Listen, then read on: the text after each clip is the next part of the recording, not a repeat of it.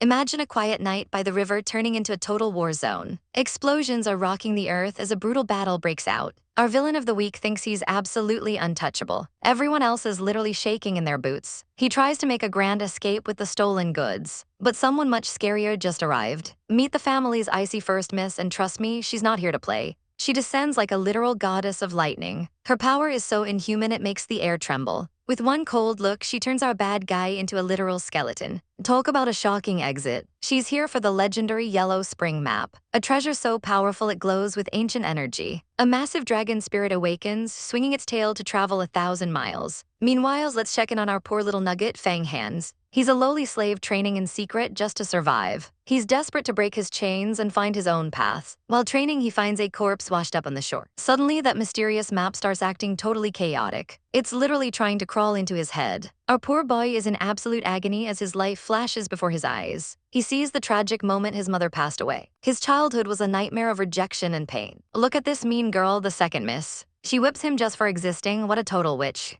She tells him he'll be a slave forever. But our nugget has a spine of steel. The dragon spirit senses his unbreakable will and strikes. A massive golden dragon erupts from his soul. He wakes up hours later feeling completely different. Every single one of his injuries has magically vanished. He discovers a mysterious glowing chest nearby. Inside is a pill that literally breathes like it's alive. He tries to be a good guy and bury the corpse. But surprise, the zombie is actually alive and laughing like a maniac. Fang Han tries to stay calm and return the treasure. He knows this psycho could end his life in a heartbeat. But the old master sees something special in our boy. He realizes Fang Han has been secretly practicing martial arts. He offers him the ultimate shortcut to power, the 9 apertures golden pill. He explains the 10 steps to becoming a literal god. Then he shows him a vision of the icy first miss. The catch, to get this power, he has to kill her one day. Fang Han is absolutely shook. The old man is fading fast and demands he accept. Our nugget bows to his new master. But the initiation is absolutely savage. The master literally shoves the pill into a hole in his chest. Ouch. It's time to transform this slave into a legend. Fang Han feels power surging through his veins like a massive tidal wave. The dragon scroll finally recognizes its true master. Our guy's master is passing on his final bits of wisdom in the dead of night. Suddenly, the old man's hand drops and his disciple realizes the end has come. Master, he cries out, but there's only silence in the forest.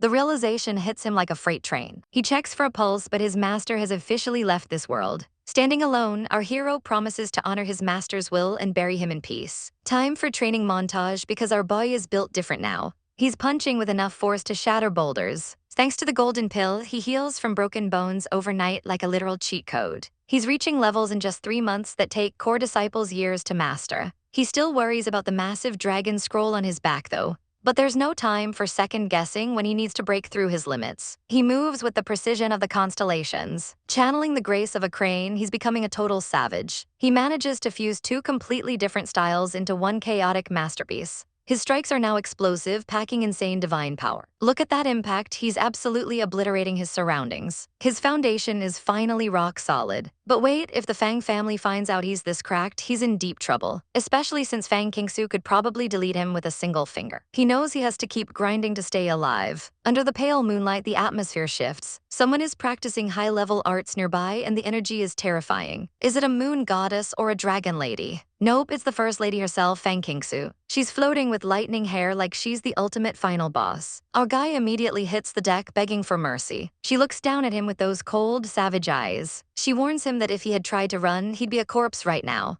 She unleashes a casual blast of electricity just to show off. The power is absolutely blinding. It shatters the earth behind him into a million pieces. He's sweating bullets, realizing the insane gap between them. He prostrates himself, playing the part of the humble, terrified servant. She's suspicious, wondering how a nobody reached the level of divine power.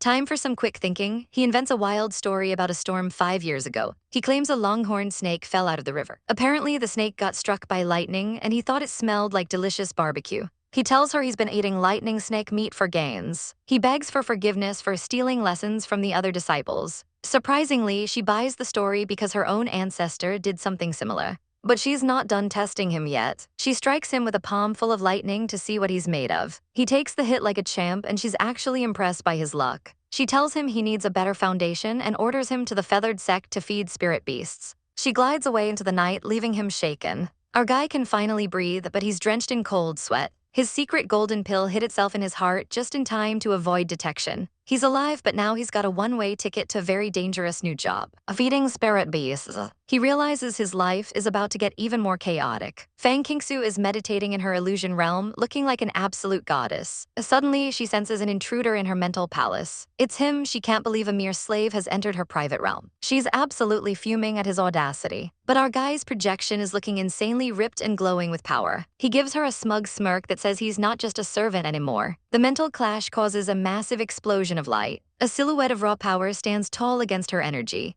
The entire illusion begins to shatter. The feedback is intense as the mental world dissolves. Morning arrives at the Fang estate. Our girl wakes up looking flawless even after that mental battle. She's still thinking about that mere slave being strangely interesting. He's definitely piqued her curiosity, which is always a dangerous sign. She decides he might be useful after all. She starts giving orders to prepare for the journey. She wants a list of competent servants ready in the square. Meanwhile, our guy is wondering if she totally forgot about him. He's checking out his new physique. The gains are real. He knows he needs to make a massive impression to survive the next step. Suddenly, he gets the call the second miss is heading out. He's summoned to the square immediately. The sun is high and the entire servant staff is gathered. Everyone is hoping to be chosen for the prestigious feathered sect. The local bullies start talking trash, calling him a dog with no family. They're convinced he's not worthy of standing with them. Our guy just clenches his fists and ignores the haters. The ladies of the house finally arrive. Fang Qingsu looks like a literal fairy from heaven as she walks through. Every eye is on her and the simping is off the charts. She's truly on another level. Our guy tries to blend in, but she's already looking for him. She asks about the slave holding the horses. The second miss tries to talk him down, calling him a cheap slave who couldn't cultivate.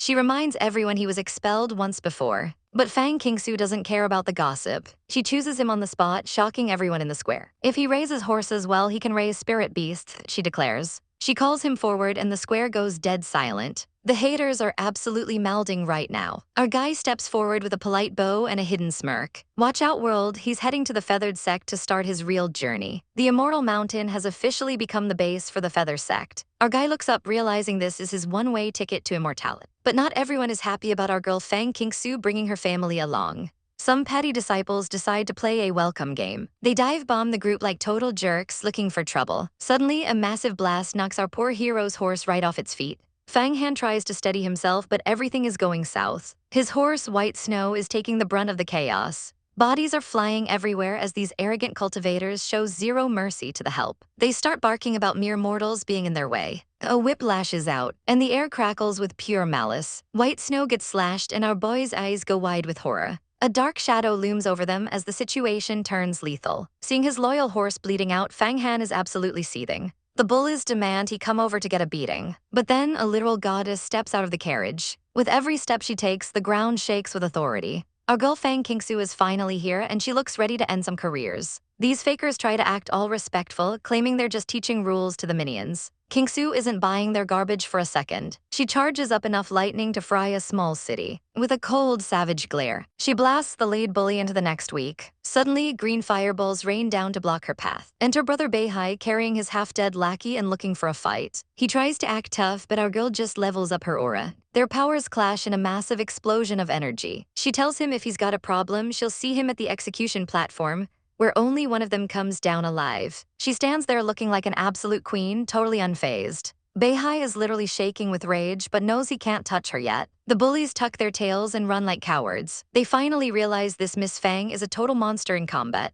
Fang Han is stunned by her power, but she tells him there's a medicine that can save his horse if he moves fast. He stands before her, feeling the massive gap in their status. She gives him a cold reality check. The path of cultivation has no mercy. If he wants to stop being humiliated, he needs to get stronger. He wonders if this is her twisted way of comforting him. She then tells him to follow her because she has something important to give him. She explains that she's going into seclusion and needs someone to run the place while she's gone. She tosses him the Spirit Beast badge. It lands at her feet, crackling with lightning. Fang Han picks it up, now officially in charge of 250 people. The other servants are ordered to handle food in the fields. The other servants are not happy about a horse boy being their boss, especially Fang Lai, who looks like he's about to pop a vein from jealousy. He stares at Fang Han with pure, unadulterated hatred. Kingsu vanishes in a flash of light, leaving our poor hero alone with a bunch of wolves. He gets teleported straight to the main square. He realizes this promotion is a massive target on his back. A heavy hand drops on his shoulder. It's Fang Lai demanding the badge like a total thug. Fang Han stands his ground, refusing to hand it over. The bully mocks him, asking if a lowly servant thinks he can lead men of higher status. He gets the whole crowd to turn on our boy. They start laughing and throwing insults like it's a sport. One jerk even calls him a motherless bastard. Fang Han starts trembling, but it's not from fear, it's pure chaotic rage. Fang Lai threatens to break every bone in his body to teach him a lesson. He lunges forward with his bone cracker technique. He thinks he's won as he closes in for the kill. But Fang Han plants his feet like a mountain. He unleashes a savage kick that catches the bully off guard. Fang Lai goes flying, his smug face replaced by pure shock. Our boy doesn't stop there, launching a flurry of punches. Fang Lai is coughing up blood, realizing he messed with the wrong one. A dark, terrifying aura begins to leak out of Fang Han. The bully is literally begging for mercy on the floor. Fang Han looks down at him with eyes full of murder. He grabs the bully by the hair, ready to end him right then and there.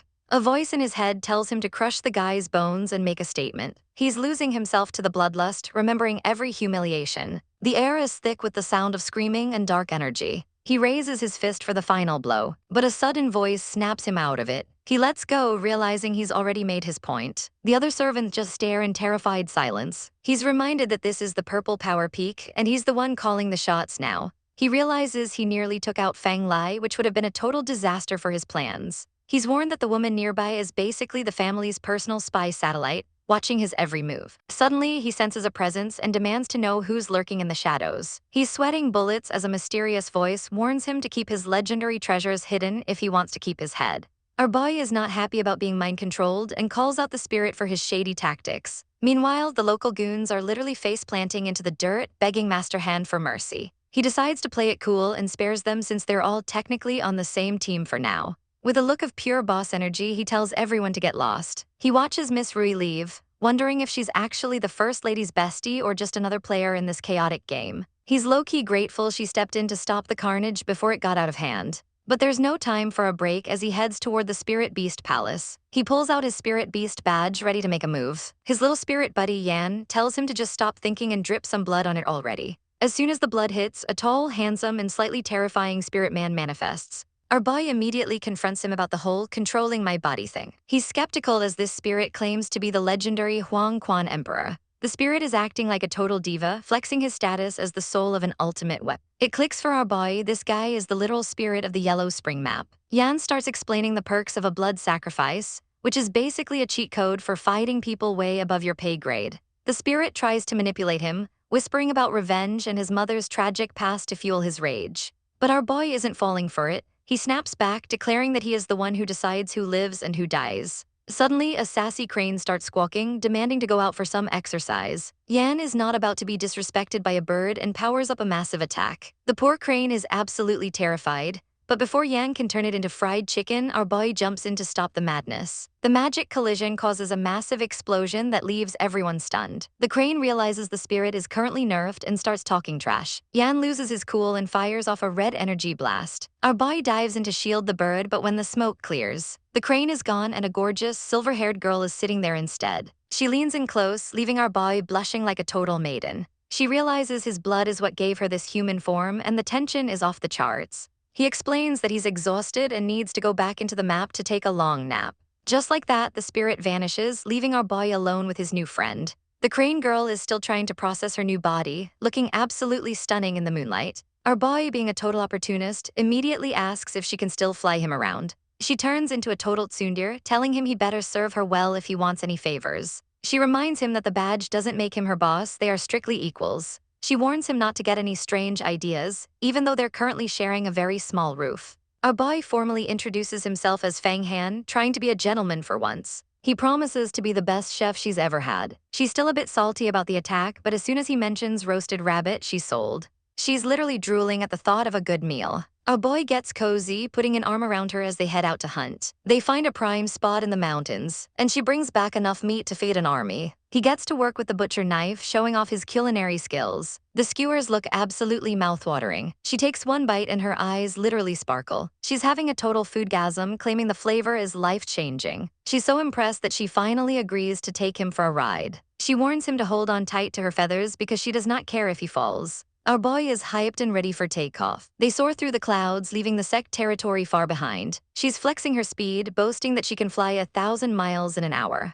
But their joyride is cut short when massive dark tornadoes of smoke appear out of nowhere. It's the 7 deadly smokes from the demon god sect, and things just got real. They're trapped in the Immortal Mountain, and getting caught by these guys means certain death. Our boy is panicking as ghostly, red-eyed wolves emerge from the shadows. They dodge explosions left and right, trying to find an escape route. A giant demon wolf face looms in the smoke, and our boy is sweating bullets. Meanwhile, on a nearby cliff, Brother Malin is looking suspicious as hell with a glowing green orb. Another mysterious figure approaches, thanking Malin for his help in this shady plot. But just as the end seems near, his eyes snap open with a newfound intensity. That 9 apertures golden pill isn't just a fancy snack. It's working overtime, making his heart beat like a war drum. Suddenly, the deadly black smoke that was choking the life out of him begins to dissipate. It's sucked right out of the air as if it never existed. The crane fairy can hardly believe their luck as they soar through the clear blue sky. Our guy plays it cool, claiming the enemy probably just got scared of the Feather Immortal Mountain's heavy hitters. He knows exactly how to manipulate the crane's simple ego to keep her moving. Meanwhile, deep in the woods, a cloaked creep is staring at his empty green gourd in total shock. His buddy, who looks like he's never met a mirror he didn't like, reminds him they need that smoke to deal with Fang Kingsu. The cloaked guy is sweating bullets because messing with a true disciple is basically asking for an immortal war. But his smug companion just laughs, calling him a coward for not having reached the Avatar realm yet. He's convinced that with the 7 deadly gourd, they'll be invulnerable to anything she throws at them. He's even using his daddy's status as an elder to act like a total savage. Their plan, take out Fang Kingsu and steal the map of Yellow Spring for themselves. He doesn't even want to kill her. He wants to capture her body and soul to make her his obedient puppet. Back at the Purple Power Peak, the moon is high and the drama is brewing. Our boy is perched on a cliffside, looking like a total snack while he meditates. He's pushing himself to the absolute limit, trying to break through the divine power realm.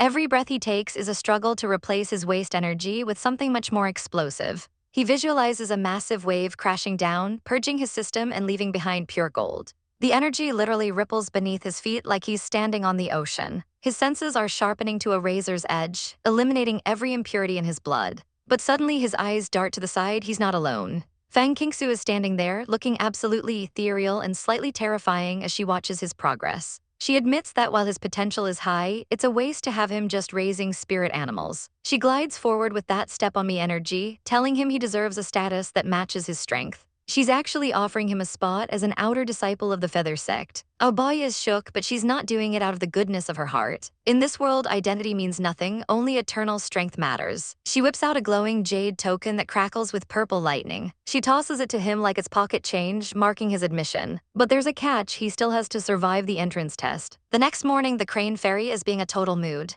complaining that he's sleeping too much for a new recruit. Our guy promises her 2 meals of barbecue just to stop her chirping. They fly over the sprawling, misty grounds of the Immortal Academy. The crane warns him to watch out for the divine power puppet during the exam. As they touch down, feathers fly everywhere in a dramatic entrance. He lands in a cloud of dust, ready to face the music. He steps into a crowd of elite-looking snobs who are all sizing each other up. Some of these disciples look like they've been training since the womb. Our boy just shrugs, hoping he's not late for the party. Elsewhere, the gorgeous Hong Yi is ready to get down to business. She's stuck talking to Liu Kang, a spoiled brat who's already complaining that he won't have servants to do his laundry. Hong Yi shuts him down real quick, reminding him that the puppet they have to face is 5 times stronger than a normal expert. Apparently, these things were built using the corpses of underground demons. Even the crane fairy gets serious, telling our boy to be extremely careful. The massive doors of the hall swing open, revealing the high-ranking examiners. The lead examiner looks like he has 0 patience for failures. He tells the crowd to step forward and prove their worth. When our boy hands over his token, the examiner's eyes nearly pop out of his head. A recommendation from the Purple Power Peak is basically a golden ticket. He looks at our unimpressive-looking protagonist and wonders what the lady saw in him. But he laughs it off and sends him inside to face his fate. Inside the main hall, the atmosphere is heavy with dread. The examiner warns them that this isn't a game. If they underestimate the puppet, they'll die before they can even scream. A massive shadow looms behind heavy chains, its red eyes glowing with pure malice. The disciples are sweating bullets, realizing this is a road of no return. Kill the puppet or be killed is the only rule today. The chains shatter with a deafening roar as the monster is unleashed. It's a mountain of muscle and rage, and it's looking for its first victim. Liu Kang steps up first, trying to act brave with his fancy fan. He charges in, but the puppet's fist hits like a literal meteor. Blood sprays across the floor as the fanboy gets a brutal reality check. The crowd watches in horror as the puppet goes into a killing frenzy. Liu Kang is coughing up blood, realizing he's in a desperate situation. He manages to pull out a sword and goes into a wild spinning attack. With one final, desperate thrust, he manages to land a hit. An explosion of energy rocks the room as the puppet finally goes down. He passes the test, but he looks like he's about to meet his ancestors. After that, it's a total bloodbath as one noble after another gets absolutely wrecked. Half the candidates are leaving in pieces, and the rest are too terrified to even step into the circle. Finally, Hong Yi decides she's seen enough. She draws her sword with a lethal grace that makes the others swoon. The puppet lunges, but she's already 10 steps ahead. She dodges its massive claws with a savage elegance. Her sword is a blur of silver as she carves through the puppet's defenses. She looks absolutely chaotic in the best way possible. She lands a devastating blow right on its back. A pillar of light erupts as she delivers a finishing strike to its neck. The shockwave clears the room, leaving her standing over the fallen beast. The examiner announces her victory, and our girl has officially claimed her spot. The crowd is left speechless by her sheer talent. But don't take your eyes off our boy Fang Han just yet, because his turn is finally up and he's ready to cause some chaos. The proctor is visibly confused when he realizes our guy didn't even bother to bring a weapon. Seeing that insane level of confidence, the proctor decides to release the demon puppet for the ultimate test. This massive beast towers over him with glowing red eyes of pure nightmare fuel. It throws a punch that could level a building, but Fang Han catches it like it's absolutely nothing. The impact sends shockwaves through the arena, yet he doesn't even break a sweat while staring death in the face. The ground literally shatters beneath his feet, and the puppet is so terrified by his aura that it actually starts backing away. The audience is losing their minds, realizing this man's physical strength is on a whole different level. Even the savage Hong Yi is starting to realize she's looking at a total monster. Sensing the puppet's fear, Fang Han decides it's time to go on the offensive. He unleashes a flurry of savage blows, treating this legendary puppet like a literal punching bag. He punches massive holes straight through its chest and delivers a kick so brutal the puppet is forced to its knees. The crowd is stunned into silence, and the proctor is sweating bullets because his expensive toy is about to be turned into scrap metal. Our boy is actually disappointed he didn't turn it into dust and prepares to finish the job. The proctor screams for him to stop before he destroys the whole stage, stepping in to end the test immediately. He declares that since the puppet lost his will to fight, the test is over. Fang Han just gives them this chaotic, innocent smile, asking if he passed. The elders can't help but acknowledge his terrifying potential, while Hong Yi watches him with a new sense of respect. Behind the scenes, the sect leaders are buzzing about how Fang Qingsu has brought in a true genius. They recount how she's been ruthlessly protecting her people, and how her influence is growing within the sect. She's already reached the 4th level of the secret realm, and the Supreme Patriarch is keeping a close eye on her. They decide that Fang Han is far too talented to ignore, so they officially let him pass. The proctor coughs to regain his dignity and confirms that Fang Han is now a disciple. He welcomes our boy to the sect with open arms, and Fang Han is absolutely ecstatic. He thinks of his mother and how far he's finally come. Just then, the beautiful Hong Yi approaches him. She officially introduces herself and suggests they look out for each other as new outer disciples. And Fang Han modestly plays it off as just having strong bones. He realizes that in this fierce competition, having a powerful ally like her is a total win. They agree to stick together and survive the chaotic life of the sect. Meanwhile, other noble sons are using high-tier weapons to destroy their puppets, proving that money can buy power but not hearts. The proctor gathers the 20 survivors and tells them their lives have changed forever. He presents them with a chest of essential gear, including poison-resistant clothing and demon-cutting swords. Fang Han also receives jade books containing secret martial arts techniques. He's told to study everything from astronomy to geography to truly master his path. While reading, he finds a lid on a mysterious place deep beneath the earth. But before he can dive deeper into the mystery, Hong Yi pops in to remind him it's dinner time.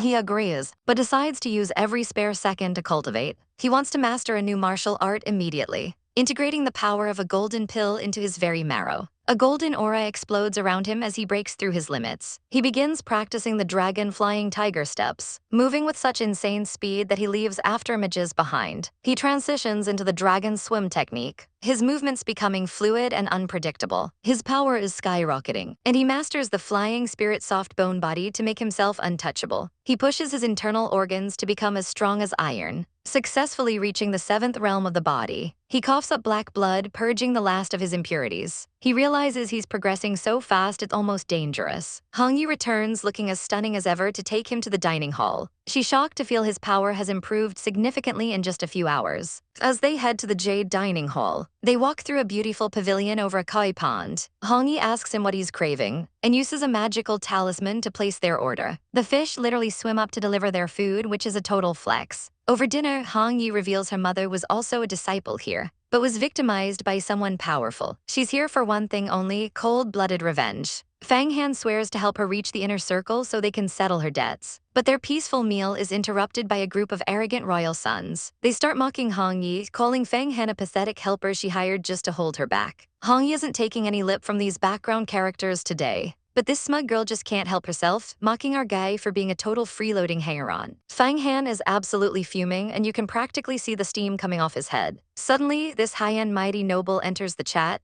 looking down on Fang Han's cultivation like he's a piece of gum on his shoe. He gets right in our boy's personal space, asking if he wants to be made to look good in the most threatening way possible. Our girl Hong Yi screams a warning about the 9 Dragons Fist, but it's too late to back down now. The impact is massive, and Fang Han realizes he's dealing with someone at the realm of courage. Prince Bao is shocked the peasant actually has quick reflexes, but he immediately charges up his next move to show who's boss. A heavy blow lands right in Fang Han's ribs, and he's clearly struggling to keep his lunch down. The prince is genuinely annoyed that his target is still standing. Fang Han decides to go for a savage gamble, trusting his spirit soft bone body to tank the damage so he can land a hit. He connects with a palm strike, but it barely leaves a scratch while he's the one coughing up blood. That old internal injury is choosing the worst possible time to flare up. He tries to rush in for a desperate final blow, but the prince is just waiting with a smug grin. It's a total trap, and Fang Han realizes he messed up big time. He's caught in a whirlwind of energy. As the prince unleashes an immortal level move, he's slammed into the ground with enough force to crater the floor. Getting absolutely bodied, he's sent flying like a rag doll and hits the deck hard. Hong Yi screams his name in a panic and rushes over to catch him before he becomes a permanent part of the scenery. He tries to act tough and says he's fine, but Hong Yi is more interested in where the prince learned such a shady move. The prince just flexes his royal ego, saying the dynasty has everything, and condescendingly allows Fang Han to join the squad just because he has strong bones. Fang Han has to endure the humiliation while being carried out. Fuming over the defeat, he vows that this isn't the end and he'll become the most powerful cultivator just to spite this guy. Meanwhile, the Ice Queen herself hears the news and isn't impressed by the prince at all. She calls him a total nobody who isn't worth mentioning, and decides to focus purely on her own path. She's playing the long game, dismissing her servants to be alone with her thoughts. She knows that for a guy like Fang Han, a loss is just fuel for the fire. He's the son of opportunity, and this defeat is just a stepping stone. Later, Fang Han is wandering around looking for Hong Yi. He's reflecting on his lack of real-world combat experience compared to these royal elites. He knows he needs to level up his skills if he wants a rematch. He wanders into the courtyard and accidentally walks in on Hong Yi mid-bath. She's absolutely chaotic, screaming at him to get out. Once the awkwardness dies down, he gets straight to the point. He needs her to help him train, and explains that the prince has mastered thousands of styles. She agrees to help, but Fang Han has a death wish and tells her to fight him like she's actually trying to kill him. She looks at him like he's lost his mind, but he pushes her to stop holding back. She draws her blade, and the sparring match gets intense immediately. She lands a cut on his face, showing off some seriously lethal speed. As they clash, Fang Han notices something strange about her hands. He realizes she's been using weapons like diamond wire and flying knives, the tools of an assassin. He calls her out on her bruises and her suspicious amount of intel. He knows she's way more than just a princess. She doesn't deny it, unleashing a 7-star technique that's absolutely blinding. She's moving like a shadow, and Fang Han is barely hanging on. He demands she come at him again, and she reveals her inner secret. She's a gold medal assassin with thousands of kills under her belt. After a grueling session, she tells him he's lost enough blood for one day and needs to go rest. Fang Han just smiles through the pain, knowing he's finally found the right teacher. Fang Han flashes a cocky grin, basically telling her he's just that gifted, but begs her to keep it on the down low. She wonders if his life is on the line, and he admits he's just trying to stay safe and out of the spotlight, especially when it comes to the terrifying Fang Kingsu. Our girl promises to keep his secret, but then drops some tea about a rival being recruited by a prince. Apparently, bandits are running wild in the desert and the Feather Sect is calling for backup. The elders are sending out disciples for some training, which is just a fancy word for a dangerous field trip. But there's a massive carrot on a stick. Kill a demon general and you get a shot at the inner disciple exam. Fang Han spends the next few days sweating it out in the woods. He finally hits the 8th level of divine courage, feeling like an absolute unit. Thanks to that golden pill, his body is now tougher than a bad breakup. Hong Yi is shook by his progress, but their chat is interrupted by a flaming paper bird. It's literal fire mail telling all outer disciples to get their butts to the courtyard. They head over to the academy, where the place is absolutely packed with disciples. An elder stands tall, explaining that this mission to the Blue Moon Kingdom is their chance to level up to the inner circle. If they manage to take down some big-name demons, they'll even snag a rare longevity pill. The crowd goes wild because everyone wants that secret treasure. Hong Yi is feeling the pressure, worried they'll get slaughtered instead. But the elder basically tells them to man up or stay home, because cultivation is a life-or-death game. Only the ones who survive the horror can truly sharpen their power. Fang Han is all in, telling Hong Yi they can't miss this chance. As they prepare to leave, Prince Bao shows up with his squad, looking like he's about to give them a chore list. Our boy isn't having it and demands they settle their beef right now. The prince laughs in his face, thinking 20 days of training is a joke. He starts lecturing Fang Han on what it means to be a great man. Fang Han just smirks, telling him life is too short to wait 10 years for revenge. He's got the courage to throw hands today. Before the prince can even finish his smug monologue, Fang Han vanishes. The prince panics and unleashes a nasty devil sect technique. It's a finger move that looks straight up demonic. Our girl watches in shock, but Fang Han is moving like water, dodging the attack with ease. He maneuvers through the air, closing the distance in a heartbeat. He delivers a savage kick right to the prince's smug face. The prince is reeling, wondering how this is even possible. He's bleeding and humiliated. Fang Han just gives him a "is that all you got" look. They clash again in a flurry of blows, but the gap is too wide and the prince gets sent flying, coughing up blood.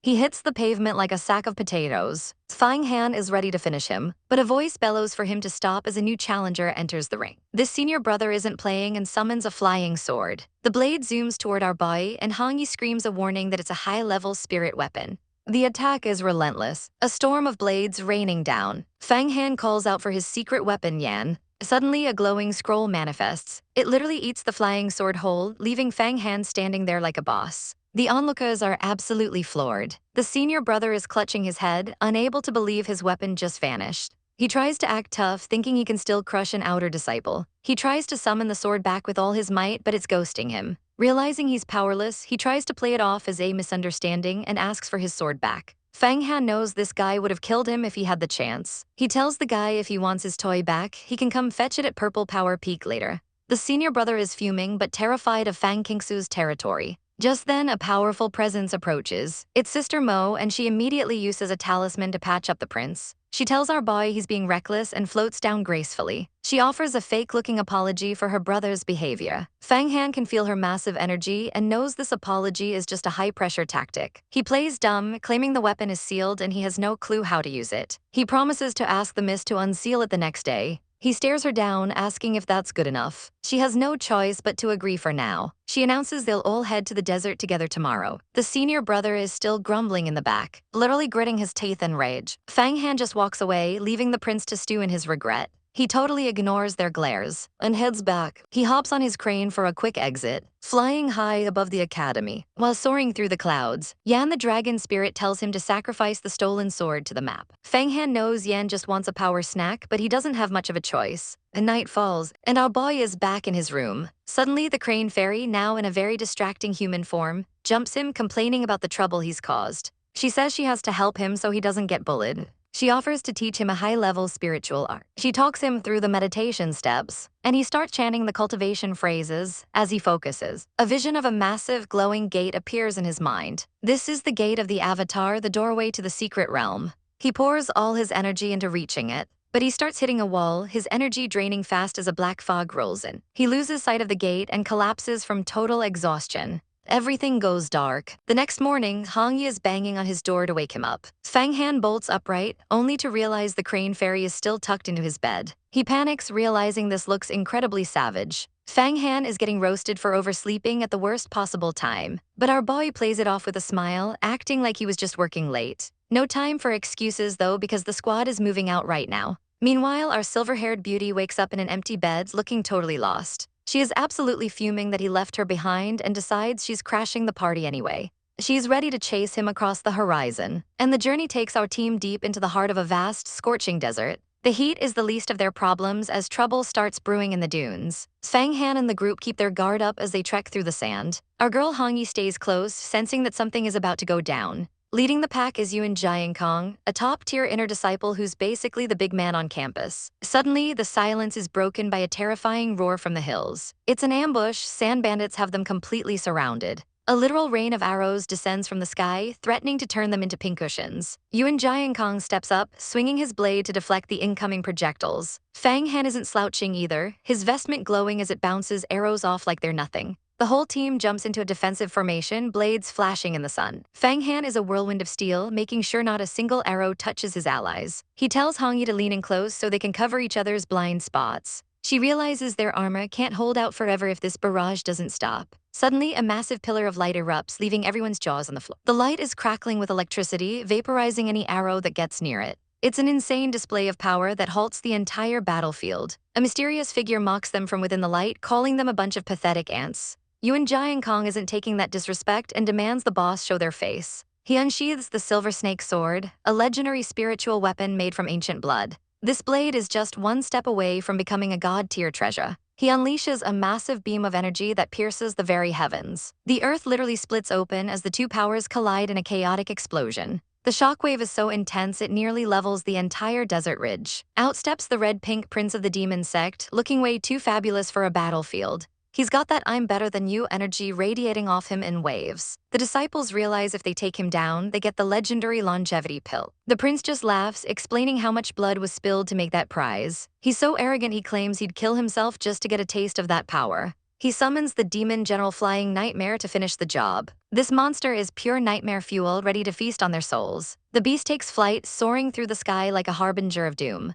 Hong Yi is horrified to see the demons are actually working together for once. The squad tries to mount a counteroffensive, but the pressure is overwhelming. Glowing chains of energy suddenly erupt from the ground, trapping everyone. The prince stands at the center of the chaos, controlling the battlefield like a puppet master. He tells them their deaths are just the opening act for his grand plan. He unleashes a devastating purple blast that consumes everything in its path. Disciples are tossed around like ragdolls in the face of this demonic surge. Our poor heroine Hong Yi is caught in the blast, looking absolutely devastated. Fang Han screams her name, but he's powerless to stop the carnage. The prince starts looting, claiming the Silver Snake Sword as his own. Yuan Jiankong is barely holding on, his spirit shattered by the defeat. He's forced to retreat, leaving the rest of the team to their fate. The prince sneers at him, calling him a total loser for running away. Fang Han is down, but his mind is still sharp as he feels the poison invading his body. Plot twist, his Yellow Springs map is absorbing all the toxins, keeping him safe. He realizes he's the only one left standing, even if he has to play dead for now.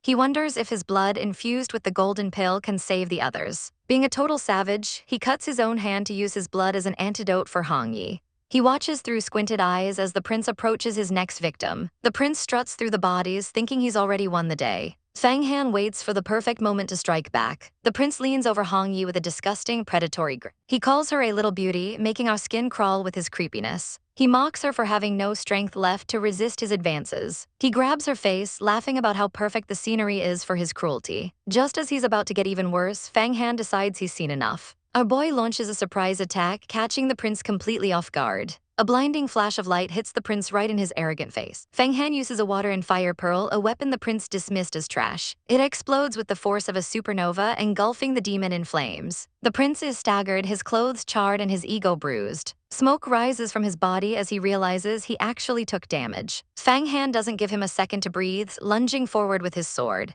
He puts every ounce of his strength into this one decisive strike. Hong Yi watches in a daze, wondering who this mysterious hero is. Fang Han looks like a beast, covered in grime but fueled by pure rage. His blade connects, slashing across the prince's chest in a shower of sparks. The force of the blow sends a shockwave through the air. Fang Han leaps into the sky, preparing for a final, crushing blow. The prince barely manages to block, his eyes wide with shock and fear. He can't believe a lowly disciple survived his ultimate poison soul attack. He realizes Fang Han must be carrying an incredible treasure to still be alive. The prince activates his demon's eyes, trying to crush Fang Han's mind. Our boy feels the mental pressure, but he grits his teeth and pushes through. He knows he can't give this monster even a second to counterattack. Their blades clash again, the red lightning of the demon meeting Fang Han's steel. Fang Han realizes the prince is struggling to use his high-level treasures. The prince is pushed back, his movements becoming desperate and erratic. He wonders if Fang Han has yet another secret weapon hidden up his sleeve. A barrage of energy needles flies out, but Fang Han deflects them all with ease. He crosses his arms, bracing for the impact as he closes the distance. He notices the prince was actually faking some of his injuries to lure him. This guy is even more devious than he looks, playing mind games mid-fight. The prince laughs, telling him he'll never take his treasures alive. Our girl Hongyi watches the intense showdown, her heart racing for our hero. Our girl's eyes burn with a lethal determination, refusing to give an inch to this overconfident royal brat. The red-pink prince tries to press his advantage, but his smirk is starting to look a little shaky. Fang Han isn't just defending, he's looking for the perfect opening to end this farce. With a gaze as sharp as his blade, he tracks every move, dodging through a literal forest of flying swords with the grace of a seasoned killer. The prince's defensive barrier shatters like cheap glass, and the look of pure horror on his face is absolutely delicious. Desperate and trembling, he unleashes his trump card, the shadow of a heavenly wolf. He floats there, glowing with a toxic energy, thinking he's finally won. But our boy has a much bigger dog in this fight. The wolf spirit tries to bite, but Fang Han's hidden power is on a completely different level. In one savage motion, the wolf is neutralized, and the prince's life is effectively forfeit. He hits the dirt hard, his royal ego bruised worse than his ribs. His precious flying swords are now nothing more than scattered scrap metal. Our girl stands tall, barely catching her breath, while Fang Han looks down at his hands, realizing he's just taken out a major player.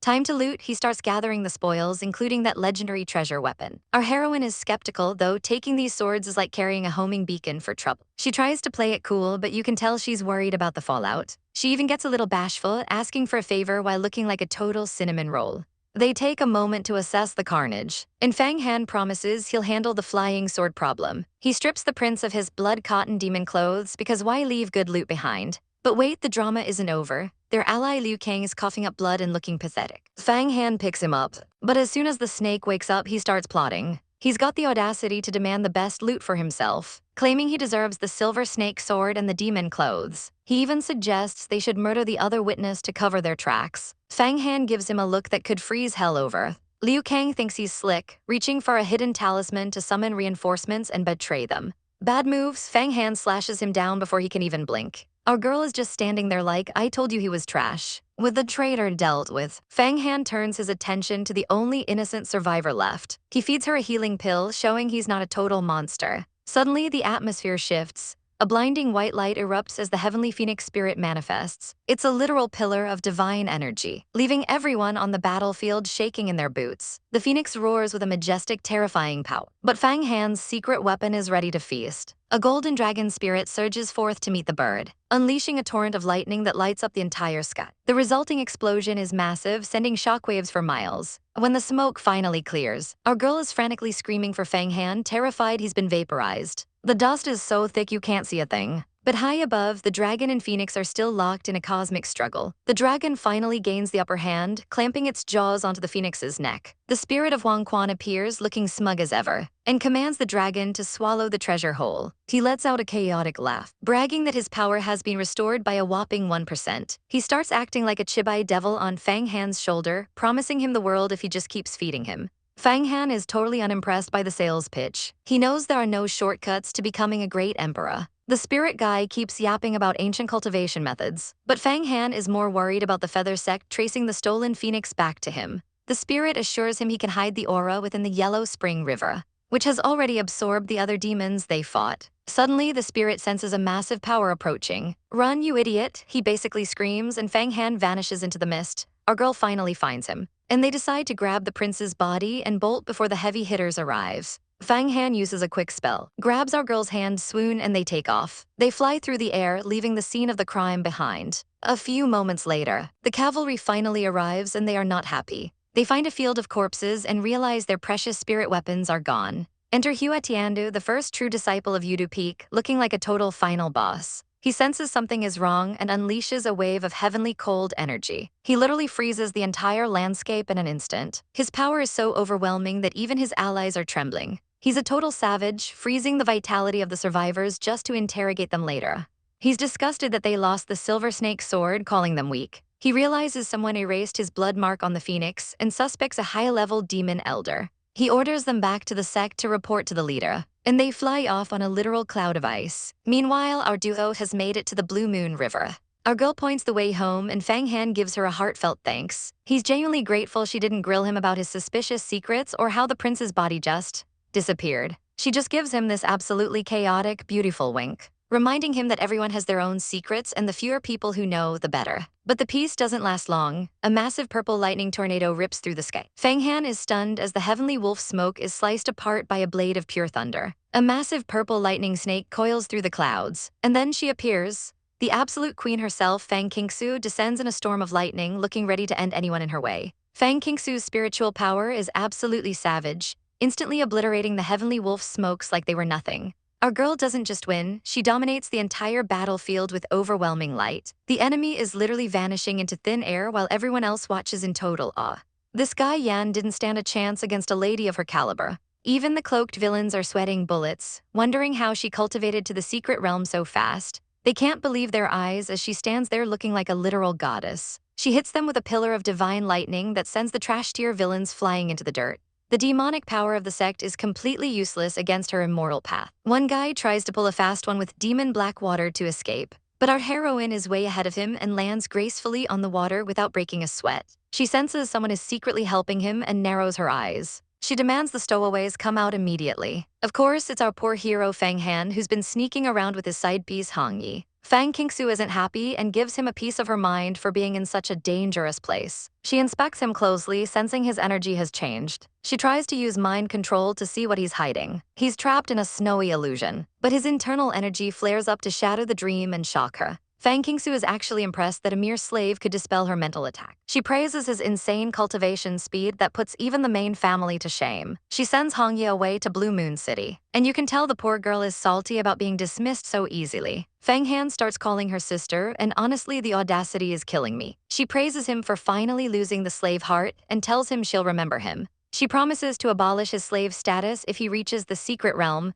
which is basically a massive promotion. She orders him to follow her for a secret task. They head deep into the underground abyss, a place crawling with nightmare fuel like vampire bats. A swarm of red-eyed bats attacks, and she explains this is the abyssal world of demons. She tells him to clear the way while she just watches from the back like a total boss. Okay, sister, our boy says, ready to show off. An abyssal blood wolf jumps out with its fangs bared. Fang Han draws his sword and moves like a blur. He slices through the beast with savage precision. He pulls out a move called Immortal Shark Fishing and literally rips a monster's head off. Fang Qingsu gives him some pointers because his form still has some serious defects. Suddenly, a pack of three-headed snakes lunges from the dark. Our boy cuts them down instantly, eager to prove his worth. She warns him that his long hatred technique could turn him into a demon if he isn't careful. He continues his chaotic montage, killing everything from blood bears to hunting demons. Then a pack of flying night crawlers shows up thinking they can eat our guy and kidnap our girl. There are 12 of them and they think they've got the upper hand. Fang Han unleashes the flying spirit 9 turns, turning himself into a golden drill of pure destruction. He slams into the demons with a massive explosion. But even after that hit, he realizes their scales are way too tough for a quick victory. Our guy is suddenly swarmed by a literal army of bat-winged creeps. But he doesn't panic. Instead, he finds the perfect opening and goes for the throat. He starts carving through them like a hot knife through butter, leaving the demons wondering what kind of monster they just ran into. They realize this human is way too dangerous to be left breathing, and they all dive in for a group kill. Too bad for them, our boy is currently unlocking his cheat vision, seeing every single one of their stats like a video game. He knows their weight, their weaknesses, their exact speed, and their power levels before they even move. With a golden glow in his eyes, he officially breaks through into the spiritual realm. He delivers a massive vertical slash that splits a demon clean in half. He stands there looking like an absolute unit, wreathed in lightning. The rest of the swarm is shaking in their boots. He calls down a literal pillar of heaven's wrath to thin out the herd. By the time the dust settles, he's the only one left standing in a field of shadows. He turns to our heroine, looking for a little praise. She's actually impressed, noting he'd hit a whole new level of power in the middle of a chaotic brawl. But our poor heroine's favorite disciple has a problem. His sword is completely trashed. She tells him to hold his horses and starts channeling some high-tier lightning magic. She literally reforges his broken blade with pure purple energy. Our guy is stunned by the sheer flex of power. She hands him the new and improved weapon, now imbued with divine thunder. She explains that every hit will now cause a massive purple explosion, so those flying pests won't be a problem anymore. Secretly, she's decided she's definitely making him hers. She warns him that the spiritual realm is just baby steps compared to what's coming. Then she drops a bombshell: if he hits the avatar realm, he can marry her sister. Our guy finally grows some stones and asks, "Why the sister? Why can't I marry you?" His internal demon spirit starts cackling at how bold he's getting. The spirit even suggests making her his favorite concubine once he reaches the top. Our guy tells him to shut it and focuses on the mission. But the spirit warns him that the vibes ahead are absolutely rancid. They find a massive chained altar that looks like a one-way trip to the under. An even bigger army is waiting for them. A fox girl and her hooded lackey are watching from the shadows, waiting to pounce. Our heroine isn't playing around and summons a massive lightning dragon that fills the entire cave. Our guy tells her to go ahead and handle the boss while he takes care of the trash. He's got that main character look in his eyes now. He screams at her for being arrogant enough to come here alone. He launches a wave of dark energy, but our girl just smirks. She charges through the darkness like it's nothing, her eyes locked on the prize. She's going straight for the demon lord's spirit. She slams into the altar, determined to end this nightmare. Meanwhile, our boy is back on the front lines, slicing through demons with his new lightning blade. He realizes his secret power is literally eating the souls of everyone he kills. Yan, the spirit inside him, is loving the buffet and regaining his strength. He tells our guy that every kill feeds the Yellow Spring River. But he warns him that devouring souls can turn you into a total psycho if you aren't careful. They need to refine that energy into blood pills to keep him sane and strong. The spirit shows him the process of turning demon essence into pure power. He promises our guy he can hit the next realm in a month if he just keeps killing. Our boy is ready to become a great emperor no matter the cost. He slashes through the crowd, focused purely on surviving. Suddenly, a massive Shura demon with red eyes steps out and asks for his name. Our guy introduces himself, but he knows he's way out of his league here. Yan realizes the Shura wants to take him hostage to mess with our heroine. The demon spirit finds it hilarious that everyone thinks our guy is her man. The Shura demands he drop the sword, but our guy just laughs. He knows the second she destroys that altar, it's game over for these creeps. The Shura lunges with a massive claw attack. Our guy blocks it, but the force sends him flying. He's coughing up blood and looking pretty rough, but he refuses to stay down, dragging himself out of the rubble. The Shura tells him to give up because he's pathetic. Our guy just glares, refusing to back down. Back at the altar, our heroine snatches the hooded guy's magic gourd. She shatters it with a blast of lightning. The hooded guy is consumed by a purple void. A massive demonic eye opens within the energy. She realizes the demon lord's actual spirit has finally shown up.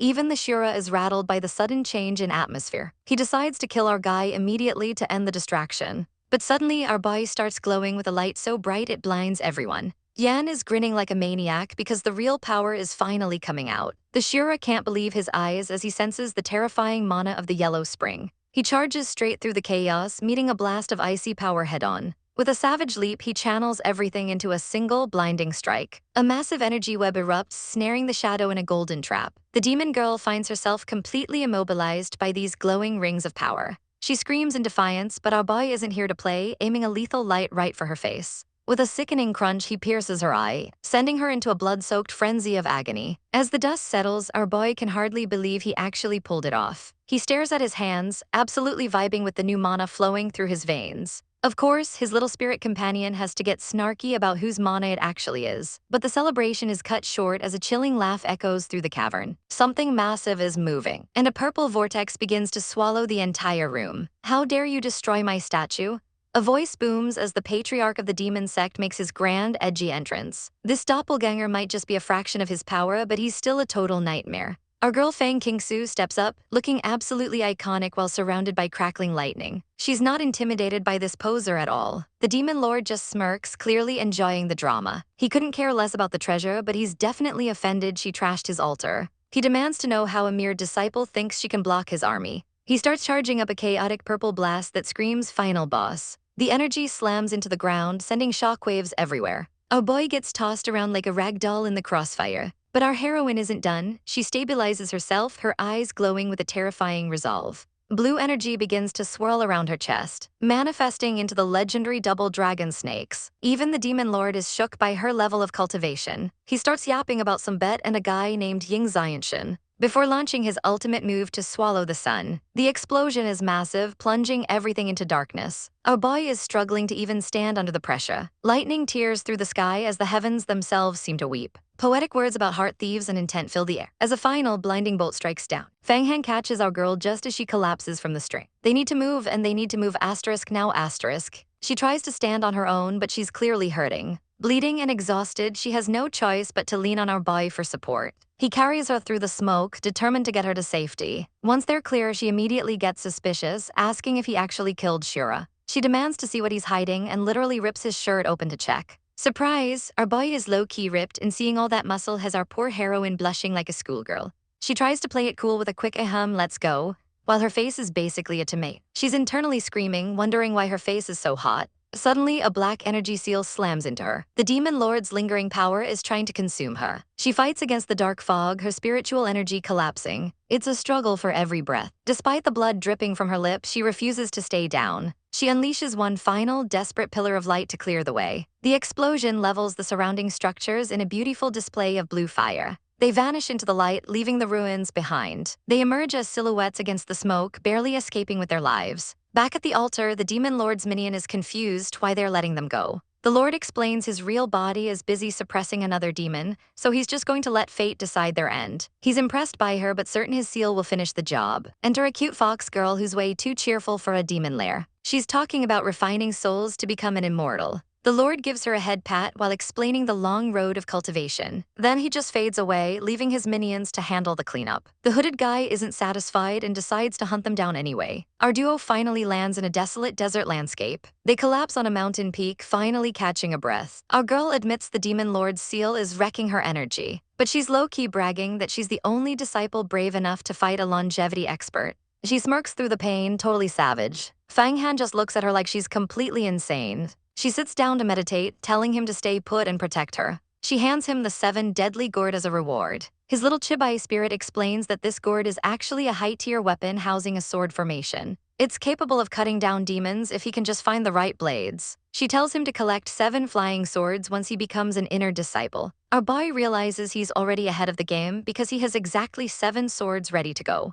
As she meditates in a protective blue aura, a green bolt of lightning strikes the ground nearby. Another disciple named Jin Shirai drops in, looking like a total jerk. He immediately demands the gourd because apparently everyone wants a piece of our boy's loot. Fang Han just gives him a cheeky smirk and shakes the gourd right in his face. Jin is absolutely livid. He swears he's going to kill our boy right then and there. Jin unleashes a massive wave of green energy. The attack is overwhelming, lighting up the sky. He laughs, thinking he's already won. Our boy calls him out for breaking the sect's rules against killing fellow disciples. He warns him that the execution platform is the only place for this, but Jin doesn't care. He calls our boy an ant and prepares to crush him. He summons a giant green energy hand that slams down with the force of a mountain. It's the true energy grabbing technique, and it looks painful. Fang Han is caught in the crushing grip, screaming as the green fire starts to evaporate his blood. He's sweating bullets, his vision starting to fade. As the world goes dark, he sees the dragon spirit watching him. But he knows one thing for sure, he can't die here. But don't worry, he's basically glowing with main character energy now.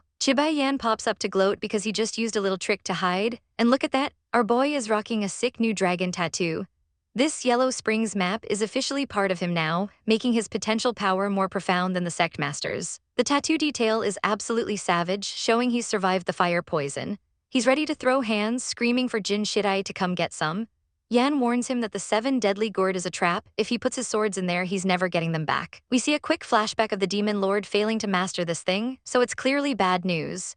Our boy starts dreaming about mass-producing these things to become invincible. But Yan gives him a reality check with a chibai bonk to the head. Yan stands tall, reminding him that without help, he'd be toast. It's time to see what's actually inside this mysterious treasure. Instead of legendary weapons, it's a literal nightmare fuel collection of ancient poisonous bugs. Our boy is floating in a sea of giant centipedes and spiders. Realizing the demon path really sucks at making actual weapons, he notes that there isn't a single flying sword in sight. Yan starts listing off the ancient poisons, like the gold-devouring centipede. We're talking iron-backed ladybugs and phantom demon butterflies. These bugs are tainted with fierce energy and aren't afraid of fire or water. Yan tells our boy to release them since the enemy's flames aren't high-level enough to kill them. He decides to release the first flavor of death, the blood pool poison mosquito. These nasty things swarm out, ready to suck the blood out of anyone they touch.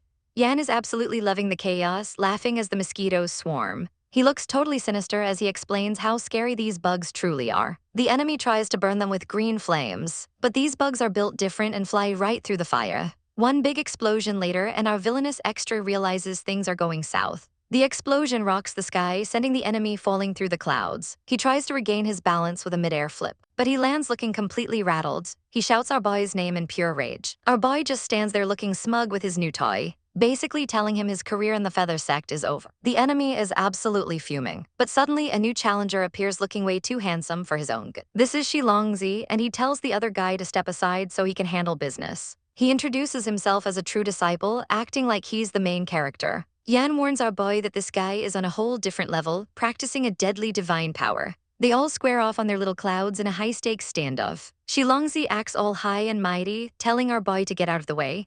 Our boy isn't intimidated, questioning if the Immortal sect is just a bunch of demons in disguise. Shilongzi claims he doesn't want to kill our girl, just borrow something from her. He says he doesn't want to hurt our boy, but the blue lightning dragon in the back says otherwise.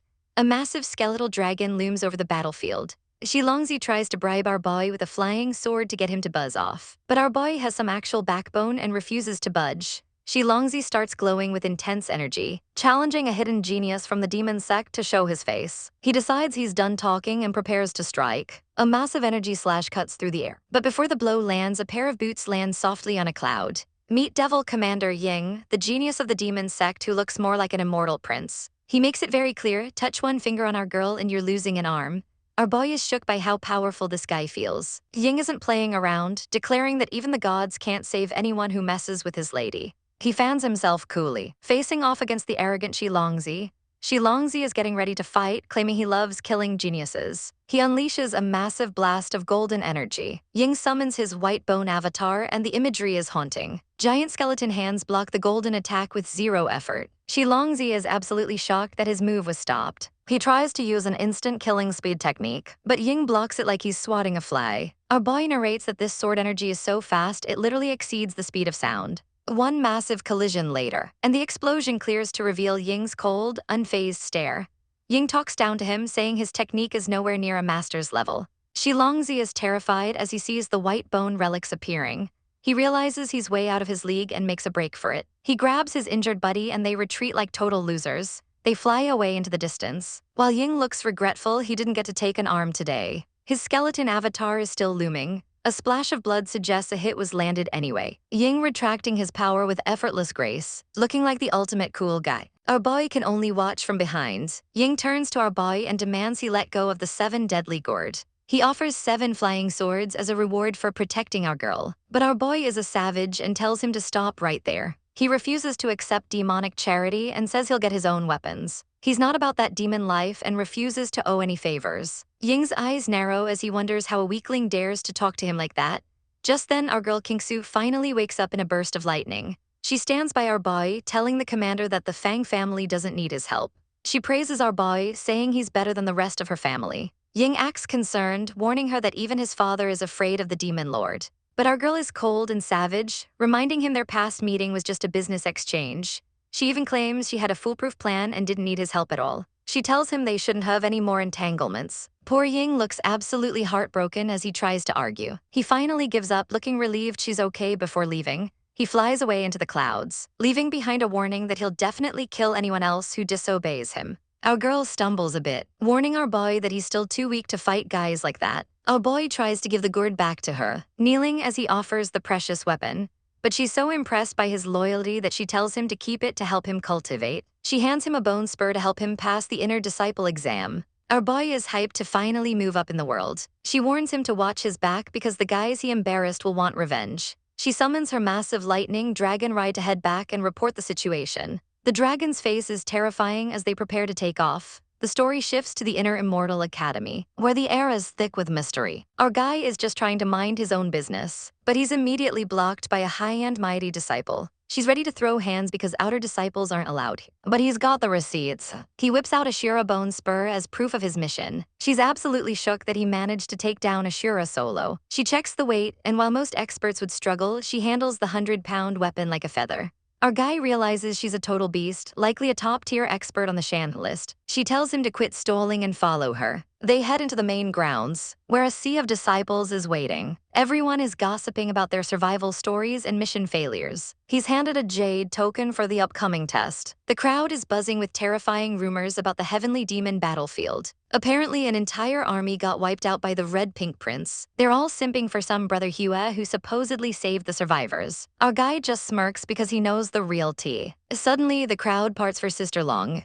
She gets the royal treatment from the local fanboys. The receptionist nearly falls out of his chair when he confirms someone actually killed Ashur. Our guy steps up cool as a cucumber. He's thinking about how these people would literally faint if they saw the prince's corpse in his pocket. He snags his token, knowing this test is his ticket to becoming an inner disciple. He even scores some high-grade essence pills as a reward. He gives a polite nod to Sister Long. She tells him not to get cocky. She's keeping an eye on him for the rankings, practically challenging him to a future showdown. He heads off to prepare, diving straight into his research. The heavenly demon battlefield isn't just a place, it's a death trap connected to outer space. His dragon spirit Yan is drooling over the idea of eating demons. These demons are basically pure thought and air, making them the ultimate cultivation snack. But our guy isn't taking any shortcuts. He pulls out his red essence pills and tells Yan to pipe down. He wants to prove he can level up on his own merit. Yan is offended, obviously, but our guy ignores the drama and enters a deep meditation. Hour after hour, he pushes his limits. Finally, his eyes snap open, glowing with a new savage intensity. Meanwhile, over at the Feather Heavenly Palace, things are looking messy. A one-armed loser is crying to his daddy. His father, a grand elder, is absolutely fuming. He's blaming our girl Fang Kingsu for his son's missing limb. They march over to the Heavenly Punishment Hall to demand justice. Our girl walks in looking like a literal goddess, completely unbothered. She reports that she saved the disciples even if they lost their gear. The elder isn't impressed by the missing treasures. He hands a punishment order to brother Hua. Hua tries to act tough and investigate our guy, Fang Han. He thinks he can bully his way through. But our girl steps up and basically tells him that if he touches her man, she will end him. The tension is high enough to cut with a spirit sword. The one-armed brat keeps whining, but the elder shuts him up. Turns out our girl is about to break through to the celestial realm, making her way too important to touch. The Grand Elder has to swallow his pride and leave. She meets with the sect leader who tells her to focus on her breakthrough. Back at the testing grounds, the disciples are terrified of the high death rate. Suddenly, a voice cuts through the crowd. It's Fang Qingwei, our girl's bratty relative. She's with some smug young master and starts calling our guy a slave. She demands he kneel and act like a good little servant. Our guy just smiles that chaotic smile. He drops the ultimate bomb. Actually, I'm your fiancé. The smug young master loses it and attacks. Bad move. Our guy delivers a savage beatdown in seconds. He sends the guy flying like yesterday's trash. The crowd wants blood, and Qingwei tries to take him down herself. He doesn't even break a sweat, countering her with a flurry of strikes. She ends up eating dirt, wondering how a slave got this much power. The young master tries to act big, but he's literally trembling. Our guy just stares him down, daring him to try again. He turns to his new fiancée and tells her he's not even interested in her. But if she keeps hanging around other men, she's going to regret it. Absolute savage energy. Nearby, the real top-tier disciples are watching. They realize our guy is a serious threat for the upcoming rankings. One of them looks down, a wicked smirk on his face, ready for some fun in the upcoming battle. Just as things were getting spicy, a new challenger appears. This is senior brother Yi, the third-ranked hunk on the Shan list, and he's clearly here to cause some drama. The crowd is absolutely losing it because someone this high-ranked shouldn't be hanging out with the commoners. He struts right up to Sister Qingwei, basically spitting in Fang Han's face by ignoring his stay-away warning. He gives her that smoldering look and asks if she'd really be heartless enough to reject him. Our girl is totally swooning, calling it an honor to be his friend, while he starts flexing some serious spiritual energy. He whips out a snow-bathing spiritual talisman, which is basically a high-tier protective charm for the upcoming trial. He gets way too close for comfort, promising this will keep her safe from the nasty heavenly demons. He tells her to go secure that inner disciple spot so they can celebrate together, throwing one last bit of shade at Fang Han. Fast forward to the main event. The teleportation gate to the heavenly demon battlefield is finally open. The disciples are lining up, ready to gamble their lives for a chance at greatness. The rules are simple but brutal. Survive 10 days in a place where demons literally hunt your soul. The elders give one last chance to quit, but you know our boy isn't going anywhere. Fang Han dives headfirst into the portal, leaving the world behind. He lands in the extraterrestrial sky, a desolate wasteland that's basically a buffet for monsters. His dragon buddy Yan warns him that demons love the taste of masculine flesh, so he's basically a walking steak right now. But Yan isn't worried. He's already dreaming about turning those demons into expensive pills and getting rich. Fang Han looks around, wondering where the hell everyone else went. Suddenly, a girl comes running out of nowhere, clothes torn and begging him to save her in exchange for marriage. Talk about a thirsty encounter, but Fang Han has zero chill and tells her there's absolutely nothing behind her. Busted, the damsel transforms into a nightmare-fueled demon with glowing red eyes. Turns out, these heavenly demons are masters of catfishing and try to use his memories against him. Fang Han doesn't even let it finish its monologue before delivering a savage golden punch to its face.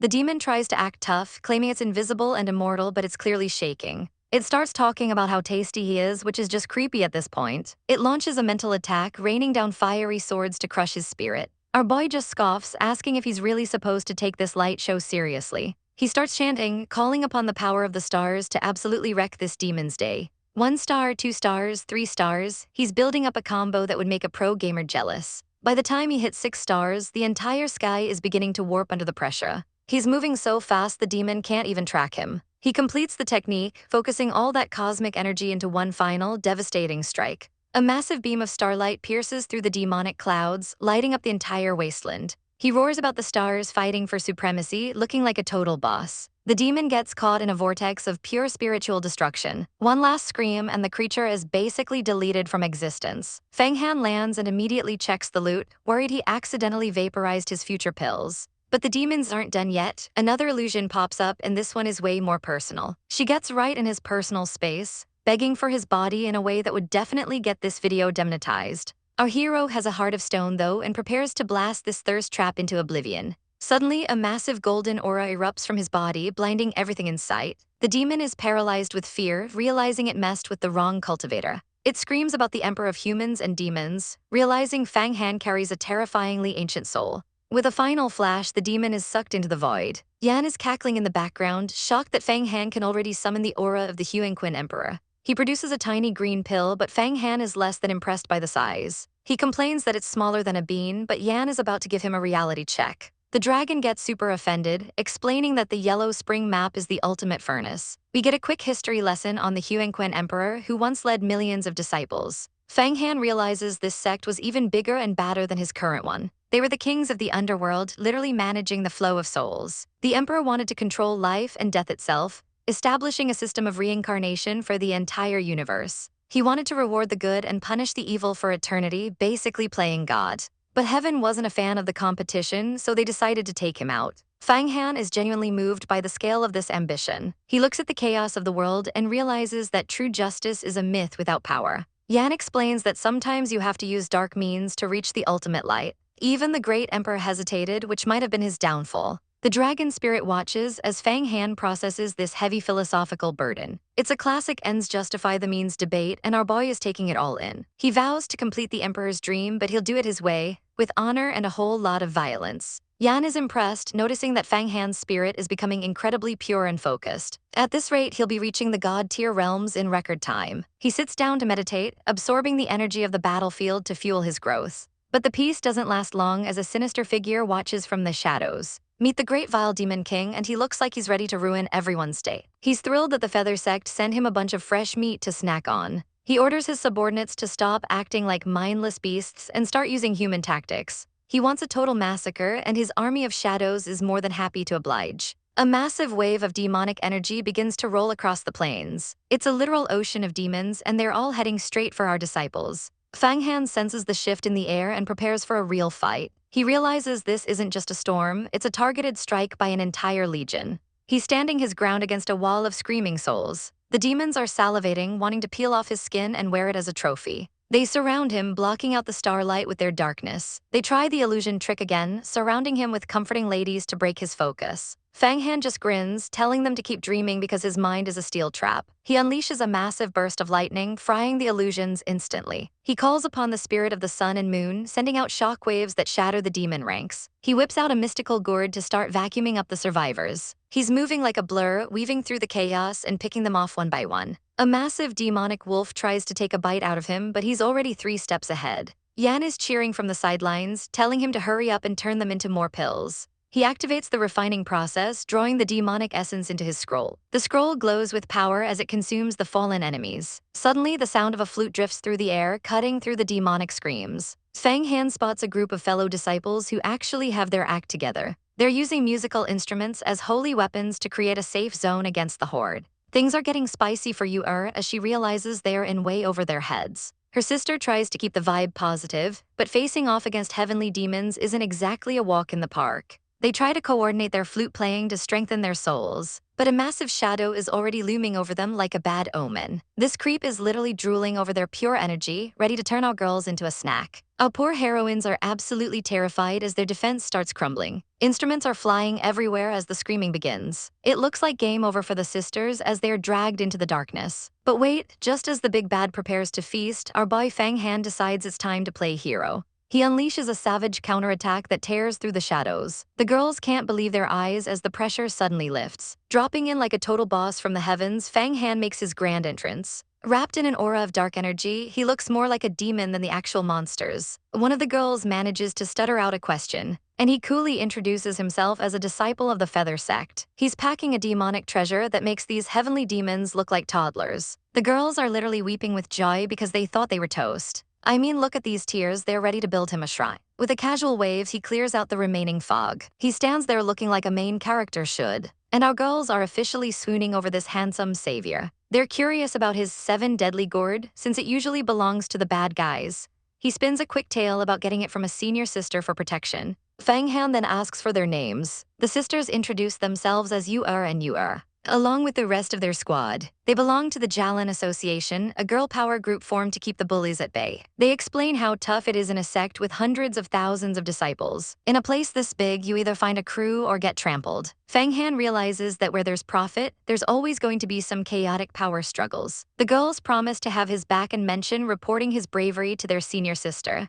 Fang Han wonders if this mystery sister is one of the true disciples. Suddenly, the ground shakes as a massive tornado of energy erupts. Our guy is caught off guard by the sheer scale of it. The girls are back to panicking, wondering what the move is. They reach for their instruments again. But Fang Han shuts that down immediately. His magic doesn't play favorites and will hurt them too. He tells them to get ready to bolt on his signal. He starts the countdown, and on 3, he sucks in the protective smoke and charges. He's moving so fast he's basically a blur. He dives straight into the chaos, slashing through everything in his path. The demons are fuming and want to end him, but he's already planning to turn them into pills. His dragon spirit starts giving him a crash course on the 8 dragon changes. He channels the energy, manifesting giant spectral dragons that roar with enough power to shake the world. These dragons aren't just for show, they let out a sound wave so sharp it's practically physical. It's so intense that even the girls have to cover their ears to keep their heads from exploding. The demons are getting popped like bubble wrap by the sheer vibration. After that massive flex, our boy is feeling the burn.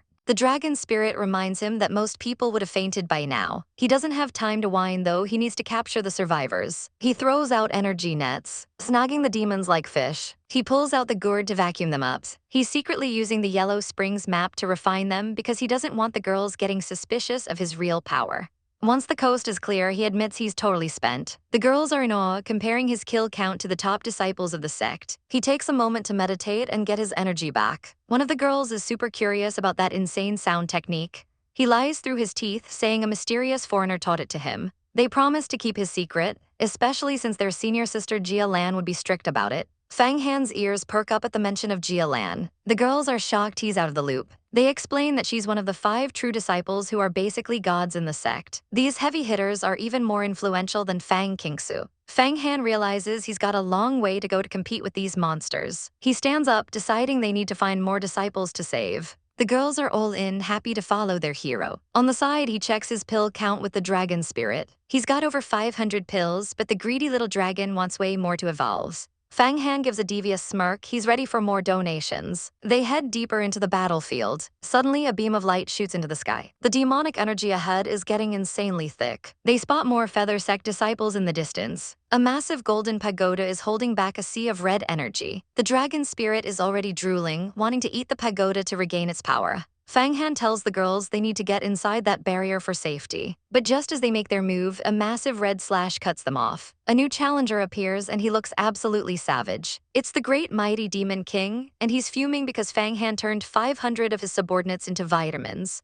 Fang Han doesn't hesitate and fires off another sound wave. He tells the girls to run for the pagoda while he holds the line. The Demon King just laughs it off, his red energy flaring up. He lunges for the kill, and the girls can only scream in terror as our hero faces his biggest threat yet. The girls watch in absolute terror as a sudden, bone-chilling aura sweeps across the battlefield. A swirling vortex of frost begins to consume everything in sight, and even our guy can't help but tremble at the sheer colds. With one massive surge of power, a wave of ice erupts, turning thousands of demons into literal popsicles in the blink of an eye. Even the most savage monsters are frozen mid-snarl, as a massive crystalline formation traps everything in its path. It's a total wipeout with 3,000 demons neutralized instantly. Our hero realizes he needs to go into stealth mode immediately, because the person who did this is on a completely different level. A beam of blinding light descends from the heavens, and a group of elite cultivators finally makes their grand entrance. Leading them is senior brother Hua, and the disciples are already swooning over his godlike presence.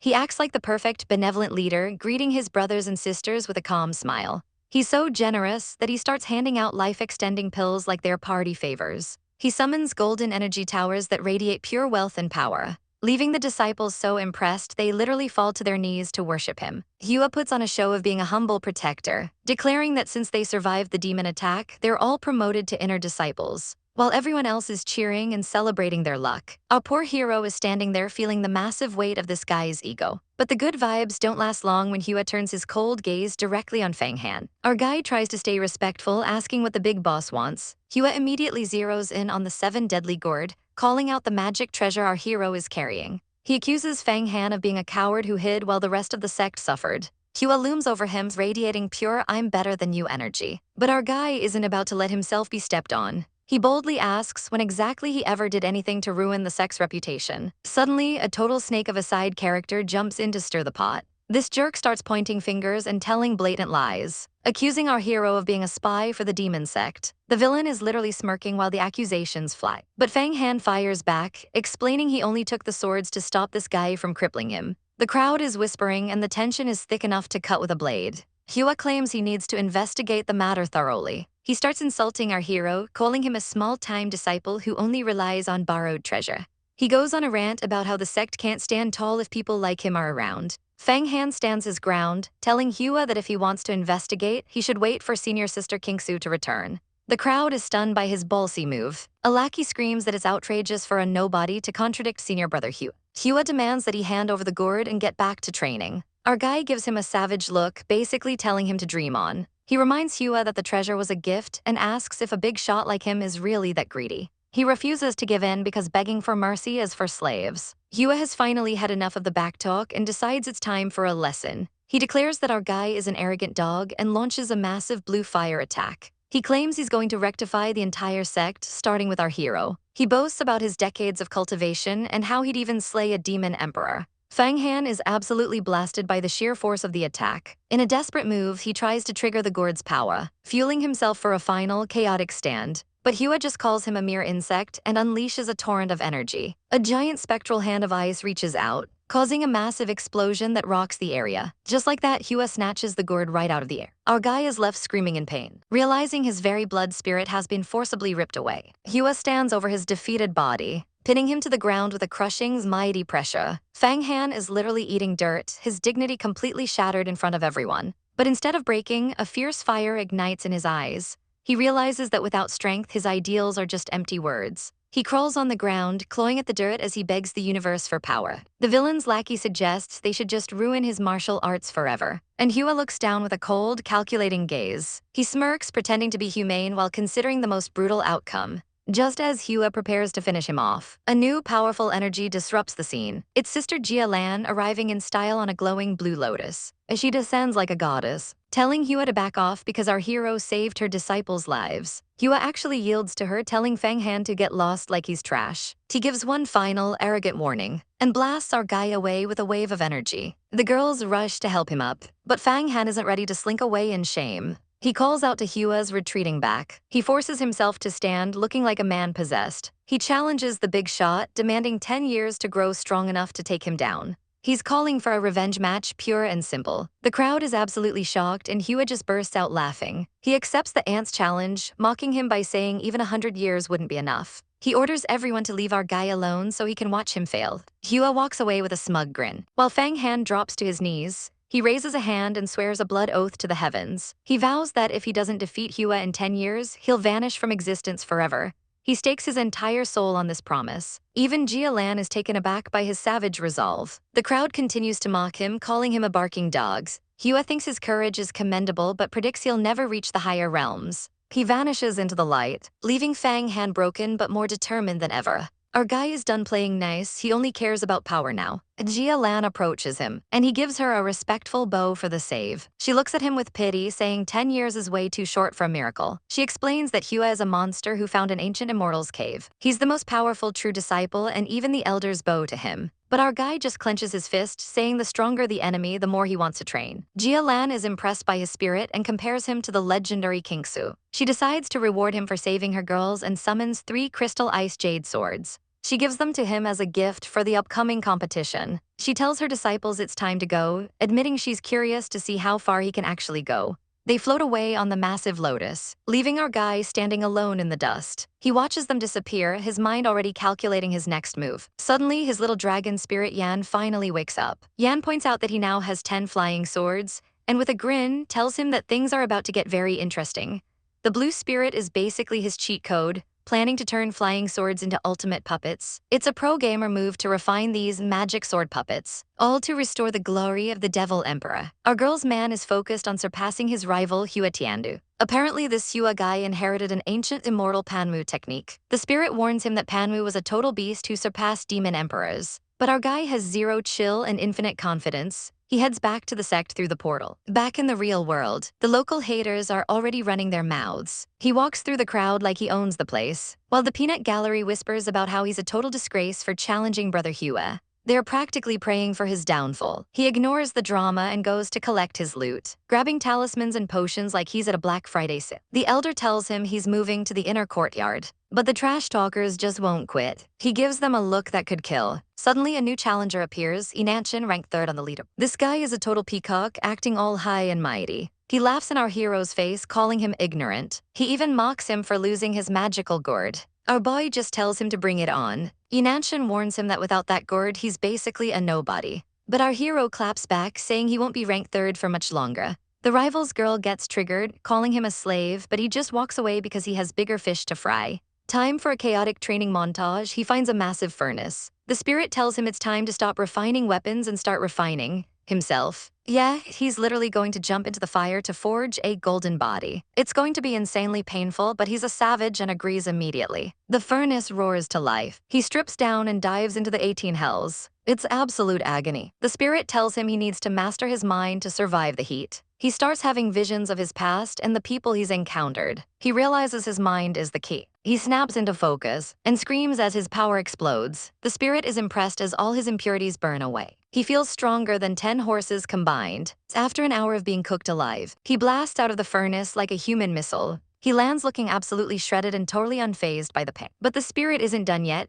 He starts slashing our boy with poisonous claws to test his mental defense. It's a brutal way to train, and it definitely hurts. He's getting shredded again, but he uses his mind to simply erase the sensation of pain. This is the path to the secret realm. He's ready to keep going until he breaks through. Training wraps up for the day, and now it's time to watch the spirit work his magic on the night crawlers. In the void, massive cocoons are pulsing with energy. A terrifying demon face emerges from the light. The flying swords melt down and fuse with the creatures. The cocoons finally crack, and out step the Shira warriors, looking like absolute units in silver armor. A strange red mist starts filling the air. The spirit calls it bloody nectar and tells him to feast. Our boy doesn't hesitate for a second, inhaling that red energy to power up even further. The blood nectar is finally surging through his veins, transforming his very essence. Our boy can feel the resilience hardening his bones, making him practically unbreakable. He's flexing that newfound flexibility like a total savage. With this raw power, he's ready to take down Ying Xian once and for all. But his spirit mentor warns him not to get cocky, because the big fish always carry secret weapons. To even the odds, he's refined his puppets into magic sword puppets with 0 weaknesses. These things are twice as powerful as a real Shira, ready to shred anyone in their path. He just needs to feed them a little blood to link their minds as one. Even with these monsters at his side, he knows he has to rely on his own strength to truly survive. He spends the next 25 days cooking in a furnace, popping pills like they're candy. Every drop of essence is absorbed as he pushes his body to the limit. His eyes snap open as the refinement reaches its peak. The furnace erupts in a violent blast of lightning and fire. His mentor watches with a smug grin as the transformation completes. A massive pillar of light destroys the ceiling, and our guy emerges looking absolutely shredded and radiating pure power. He's finally laid the foundation for the golden body of Yanliu. To test it out, a blade is swung with full force, but it literally shatters against his abs. Now that is what I call a glow-up. The sword is reduced to useless scrap metal. He's absorbed everything from the 9 apertures pill to the blood nectar, but he hasn't hit the avatar realm yet. It turns out that breaking through is a total nightmare. His mentor explains that pills can't buy your way into the avatar realm, you have to find the key yourself. Since they're running low on supplies, it's time to head underground for some aggressive shopping.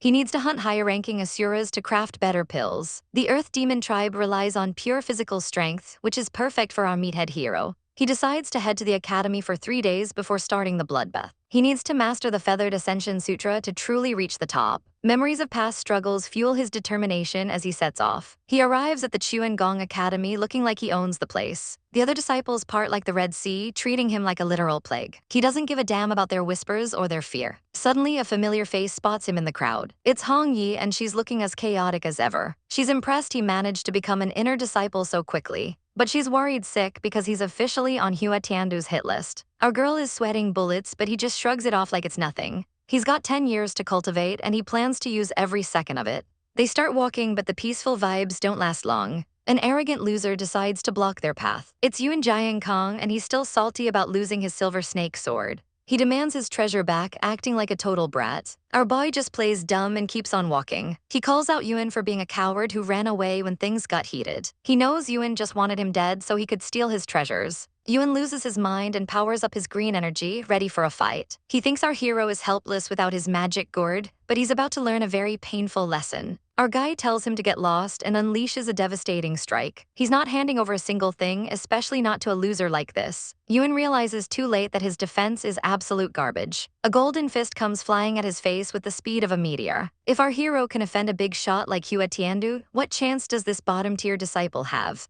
He lands a palm strike that rattles Yuan's very soul. The poor guy can't believe his spirit is being suppressed this easily. He screams in agony as the power overwhelms him. It's a total one-sided beatdown. Our boy delivers a savage kick to the chest just to make sure he stays down. Yuan's face is the definition of I messed up. Then comes a barrage of punches that would make a professional boxer weep. The impact creates shockwaves that shake the entire courtyard. He mocks Yuan for thinking he was an easy target. One final blow sends the arrogant jerk crashing into the dirt. Hong Yi can only watch in total shock at the sheer savagery. The crowd is absolutely stunned into silence. Our boy stands over his fallen foe, calling him a total disgrace to the sect. Yuan is literally coughing up blood, his pride shattered along with his ribs. He struggles to stand, but he's looking like a hot mess. Our hero asks if anyone else wants a taste of these hands. When no one steps up, he tells them to drag the loser away. Hong Yi warns him that the real monsters on the Shan list won't be this easy. She tells him to watch his back because things are about to get even crazier. Yuan is teleported away, hopefully to a hospital. Our guy just tells Hong Yi it's time to go. But from the shadows, the high-ranking disciples are watching with narrowed eyes. Senior brother Yi thinks our boy is only a threat because of his gourds. Lin Yan, ranked 4th, isn't so sure and thinks they need to be careful. Yi orders his goons to watch our hero's every move 24 hours a day. They better get used to watching because our boy is just getting started. The disciples are literally chilling on top of stone pillars, while our guy promises Hong Yi a wild adventure once they're done with their drills. Our girl is already dreaming about all the rare herbs and magic crystals she can loot to stock up her inventory. Suddenly, the meditation bell rings out, and the elder appears to drop some truth bombs about how the inner disciples are actually pretty weak right now, because their foundations are basically made of cardboard. He decides to teach them a top-tier cultivation method called the Heoran Kai mantra. Our guy locks in as the elder chants the Great Spirit Song, following it up with the Chaos Exhalation and the Yuanshan spiritual art. It's a total lightbulb moment for him, realizing that a single word from a master is worth more than 3 years of hitting the gym. But just as things are getting good, the elder pulls a disappearing act. The lecture is over, and our guy is left wondering where the heck his teacher went. Hong Yi breaks the news that if he wants more answers, he's going to have to cough up some major sect contributions. Apparently, every single question has a high price tag. So if they want to get smart, they're going to have to go kill some devils and bring back their corpses for credit. 3 days later, they're outside Feather City, where our guy is still pining for more daily lectures. Hong Yi reminds him that with hundreds of thousands of disciples, the sect isn't exactly doing one-on-one tutoring unless you're a VIP. Only the elite disciples on the Shanth list get the special treatment. Our guy isn't about to wait in line, though. He reaches into his robes and pulls out a glowing token to summon the crane fairy. The crane arrives with a major attitude, demanding to know why he's only calling now that he's an inner disciple. Our guy handles the sass by bribing the bird with a shiny essence pill. The crane immediately flips its script and starts celebrating the snack. With the transport secured, our guy is ready to head underground to farm some treasures. He promises the bird even more treats once they're done. But wait, he feels a pair of creepy eyes watching them from the shadows. He tells the group to keep it quiet until they're clear of the mountain. He takes one last look back, remembering his last adventure with a certain someone. He shakes off the nostalgia and tells the group it's time to move. They take to the skies, but the crane is already complaining that our guy has put on way too much weight. He just laughs it off while their little spirit companion looks totally done with their bickering. As they soar through the clouds, our guy notices their stalkers are still tailing them. He tells everyone to plug their ears because he's about to get loud. He takes a deep breath and unleashes the 8 tones of the heavenly dragon. The sonic blast is so savage it literally rips the environment apart. Our girl and the crane are shook, watching as the hidden enemies get blasted right out of the sky. The stalkers realize they've been spotted and try to make a run for it. But they are absolutely terrified. They don't get far before the energy waves catch up to them. Fire and lightning rain down on their parades, leaving them screaming in agony. They collapse into a heap, completely knocked out. Our guy walks up to the wreckage and places a heavy boot right on one of their faces. Talk about a savage interrogation technique. Meanwhile, over at Yudu Peak, the big bad Hua Tiandu is trying to refine a prisoner in a giant furnace. The victim is screaming that they'll never be broken, but Hua Tiandu is losing his patience. He needs special sacred water to finish the job. Back with our main duo, they're flying over the Dali dynasty. Our girl explains that compared to the massive Great Xuan dynasty, this place is basically a small town. She warns him that the Taichai sect is the real top dog, and that every sect is currently eyeing the upcoming Immortals meeting. Our guy just gives a confident smirk. He knows that if he can just break into the secret realm, the Feather sect will have no choice but to treat him like royalty.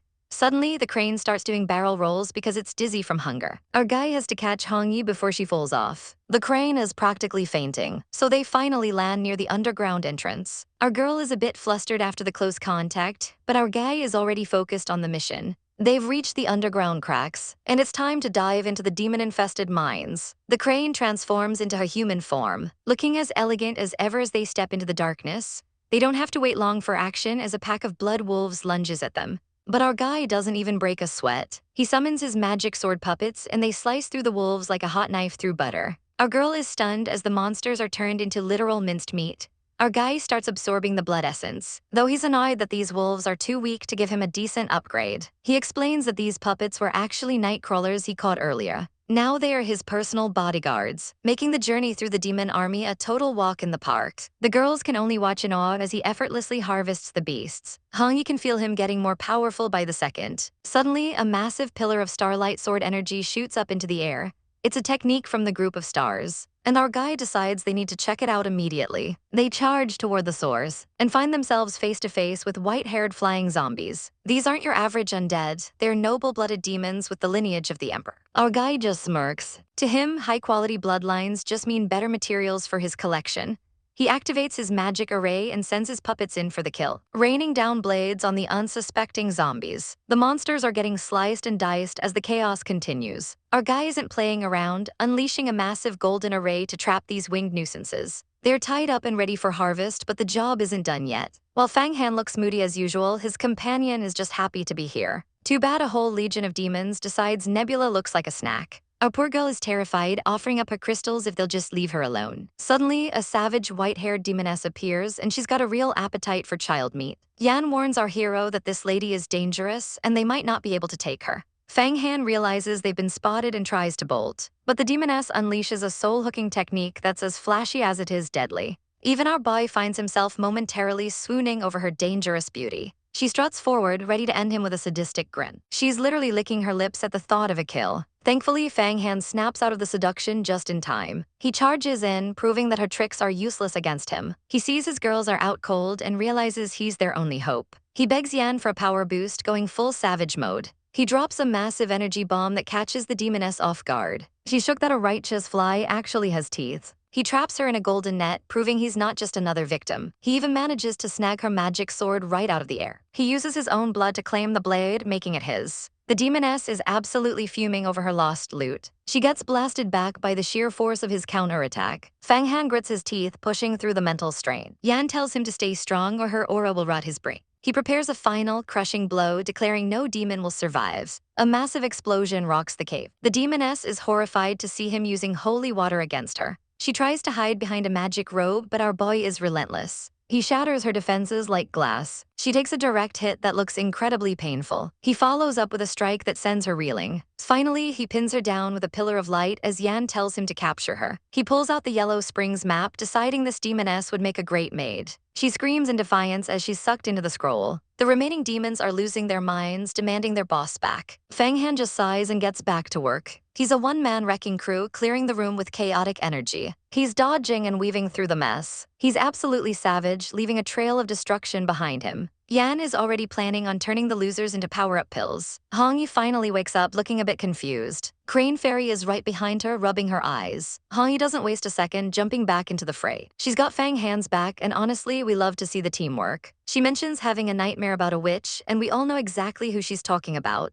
That demoness was definitely doing some unbearable things in the dream world. Hong Yi is low-key traumatized by how hands-on the villainess was. She finds the whole memory disgusting. Meanwhile, poor Nebula is being chased again. The demons are desperate to save their leader. Fang Han prepares a sound-based attack to end this. He lets out a literal dragon's roar to shut them up. The shockwave turns the demon fodder into dust. Nebula is safe, but she's still processing the chaos. She wonders who rescued her. The demons fall like flies. Fang Han stands tall, looking like the absolute goat. Hong Yi finishes off the stragglers with a savage throw. But wait, a mysterious blue light streaks across the room. It causes a massive explosion that clears the area. It turns out Nebula is holding out on us. She's got a legendary bracelet. She floats there looking small but mighty. Yan's eyes turn into dollar signs, wanting to devour that treasure immediately. MC recognizes the legendary Sun and Moon 5-star bracelet. He realizes this treasure is as solid as a mountain, surging with an incredible amount of star power. Our guy is putting in the work, but this artifact is clearly on another level. Apparently, it was refined by elders using the literal power of the sun, moon, and stars. The dragon spirit snarks that a true expert could wipe out these demons in a heartbeat with this thing. He's low-key greedy, wanting the power to reach the celestial realm for himself. But our hero has a conscience and refuses to rob a literal child. He's out here teaching the demons a lesson in morality while slicing them to bits. One massive fire slash later and the battlefield is looking real crispy. He takes down the final zombie like it's just another Tuesday. The dragon spirit is basically a proud parent, tallying up the massive body count of nearly 500 zombies. Our poor heroine and her friend look exhausted, so Fang Han offers them some high-grade recovery pills. They're stunned by the pure quality of these snacks. Our silver-haired girl doesn't hesitate for a second, inhaling that pill like a pro. Look at her, she's absolutely thriving and loving the flavor. Even the crane is feeling the buff, boasting about its newly toughened feathers. Then we have baby Nebula, who's just here for the vibes and some candy. Our heroine can't help but swoon over the cuteness and hands over a treat. This kid is already acting like he's had one too many at the tavern. He's clutching his candy while looking absolutely precious. Honestly, this is the most chaotic tea party in the middle of a war zone. The dragon spirit is losing its mind because they're feeding a child legendary emerald jade pills. Our girl tries to play it cool while the kid asks for even more. Turns out his parents are MIA, leaving this powerhouse toddler to wander alone. His dad is the actual Star Lord, and this kid just casually stole his legendary gear to play house. He's just munching away, completely oblivious to the flex he's pulling. Fang Han realizes he's dealing with a tiny VIP from the Star Sect. Age is just a number when you're this overpowered, and now they are officially besties. The kid is so generous, he offers our girl his legendary bracelet just for fun. He tells her she looks weak and needs the star power to fix her bad body. She takes it with a smile, probably wondering how her life got this weird. The moment it touches her skin, the artifact begins to resonate. Suddenly, she's glowing with cosmic energy like a total goddess. She calls out to Fang Han, feeling the massive surge of power. The kid is just happy to have a new playmate while she's basically ascending. It's a whole aesthetic, but the danger is still lurking. Fang Han inspects the bracelet, knowing it's a magnet for trouble. The energy release is so violent it could attract every greedy cultivator in the province. Our hero stands firm against the starlight, looking like a total boss. He warns the kid that this thing is a literal death warrant if he's not careful. He hands it back, reminding the boy that people in this world are dangerous. He gives a soft smile, knowing the kid probably didn't process a single word. Baby Nebula just wants to have fun because the Star Sect is apparently a total bore. He suggests they go find some shiny stones, and Fang Han is all for the loot. They hop back on the crane, soaring through the clouds to their next destination. While they fly, our guy wastes no time and starts his cultivation grind. Meanwhile, the demon Duchess Mo Lin finds herself trapped in a watery nightmare. She's helpless as she realizes she's at the mercy of a much higher power. Fang Han informs her they're heading straight to her palace for those jade crystals. He threatens her with the legendary yellow springs water if she doesn't cooperate. Her eyes go wide as she realizes she's dealing with a literal monster. He confirms it's the real deal and she's absolutely terrified. She argues that the river dried up ages ago, but the spirit proves her wrong. Our poor villainess is sweating bullets as her secrets are laid bare. She finally realizes that the spirit isn't just a dragon, but a dragon vein. Yan steps out looking like a total snack and confirms he's the guardian of the Yellow Springs. He mocks her for being a low-level leader who doesn't know true power. Then he drops the ultimate savage line, telling her she'll be the Emperor's favorite concubine.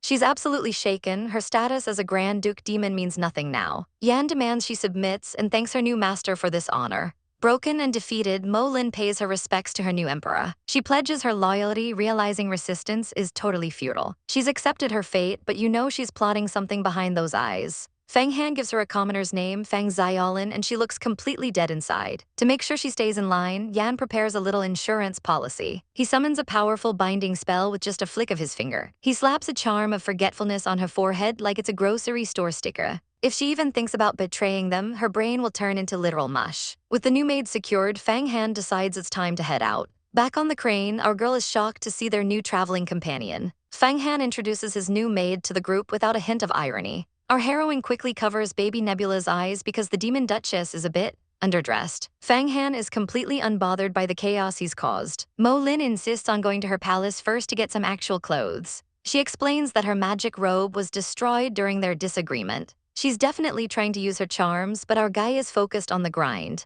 They arrive at Mo Lin's palace, which looks as dark and moody as you'd expect. Inside, the atmosphere is heavy as they prepare for the next step. Mo Lin presents a massive glowing container filled with the promised loot. It's a literal mountain of magic crystal jade stones, enough to make any cultivator drool. Fang Han decides they're staying here to finally break through to the Avatar realm. He asks to borrow the star bracelet, needing every bit of help for the transition. He fires up the massive furnace, the flames roaring with intense heat. Our hero goes shirtless for the ritual, and the pure yang energy is absolutely overflowing. The dragon spirit assists, channeling the essence of heaven and earth into his body. His skin begins to glow with the Yanyo golden body technique, looking like a literal god.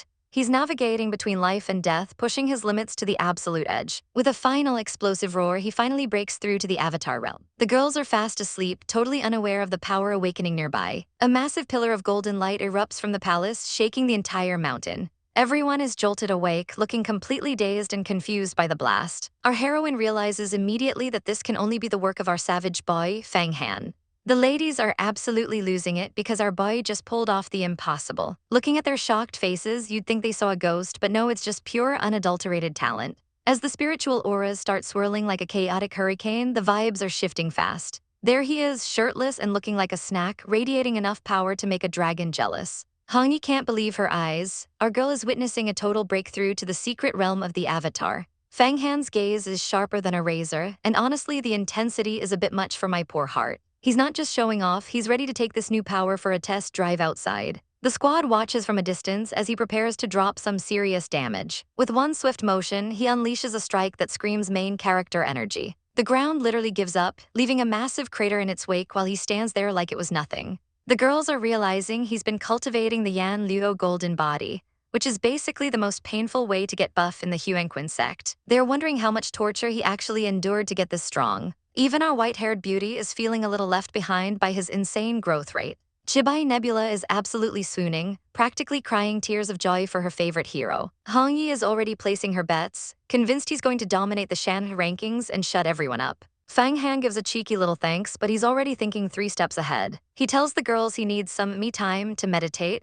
which we all know means things are about to get even more savage. Hongyi gives him her blessing, looking all sweet and supportive. But me time quickly turns into bully the bad guy's time as he retreats to his private room. He summons his dragon spirit, looking like he's ready to wreck some lives. He drags out the losers who were spying on him and tosses them onto the floor like literal trash. He starts blasting them with energy just to keep them on their toes. These poor disciples are waking up in a cold sweat, wondering if they've been kidnapped. They try to act tough, accusing him of breaking sect rules and playing prison warden. They're threatening to tell on him like little kids running to the principal. They even call him a traitor, claiming he's in bed with the demons. They bring up senior brother Yi, thinking a big name will save their sorry skins. But Fang Han just sits on his throne looking like a straight-up villain, promising that Yi is going to die a horrible death. They're still yapping about Yi's power, clearly not reading the room. Fang Han decides he's heard enough and shuts them up with a quick energy beam. That's when it finally clicks for them, this man has reached the Avatar realm. Their arrogance instantly evaporates into pure, unrefined panic. They're sweating bullets, realizing their senior brother is basically a toddler compared to him. Fang Han looms over them, looking absolutely terrifying with power literally dripping from his hands. He pulls out a 5-star bracelet and starts mocking their accusations of demon collusion. He flexes his connections to the Star Lord's daughter, and the disciples realize they've picked the worst possible enemy.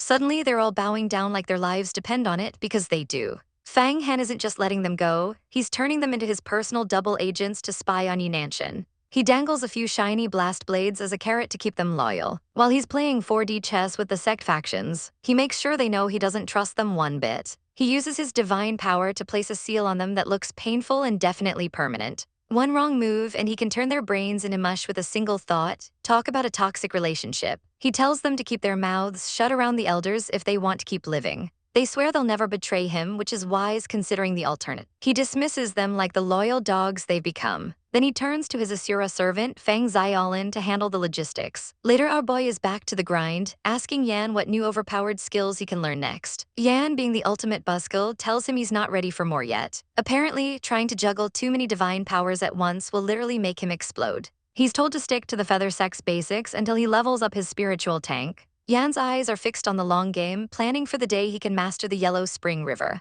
Fang Han accepts the reality check and calls Xiaolin over for a status update. Our savage servant arrives on command. He's looking to expand his empire, but she warns him that the great Asuras in her hometown are way out of his league right now.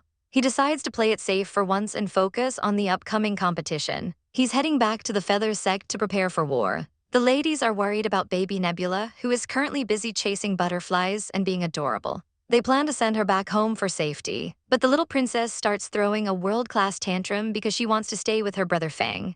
Suddenly, the air gets heavy and a mysterious light starts glowing. Yan warns that if he hadn't reached the Avatar realm, he'd be totally exposed right now.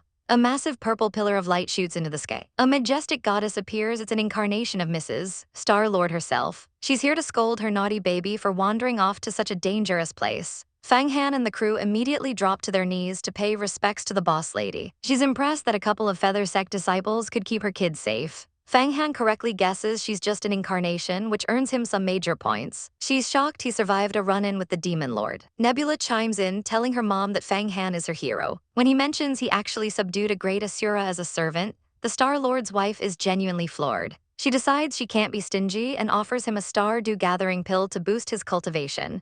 Fang Han tries to be a gentleman and refuse since he already borrowed her daughter's jewelry. But the goddess isn't taking no for an answer. She likes his vibe and officially declares him a friend of the family. As she vanishes into the night, we shift over to the Feather Sect's Wanliu Peak. We meet a couple of new villains who are clearly up to no good. This arrogant prick thinks Fang Han is a total loser without his magic gourds. The girl with him has a gaze that could curdle milk. She's not just looking for a win, she wants to strip Fang Han of his skills and turn him into a slave forever.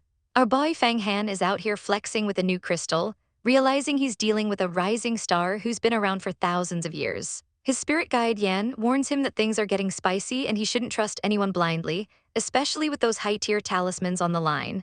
Yan is absolutely loving the chaos, cheering on Fang Han for acting more like a ruthless demon emperor every day. But the vacation is over because it's time to head back to the academy and deal with the real drama. Fang Han is itching for more combat, but duty calls. He makes his allies promise to keep his massive power breakthrough a total secret. He wants to catch his enemies completely off guard. Training montage time. Thanks to his sun and moon bracelet, our hero is hitting the books and the training grounds hard. He's mastering the golden body technique, pushing his physical strength way past human limits. Even his companion Hong Yi is leveling up, gaining the power to mess with people's minds using illusions.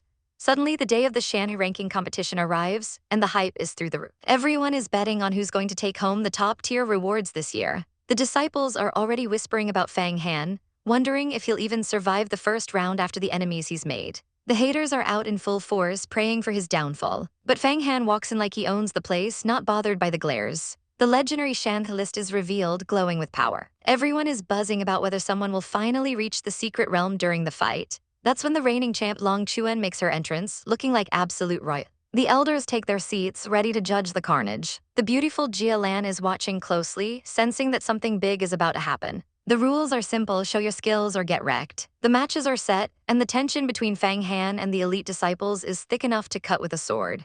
Our girl Hong Yi is ready to represent, while the villainous Yin Xian is already plotting Fang Han's demise. The announcer calls Fang Han to stage 19 to face off against Yin Shihai. The elders are trying to read Fang Han's aura, but his concealment technique is working like a charm. Yin Shihai steps up, bragging about his mind-controlled flying sword from an ancient mountain. He launches a massive whirlwind attack, thinking he's got this in the bag. Yin Shihai tries to strike blindly, but our boy is way ahead of him. Fang Han blocks the attack with zero effort, showing off that golden defense. He's been playing 4D chess, using fog and poison to lure this clown into a trap. He shatters the guy's sword and leaves him looking absolutely pathetic. Fang Han unleashes a majestic blast of energy that literally blows the competition away. One massive breath of power later, and the entire stage is consumed by a golden light. Yin Shihai gets sent flying, coughing up blood and questioning his life choices. Fang Han stands tall, looking down at his defeated foe with total coldness. He decides to finish it with a savage barrage of punches. He delivers a brutal kick to the face, and one final strike that sends Yin Shihai crashing out of the arena. He walks off the stage like it was just a light warm-up. But the real threat is waiting. Yin Xian puts a hand on his shoulder, acting all smug about Fang Han's hidden cards. He tells our girl's favorite hero to enjoy his last few hours of life. Fang Han isn't even sweating. He knows he's already reached the secret realm while this guy is still playing in the dirt. The main event is announced: Fang Han vs Yin Xian on stage 1. The top disciples are placing bets, and word is Yin Xian has a legendary treasure called Rashaman. Jia Lan isn't convinced, though. She sees something special in our bot. They even make a bet on the outcome while the crowd goes wild. Yin Xian summons the Rashaman gate, and it looks like a literal nightmare. Long Chuan is actually worried for once, thinking Fang Han is finally out of luck. The haters are already celebrating his funeral. Dark energy floods the stage as the fight begins. Fang Han steps into the darkness, glowing with his own internal power. Yin Xian summons the 8 Desolate Divine Sword, looking like a total final boss. Fang Han unleashes a golden explosion that blinds everyone in the stadium. The elders are losing their minds, wondering how a slave could have this much power. Fang Han reveals his true form, standing in a pillar of divine light. He mocks Yin Xian for relying on borrowed treasures instead of real strength. Then comes the mic drop. He reveals he's already entered the secret realm of the Avatar. The crowd goes silent, and the purple-haired hater looks like she's about to have a stroke. Yin Xian panics, trying to force the Rashaman gate to its limit. He charges in with everything he's got, but Fang Han just preps a golden fist, ready to humble him. He asks if the guy still wants to give him those 3 moves. In a total savage move, he catches the divine sword with his bare hands. Yin Xian is terrified as he realizes his weapon is being suppressed. Fang Han decides to just take the sword for himself, erasing the guy's blood connection to it. Yin Xian starts coughing blood as his own treasure turns against him. Fang Han punches the demonic gate directly, only to realize the damn thing can absorb his energy. Yin Xian thinks he's finally found an opening and lunges for the kill. Fang Han realizes this massive gate is a huge problem because it's literally drinking his divine power. But his opponent is already laughing, thinking our boy is as good as dead. Our girl Lingsu is sweating bullets in the stands, terrified this might be the end. Fang Han just smirks because he's about to pull a total pro-gamer move. He catches the energy midair with savage confidence. Then he starts spinning like a human tornado of pure destruction. He condenses all that power into a massive energy drill that looks absolutely terrifying. It hits with the force of a freight train, sending shockwaves through the entire arena. The poor guy gets blasted right in the chest, and you can practically hear his ribs asking for vacation. He's sent flying as Fang Han whips him around like a rag doll. The crowd is losing their minds because no newbie should be this skilled. His spiritual power manipulation is so cohesive, it's actually making the senior practitioners sweat.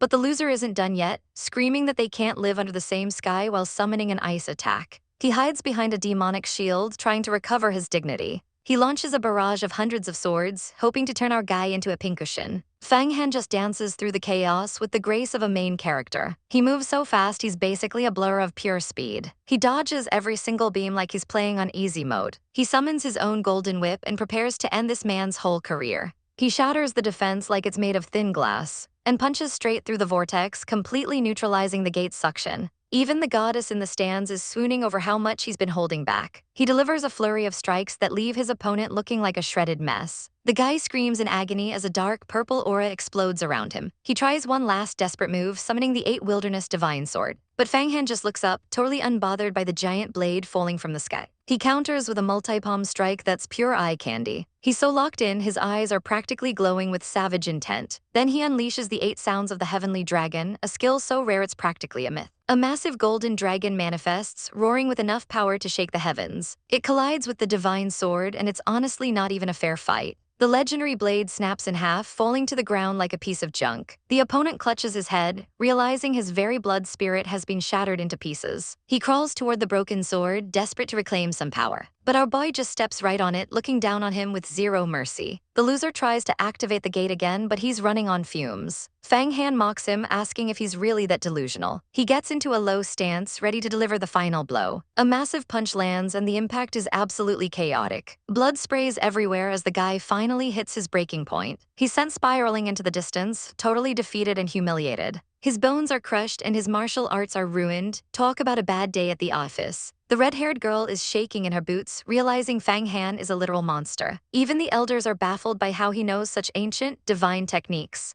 Fang Han casually takes the divine needle from the blue-haired beauty, claiming his prize. He looks over at the shivering loser with a cold, piercing gaze. He walks through the dust, looking like a total boss. He reminds the guy that he warned him about making him regret this. If only he'd shown a little respect, he wouldn't be a ruined man right now. He mockingly asks if he still wants his precious sword, but then decides he's not leaving such a treasure to a total loser. Suddenly, the Rashaman gate flares up again with a mind of its own. It starts sucking in everything in sight like a cosmic vacuum. Fang Han is confused, wondering what the hell is happening with the gate. It wraps around the defeated Yinan, pulling him into the abyss. A mysterious voice booms, praising Fang Han's promotion but calling for an end to the violence. This brother Wan guy wants to take the loser away to settle the grudge peacefully. He tells Fang Han to be broad-minded, which is basically code for let him go. Our boy knows it's a trap, but he keeps his cool while the crowd watches. He wonders if anyone would have helped him if the roles were reversed. He thinks of the girls watching and decides to play it smart. He agrees, showing he's the bigger person while secretly planning his next move. The gate shrinks down and vanishes into the sky. A pillar of light marks the end of this chaotic encounter. The elders are still yelling, probably about all the property damage. Fang Han walks away from the wreckage, looking like a total legend. Every step he takes just screams main character energy. Everyone starts calling him senior brother now, hoping to stay on his good side.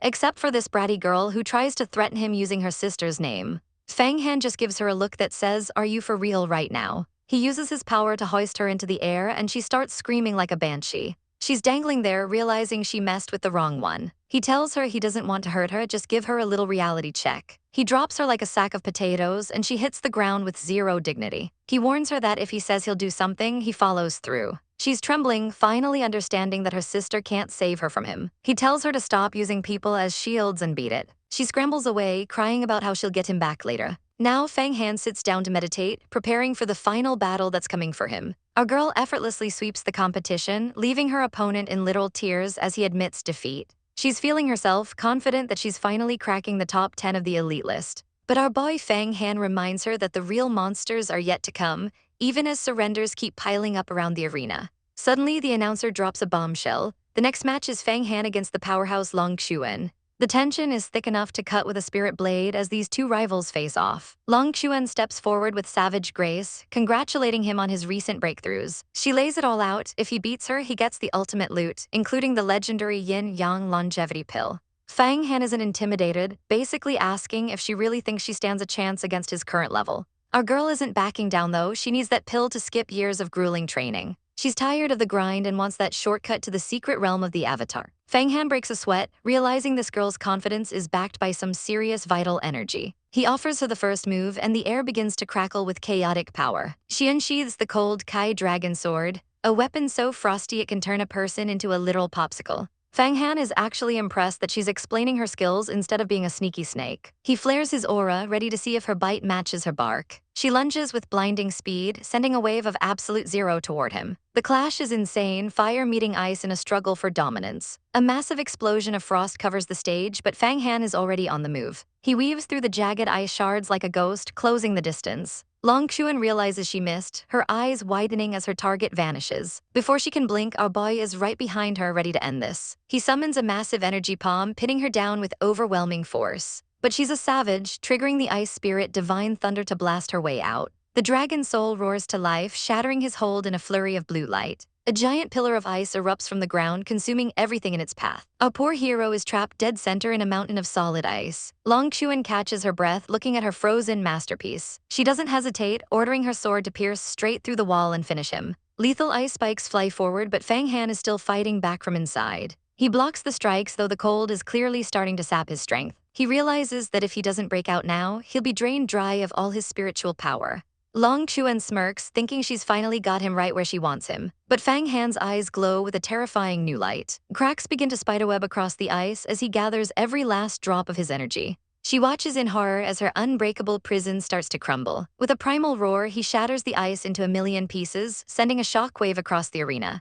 Long Chuan warns him that he's destroying his own body just to escape, but he doesn't care. Even the elders are stunned, realizing Fang Han has been holding back this entire time. He locks onto his target, his focus sharper than any blade. The rest of the ice prison disintegrates as his golden aura flares to its peak. He ascends like a god, radiating power that makes the very ground tremble. Desperate, she calls her dragon sword back for one final defense. She pours everything into a last-ditch strike, but the speed difference is now laughable. The ice wall she built for protection is sliced through like warm butter. He moves so fast he leaves aftermages, completely bypassing her defenses. He lands behind her again, and this time the gap is closed for good. She tries to use a golden halo treasure, but it's too little too late. Her ice dragon lunges, but Fang Han is ready to meet it head-on. The collision sends a massive beam of light shooting into the sky. Dust and debris cloud the stage as everyone holds their breath. The spectators are sure he's finally met his match and lost. But the smoke clears to show our boy standing tall, still overflowing with power. He literally catches the dragon's head, absorbing the impact like it was nothing. With a savage grip, he crushes the manifestation of her spirit. He charges forward, a blur of golden light that she can't even track. Long Chuan can only watch in pure shock as her defeat rushes toward her. He snatches the cold Kai dragon sword right out of the air. She tries to cast one last spell, but her voice fails her. In a total flex, he takes control of her own treasures, turning them against her. She realizes with a sinking heart that she's lost all connection to her magic tools. Fang Han floats above the stage, surrounded by the very weapons meant to kill him. He makes a simple gesture, and the golden energy lashes out. She's caught in a web of light, completely immobilized. Our girl is bound and dangling in the air, her fight finally over. He notices she was using a hidden crystal to cheat her way through the stamina drain. He gives her a cheeky smirk, enjoying his absolute victory. Seeing no way out, she finally closes her eyes and begs for mercy. He releases the binding, acknowledging that she actually gave him a decent workout. He even lets her keep her treasures, showing some rare protagonist generosity. The elder officially declares Fang Han the #1 disciple on the list. He stands victorious as the crowd goes absolutely wild. His name is etched in the clouds, marking the start of a new era. He's awarded the Yin-Yang Longevity Pill and the Pure Yang Mirror, the ultimate prizes. Our boy is officially stacked with gear and ready for the next level. The elders inform him that he's been promoted to a true disciple with his own mountain peak. The beautiful Jia Lan approaches, admitting even she underestimated his hidden depths. She's thrilled with the winnings he secured for their faction. But Fang Han does the unthinkable. He hands over the precious pill to be given to Long Chuan. He wants her to reach the Avatar realm so the sect can grow even stronger. With a confident smile, he passes on the reward, proving he's the ultimate GOAT. The room is absolutely reeling because nobody can believe the audacity they're hearing. This beauty is trying to explain that increasing your lifespan by 10 years is a massive deal in the cultivation world. Apparently, disciples will literally catch hands and throw down just to live a few decades longer. But our boy just smirks, swearing that if he can't settle his beef in 10 years, he'll just end it himself. Talk about high stakes. He holds that energy and tells her 10 years of life means nothing to him. Even the icy Jia Lan is shook by this massive favor. She admits that even she'd be thirsty for an elixir like that. She takes the pill on behalf of Long Chuan, and you can practically feel the respect growing. She invites him to Jia Lan Peak, which is basically the VIP section of the sect. Our boy is moving up in the world, leaving everyone else in the dust. He struts off toward his next meeting with total confidence. But of course, there's always a hater, and this guy is pressed that a man is being allowed into the Forbidden Peak. Jia Lan isn't having it, basically telling him she makes the rules and he can stay mad. The hater is so savage he tells our boy to just go delete himself since he's only got 10 years left. The tension is thick enough to cut with a spirit sword. Jia Lan tells him to pay no mind to the background noise because she's got his back. Our boy realizes he's already offended half the powerful people in the sect before even becoming a true disciple. But does he care? Absolutely not. He's actually looking for more people to annoy. His bestie Hong Yi runs up, looking absolutely precious and proud of him. She's swooning over his first place win on the list. He keeps it humble, praising her for her own achievement, and the vibes are just immaculate. She jokingly slaps him for being a flirt, and we love a chaotic friendship. He plays it off like a total gentleman, claiming it's just a sincere blessing to a friend. Time to get back to business as they head toward the Feather Heavenly Palace. She watches him walk away, probably wondering how he fits his massive ego through those palace doors. The palace is looking grand and expensive, just like his future. He stands before the gates, ready to face the music. The scale of this place is insane, with cranes flying and spiritual energy everywhere. He's greeted by a guide who tells him the elders are ready to see him. If he survives their inspection, he gets his own mountain and officially becomes a true disciple. He steps inside, feeling the weight of 1,000 years of judgment. Suddenly, he senses a presence that makes his skin crawl. He comes face to face with the big bosses. The Heavenly Punishment Elder is sitting there looking like he invented the concept of no mercy. Our boy bows down because even he knows when to be respectful. The Elder is staring into his very soul, trying to find a single lie. Suddenly, a massive wave of spiritual power hits him. It's an invasive scan that would make anyone else tremble. The Elder is looking deep into his cultivation base. His entire internal system is lit up like a Christmas tree. Luckily, the Elder doesn't find any mistakes and clears him for the next level. Our boy lets out a breath he didn't know he was holding. He managed to hide his secret treasures by literally forgetting they existed for a moment. That's galaxy brain energy right there. A technique book flows down from the heavens like a gift. He catches it, wondering what kind of OP power he just scored. But wait, it's just an auxiliary power. This spring breeze technique is basically just a glorified gardening tool. It's for healing and making pills, which is great if you want to be a pharmacist. The elders expect him to spend a whole year being the sect's pill-making slave. The elder tries to hit him with that greater responsibility speech to make him feel better.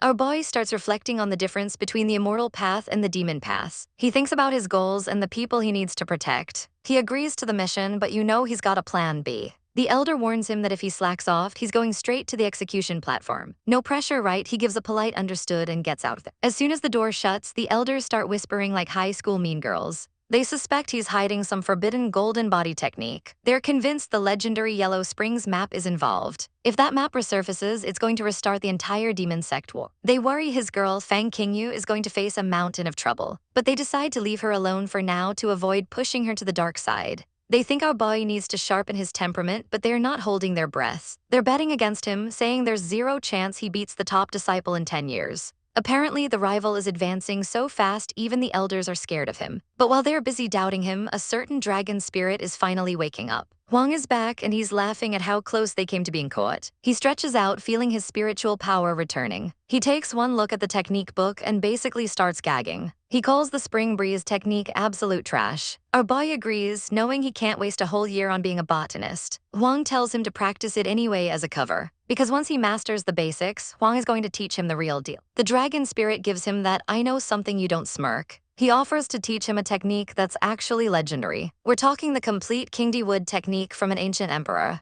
Our boy's eyes light up because he just hit the jackpot. Since the energy origins are the same, he can use the OP version and the elders won't suspect a thing. Huang is feeling himself, knowing he can easily help our boy overpower his rivals. But of course, the dragon wants some benefits in return. Our boy just snaps his fingers and leaves him hanging, heading straight for Jialan Peak. He arrives under the moonlight, looking like a total snack. A disciple greets him, saying the ladies are waiting. He enters the pill room where the fire is roaring and the vibes are intense. Long Xuan opens her eyes and realizes her savior has arrived. She jumps up looking totally refreshed. She thanks him from the bottom of her heart for the life-saving pill. She's literally glowing with gratitude. Our boy just gives her that soft protagonist smile, knowing he's secured another loyal ally. Sister Jia Lan isn't holding back either, offering him the yin-yang longevity pill like it's just some candy. She explains that with her help, he'll be refining this bad boy for 3 days and nights to finally hit the secret realm. But wait, there's more. She pulls out the Heavenly Wood Divine Needle, a literal treasure she won in a bet. She tells our boy he needs to condense wood spirit energy first, otherwise this cultivation is going to take forever. This needle is basically a cheat code tailored just for him. Fang Han takes it with a smirk, knowing his power level is about to skyrocket. He gives her the classic, "Thank you, Sister Bo," while she offers to answer any of his cultivation questions anytime. They start gossiping about senior sister Kingsu, who's still grinding in the small immortal realm. Our guy is curious, asking what this mysterious realm even is. Jia Lan plays it cool, saying it's the sect's biggest mystery and even she couldn't gain any insight there. Basically, it's a you'll know when you're older situation. Instead, she invites him to her private bamboo forest to absorb some high-tier plant essence. Fang Han isn't one to turn down a free power-up, so he moves in immediately. The spiritual power starts flowing as the spring breeze turns into rain. Our guy sits down to commune with nature, but it's not just a peaceful meditation session. He realizes each purple bamboo here is worth 1,000 normal trees, making this the ultimate gym for his wood spirit energy. But suddenly things get weird. His body starts stiffening up like a statue. He panics, wondering if his wood energy is clashing with his golden body technique. Thankfully, his spectral mentor Yan shows up to explain that he needs to forcibly swallow that energy. Yan decides to teach him the legendary wood technique of Emperor Mu Huang to fix the mess. Massive energy spirals around him as he starts the refinement. He summons the Green Emperor Talisman, looking like a total savage. Then comes the Wooden Emperor Talisman, turning the whole forest into his personal battery. The energy explosion is so chaotic it practically levels the area. Fang Han's face is literally glowing with power, but the pain is absolutely agonizing. He's screaming his head off, but Yan tells him to man up. If he can't handle this, he'll never beat his rival Hua Tiandu. He pushes through the torture, focused entirely on becoming the top dog. A massive pillar of green light shoots into the sky. Fang Han stands up, feeling the shackles of the physical realm finally breaking. He declares himself the Green Emperor, master of all woods. Yan just laughs at his ego and tells him to hand over the needle for a 5-month soak in special water. Fang Han is shook by the timeline, but Yan reminds him that reaching the Avatar realm isn't exactly a walk in the park. Yan starts bragging about knowing 36 divine powers, including the insane 5 Emperor Great Demon Avatar. Fang Han's jaw drops at the name. We get a quick breakdown of the elemental emperors, wood, fire, and gold. Yan explains that the golden body Fang Han is practicing belongs to the yellow emperor. Our guy begs to learn it all, but Yan shuts him down, saying his foundation would literally crumble if he tried it now. Back in the forest, Fang Han is back to the grind, sucking the life out of every plant in sight. Up on the balcony, Jia Lan and her friend are watching our boy's progress. Jia Lan is impressed, noting that he's officially a qualified true disciple now. Her friend is low-key terrified, realizing he's using a technique way more advanced than anything they've ever seen. Jia Lan tells her to keep her nose out of his business unless she wants a powerful enemy.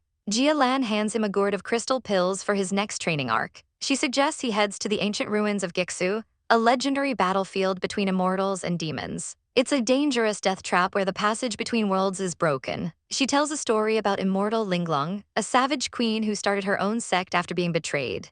Jia Lan admits she might follow suit if the sect gets too restrictive. Suddenly, the spiritual herbs on the peak start dying en masse. The girls fly over and see Fang Han sitting in a literal graveyard of withered plants. He's absorbing an insane amount of wood spirit energy, and his skin is starting to look like bark. He's struggling to suppress the ferocious power, and even the divine needle is going haywire. A massive explosion of green energy rocks the entire mountain. The needle shatters as he forces his way through the barrier. The girls watch in awe as he finally condenses his true energy. With one final roar, he breaks through to the second level of the secret realm. Our boy is finally feeling the surge as his spiritual power converts into pure emperor energy. He's feeling himself, knowing his power has spiked 5 times over with just one advancement. Our hero is basically a human cheat code at this point, flowing with emerald power. Even his blue-haired spirit guide is impressed, noting that his ancient wood technique is reaching god-tier levels. Apparently, having divine needles in your energy makes you a total beast in this realm. Suddenly, a wild beauty appears, and honestly, she's serving looks in that yellow dress. She's floating through the forest like she owns the place, looking for our main man. Our girl Long Chuan is here to congratulate him on his insane progress,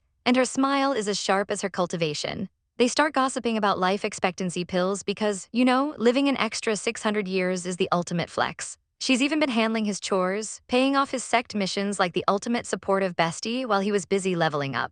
Our boy is genuinely grateful, but he knows he owes her big time for this kind of loyalty. She drops the news that the Engineering Institute finished his very own mountain palace, and it's time for a housewarming. He's ready to see his new crib, looking more hyped than a kid on Christmas. They take flight together, heading toward the peaks. The sun is hitting the rooftops just right, making everything look expensive. With floating rocks and waterfalls, our boy is officially living the high cultivator life. The disciples are already lined up, bowing down to their new senior brother and sister. He gives them a cool nod, keeping that main character energy at a maximum. Long Xuan starts handing out pills like it's candy, making sure the help stays loyal and powered up. Everyone gets a taste of that sweet, sweet cultivation boost. She asks him to name the place, and he's going for something dramatic. He's thinking about his rival, Hua Tiandu, and how he's going to absolutely wreck him in 9 years. He names it Reincarnation Peak, which is peak savage behavior considering his past. But there's no time to rest because she's inviting him on a dangerous ocean adventure. He's down for a road trip instantly, especially if it means finding more treasure.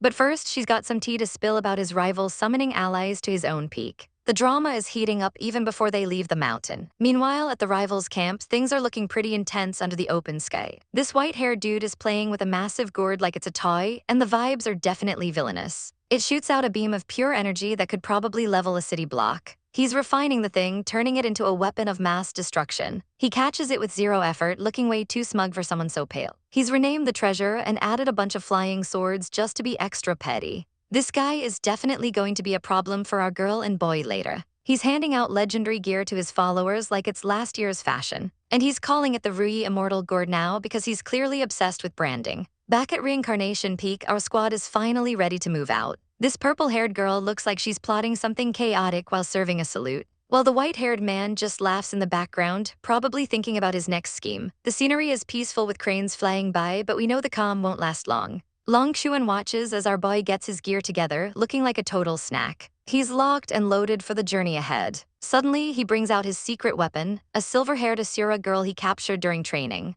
Long Xuan is shook, realizing this slave girl is actually a top-tier expert in the secret realm. No time for jealousy, though, because it's time to fly. Our boy takes off like a literal rocket, leaving a trail of green energy in the sky. Long Xuan can barely believe the insane speed he's hitting. They're struggling to even keep his cape in sight as they soar through the air. She's pushing her limits, sweating bullets just to stay in the same zip code as him. He tells them to use concealment charms because the ocean is crawling with demons who'd love a snack. He finally slows down, realizing he was accidentally flexing his speed a little too hard. A quick hand sign and they're back on track, focused on the mission. They soar through the clouds for 2 straight days without stopping. Finally, the sparkling blue ocean comes into view and it looks massive. Long Xuan shows off her own skills, manipulating the water like she's the goddess of the sea. Our boy is low-key impressed by her 10,000 waters technique splashing everywhere. They realize flying over the open sea is a massive drain on their energy. Luckily, she's got a magic ship hidden up her sleeve for just such an occasion. They spot some rare blood coral near the rocks and decide to snag it for some high-level pills. But of course, there's a giant snake guarding the goods underwater. Long Xuan isn't scared, she's ready to slice and dice anything in her way. She sends out waves of sharp water energy that look absolutely lethal. The attack is a beautiful swirl of destruction. She grabs the coral right out of the waves with total precision. Look at that harvest. Our girl is basically a professional treasure hunter at this point. They decide to push even deeper into the dangerous waters. She's hunting for snake bile to refine some soft water pills because the grind never stops. She surrounds herself with a protective water aura as they move forward. But the weather has other plans, and a massive storm starts brewing over the horizon. The thunder is too much even for their divine power to handle while flying. She summons the Kexia Kai ship to give them some serious cover. It's a literal floating palace on the waves, glowing with power. She heads inside to practice, leaving the guard duty to the others. The Asura girl takes her post, looking absolutely fierce and ready for smoke. A massive blue energy shield goes up to keep the sea monsters out of their hair. But inside the cabin, Long Xuan smells something absolutely disgusting and fishy. She realizes something is very, very wrong with the surrounding water. A massive blackwater king snake rises from the depths, looking like a nightmare. Our boy doesn't hesitate for a second and jumps straight into the fray. This 1,000-year-old python is about to learn why you don't mess with our squad's vacation. The battle is on and the sea is about to turn red. Fang Han and his team realize they've stumbled upon a blackwater king snake, but they aren't the only ones lurking in this secret realm. To keep their presence a secret, a spirit charm is activated. Our girl quickly weaves a concealment spell to hide them from prying eyes. They watch from the shadows as the massive creature begins its transformation, its spiritual power dwarfing their own. The beast lets out a world-shaking roar as the process begins. Fang Han decides to let his allies guard the perimeter while he focuses on the big prize. The snake starts the agonizing process of shedding its skin to become a true dragon. Lightning tears through the sky as the monstrous transformation reaches its peak. Seizing the moment of weakness, Fang Han launches a barrage of green energy spears. The impact sends massive waves crashing through the air. He unleashes the Wooden Emperor's true energy, diving straight into the chaos. These heavenly ropes wrap around the beast, pinning it down before it can complete its evolution. Suddenly, a savage interloper appears, demanding that Fang Han hand over his prey. This guy has no chill and immediately goes for the kill. He summons a cold Kai dragon, but our boy Fang Han isn't backing down without a fight. The mysterious attacker asks if Fang Han has a death wish as he swings a massive ice blade. Our heroine screams for the guys to stay back, realizing this man is on a whole different level. The villain summons an army of dragons that surround our poor protagonist. This guy is at least at the 3rd level of the Avatar realm, making him a walking nightmare. Fang Han narrowly blocks a strike that would have turned him into a pancake. The villain, known as the Lord of Jedi Island, unleashes a terrifying heavenly hand technique. The sheer pressure of the attack forces the transforming snake into the dirt. The poor beast screams in agony as it's crushed by the purple aura. Its massive tail thrashes wildly in a desperate attempt to escape the pain. The Lord of Jedi Island mocks Fang Han's pathetic energy, promising to show him real power. He charges up a finishing move that looks like it could delete a small country. The resulting explosion sends everyone flying as the ocean itself seems to scream. Fang Han shouts that he's a disciple of the Feather Sect, hoping the name drop will buy him some time. The villain actually pauses, clearly shaken by the thought of messing with such a powerful sect. That distraction is all Yan needs to launch a swarm of golden light arrows. The Lord of Jedi Island is caught off guard, forced to shield his face from the stinging light. Yan steps out with a savage smirk, threatening to refine the villain's very soul into an elixir. The villain loses his absolute mind, screaming threats while his brain is cooked by Yan's yellow spring water. He's reduced to a babbling mess as the holy water dissolves his sanity. Yan casually explains that he's basically turned the guy's brain into mush. The villain clutches his head in a panic, realizing his mental defenses have been completely invaded. He lets out one last scream before plummeting into the dark waters below. The girls can only watch in shock at the sudden turn of events, but the shockwave from the battle was too much, and our poor heroines are sent tumbling through the air. They hit the water hard, their clothes tattered and their spirits trembling. One of them desperately calls out for help as they struggle to stay afloat. Meanwhile, the broken villain uses the last of his strength to flee the scene. He's got that crazy villain look in his eyes now, and you know he's coming back for revenge. Fang Han wants to chase him down, but Yan warns him that the guy is using a forbidden self-destruct technique. If they push him too hard, he'll blow them all to kingdom come. Yan suggests they wait for his injuries to fester before tracking him back to his lair. But first, Fang Han needs to make sure his girls are still alive and kicking. He takes off across the water like a human jet. He's sweating bullets, terrified of what he'll have to explain if something happened to them. While he's busy playing hero, Yan is focused on the real prize, the Blackwater King snake. The massive beast is still floating there, ripe for the taking. Yan uses his spiritual power to haul the giant carcass out of the depths. Bubbles rise as the evidence of their battle slowly disappears. Fang Han spots the girls and dives in to save them from a watery grave. He catches them just in time, showing off some of that protagonist charm. They make a big splash as they finally reach safety. Our boy is just happy to see they're both still breathing. The girls are swooning, amazed that he managed to drive off a legendary thief. One of them pouts about her ruined spiritual vestment, which was definitely expensive. She explains that she's mostly okay, but that wicked man really did a number on them. The other girl tries to compose herself, though she's clearly shaken. When they ask about the snake, Fang Han casually mentions he's already tucked it away. The girls realize he must have a top-tier spatial treasure and their jaws hit the floor. She immediately swears a blood oath never to reveal his secret, because that's just how they do things in these stories. Fang Han tries to tell her it's not that deep, but she's already committed. He wonders why every girl in the Feather Sect is so obsessed with dramatic vows. He's just hoping he can survive the next 5 minutes without another oath being sworn. They start discussing the Lord of Jedi Island, who is apparently a notorious treasure thief. He's a former demonic disciple with a reputation for being a total menace. Fang Han tells them not to worry, he's got a way to track the coward down. But first, they need to find a quiet spot to lick their wounds and recover. They find a secluded island and settle in for some much-needed meditation. Inside his spiritual space, the golden dragon energy is practically vibrating with power. Fang Han asks Yan how the heck they're supposed to use the giant snake they just caught. Yan reveals a high-risk method that sounds like a recipe for disaster. It's a secret technique that can transfer the beast's spiritual power directly into Fang Han. But there's a catch. If he fails, his entire body will explode into tiny pieces. However, his golden body should be tough enough to handle the strain. Fang Han visualizes the energy flowing through his meridians, preparing for the pain. Yan has already wiped the dragon's memories, so it's basically just a giant battery now. Fang Han decides to go for it, knowing he needs this power-up to face the challenges ahead. He clears his mind and enters a deep state of cultivation. The transfer begins, and massive coils of energy start spiraling around him. Our boy lets out a scream as the raw power starts tearing through his veins. He's coughing up blood, but he refuses to stop now that he's halfway there. The air around him becomes thick with spiritual pressure. He pushes his golden body to the absolute limit, opening his divine power gates. He looks like he's on the verge of either ascending or exploding. A massive pillar of golden light erupts from his body. The girls outside are absolutely terrified, wondering if their friend is about to go boom. Fang Han is slumped over, steam rising from his overheated body. Blood stains the ground, showing just how brutal the process was. The girls rush over, terrified that he's actually died this time. But then his eyes snap open, glowing with a fierce, golden intensity. He exhales a cloud of spirit vapor, looking more powerful than ever before. A final burst of energy clears the area, signaling that the transformation is complete. Our guy is finally back on his feet, feeling a massive surge of power after a near-death experience.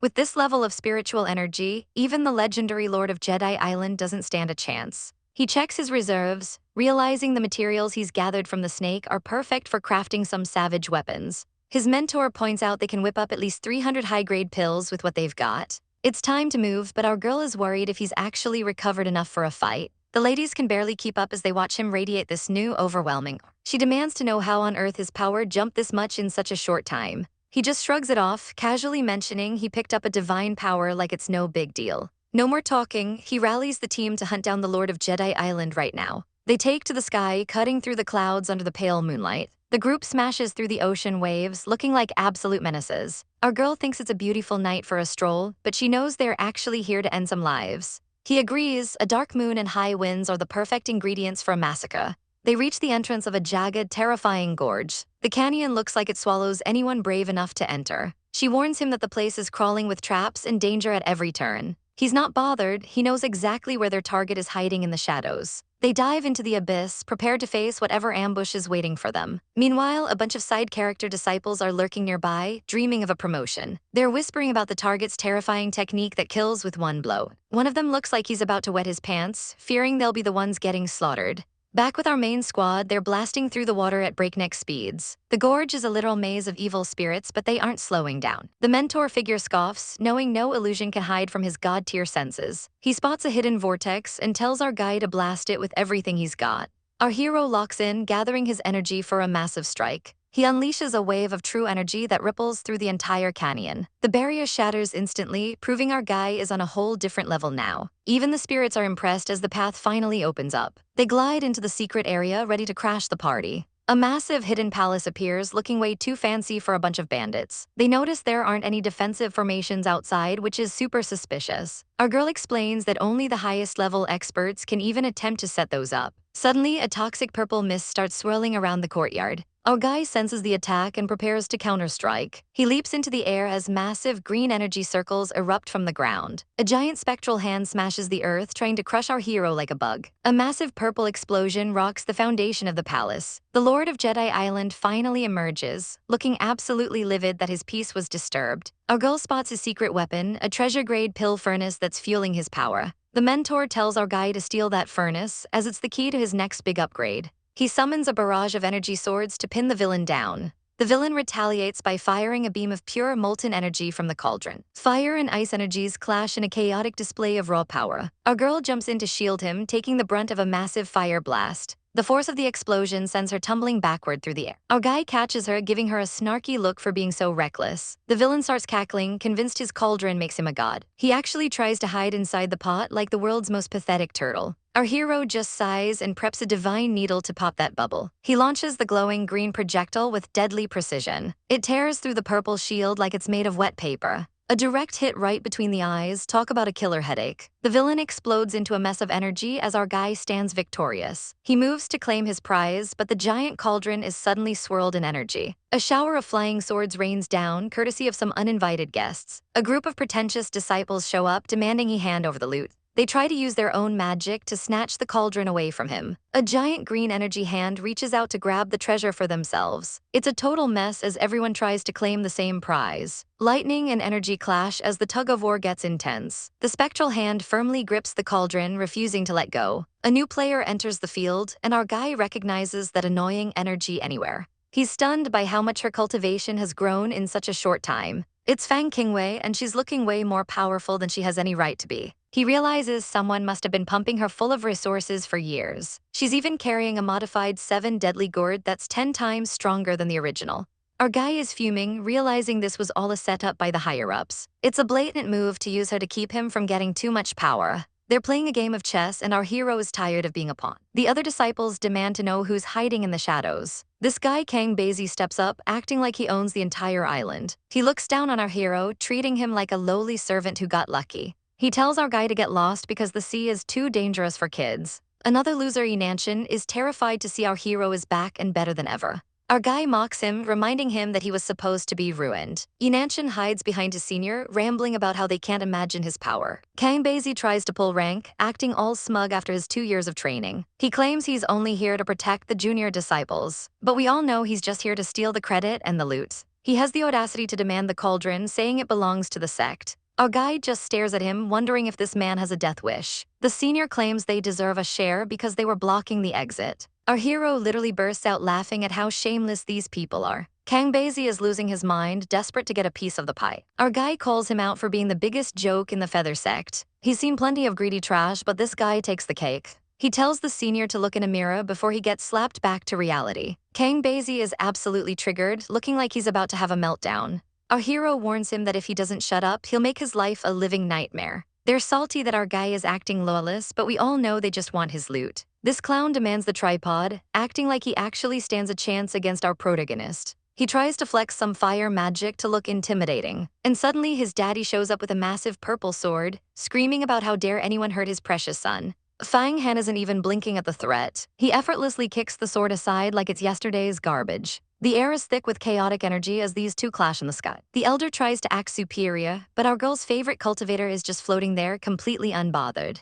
The old man pulls out a sword formation to finish it, but Fang Han taps into that toxic green glow. Look at that savage smirk, he's about to end this man's whole career. He dives in like a savage beast, shattering the spirit swords into literal glass shards. The elder goes for one last desperate scream, but Fang Han calmly informs him that he's the one heading to the afterlife. One green blast to the chest, and it's game over for the old man. He's left looking like a shocked Pikachu as the energy rips right through him. Someone in the back is screaming for him to stop, but it's a bit late for that as the blood starts spraying everywhere. The antagonist is absolutely seething, but Fang Han is just bored at this point. The guy starts coughing up his lungs, still trying to play the victim card. He points a shaky finger, calling our hero a demon just for defending himself. Fang Han just gives him this beautiful, condescending look. He's like, go ahead, tell the elders, see if I care. He starts walking away like the king he is. He tells them all to get lost before he loses his patience again. This red-haired girl tries to step up with some fake arrogance, but Fang Han just asks if that's his stolen gourd she's holding. He knows exactly what's inside that 7 deadly gourd and he wants it back. She starts stuttering about his sister, hoping for a miracle to save her.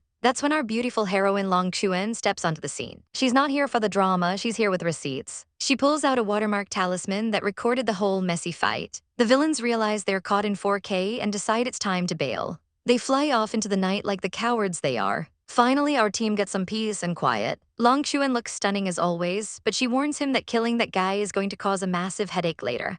Fang Han is just happy to be alive and winning. She explains that the dead guy's wife is a high-ranking disciple in a powerful sect. Basically, he's a kept man who used his wife's elixirs to cheat his way to power. Fang Han doesn't care about having one more enemy on his list. Our white-haired Queen Yan appears and says it's time to refine their new tot. The 5 Hell King cauldron is looking spicy and ready for power-up. Yan spots a pile of treasure and her eyes light up with greed. She starts vacuuming up the gold like a total pro. Even Fang Han is a little embarrassed by how fast she loots the place. Time to move out and find a safe spot. But wait, a wild portal appears back at the scene. A group of shadowy figures is watching, and they really want that cauldron for themselves. They realize they can't take Fang Han alone, so they decide to call for backup. This guy looks like he's planning something nasty for our hero. Our duo is flying south over the sea, leaving the drama behind for now. Fang Han asks where they are and Yong Sheng checks the map. They're heading toward Wenguihai City, a massive sea market. It's the perfect place to buy supplies and hide out while they get stronger. Fang Han is deep in thought about ancient records of the world. Yong Sheng drops some lore about the local emperors seeking immortality.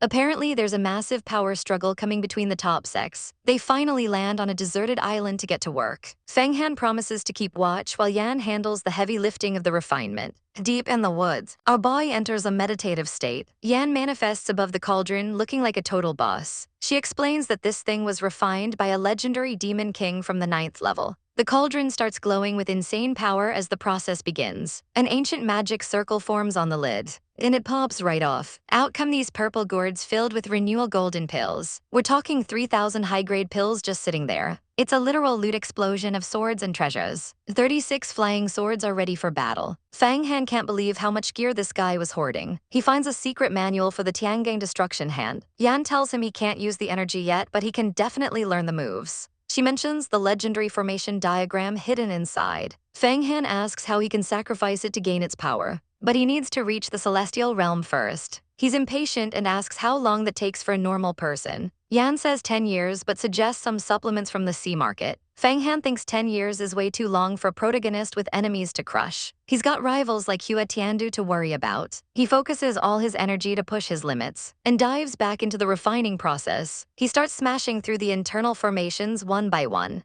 100 down already. Yan steps in with the Yellow Springs holy water to speed things up. The cauldron is cooking now. They break through 999 formations in record time. Only one core formation remains to be conquered. It's officially a top-tier weapon that can protect him from almost anything. Suddenly, Long Xuan rushes in, saying there's a major situation outside. Fang Han opens his eyes, sensing the new trouble. He used up 99% of his power refining that thing, but luckily he's got a magic crystal for a quick recharge. Long Xuan confronts the newcomers who are trespassing. It's the disciples from the Taichai sect, and they're acting all high and mighty. They demand the cauldron, claiming it belongs to their sect from centuries ago. Fang Han listens from the shadows, totally unimpressed by their logic. The villain monologues about how they need to protect the world by taking the treasure. Long Xuan tries to play dumb and act like they don't have it. But this snake pulls out his own recording talisman to prove they're lying. He even mentions a deal with Fang Han's rival, Hua Tiandu. Long Xuan isn't backing down from these bullies for a second. Fang Han finally floats up, ready to talk some sense into them. He calls them out for being greedy hypocrites who want all the meat for themselves. The villain gets triggered immediately because Fang Han insulted his idol. He threatens to dispose of our hero right here on this island. Fang Han just laughs at their insane arrogance. The villain charges up his lightning, screaming about teaching them a lesson. The blue-haired baddie warns that this guy has reached the 4th level of the yin and yang realm. He wastes no time unleashing a massive wave of energy. But our girl isn't about to let her divine power get wrecked that easily. Our protagonist counters with the Heavenly Wood Divine Needle, while everyone scrambles in the chaotic crossfire. Our heroine realizes her cold Kai sword is basically a toothpick against this guy's power. A massive spirit lion clashes with her dragon in a total spectacle of raw energy. Our guy starts channeling his inner beast, preparing to go nuclear. You can see the pure determination in his eyes. Right before a massive explosion rocks the entire battlefield. Out of the smoke, a legendary cauldron appears, and the team realizes it's time to regroup. The villain can't believe they actually refined the 5 Hell King cauldron. Our protagonist screams for everyone to get inside so they can use its power to bust out of there. Our girl summons her cold Kai dragons to transform into ice spirit lightning.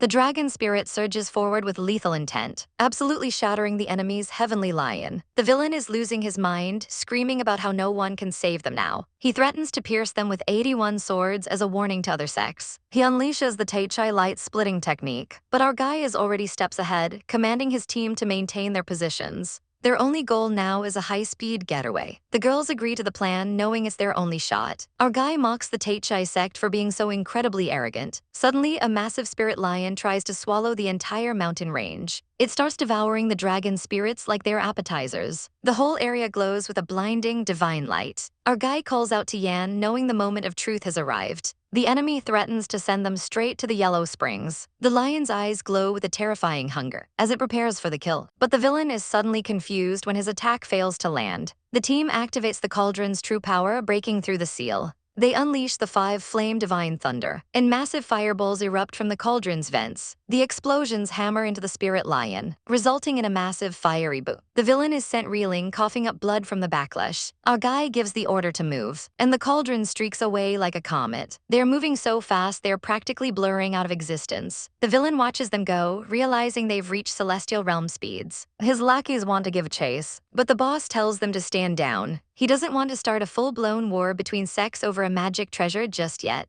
Instead, he plans to intercept them at Wenguihai City, knowing they'll head there for the reward. The cauldron flies over the open ocean. Before taking a sudden steep dive, it spins wildly through the air and hits the water with a massive splash. They sink deep beneath the waves to hide out and recover. Our guy explains that the Taichai sect won't follow them here because they're too obsessed with their reputation. But they know the enemy is waiting for them at the city. Our heroine warns that if they're caught, the execution will be swift and brutal. Our guy wants to head to the ancient ruins next, but our girl points out they're completely drained of spiritual power. She needs specific herbs from the sea market to refine pills and regain her strength. She talks about the legendary Yellow Spring holy water, and our guy's interest is piqued. He thinks to himself that he can't let anyone know about the map he's holding. He realizes he needs to reach the celestial realm to truly be safe. He sits down to meditate, focusing on his cultivation. Our girl encourages him, saying she believes he can make his divine skills a reality. She looks at him with total confidence. As he prepares to consume his recovery pills, he downs the golden orbs and feels the power surging through his veins. The Shurers also consume the pills, their bodies glowing with intense energy. Our guy begins a complex summoning ritual, and massive suits of golden armor materialize on his warriors. He uses the blood of the Blackwater King snake to refine them even further. A pillar of true fire erupts, and the warriors are forged in the flames. They emerge as a group of absolute powerhouses. Their physical strength is now equivalent to 60 or 70 blazing horses. Our guy then turns his attention to a mysterious magic book. He spends time meditating and absorbing its secrets as they travel. They finally arrive at the coastal city of Wanguihai. They spot the massive ships of the Great Chuan Empire in the harbor. Our girl explains that the Taichai sect basically controls the trade here. She mentions the legends of immortal weapons that can literally destroy the earth. A spirit dragon warns our guy that his chances of getting such a weapon are basically zero. These weapons are so rare they've started wars that lasted thousands of years. Our guy just laughs it off in his chibai form, knowing he's got a long way to go. They finally reach the entrance of the Xuan Gui Pavilion. The guards stop them, asking if they're sect disciples or just some random casuals. Our guy flexes his status, telling them they are from the Feather Sect and they are here for a reward. The guards immediately change their tune and invite them inside. They're led through the opulent halls to the main counter. Our girl casually pulls out a box containing the head of one of the 40 thieves. The staff is absolutely stunned by the savage delivery. Our hero overhears some juicy gossip about the Feather Sect and the Taichai sect planning a hit on the Lord of Jedi Island.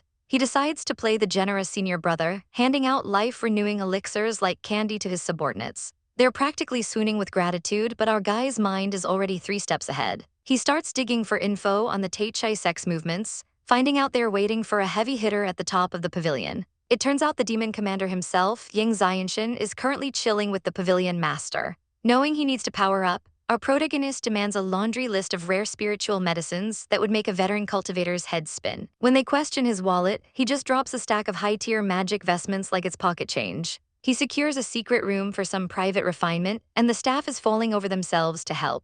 Before he hides away, a fellow cultivator tries to sell him a piece of sacred wood found at sea. Our hero goes to grab it, but the weight nearly snaps his wrists. This tiny piece of wood is a literal 5,000-pound anchor. The seller is desperate to offload it since it won't refine, so our boy negotiates the price down to 15 flying swords. He plays it cool, acting like he's doing the guy a favor while secretly hoping this trash is actually treasure.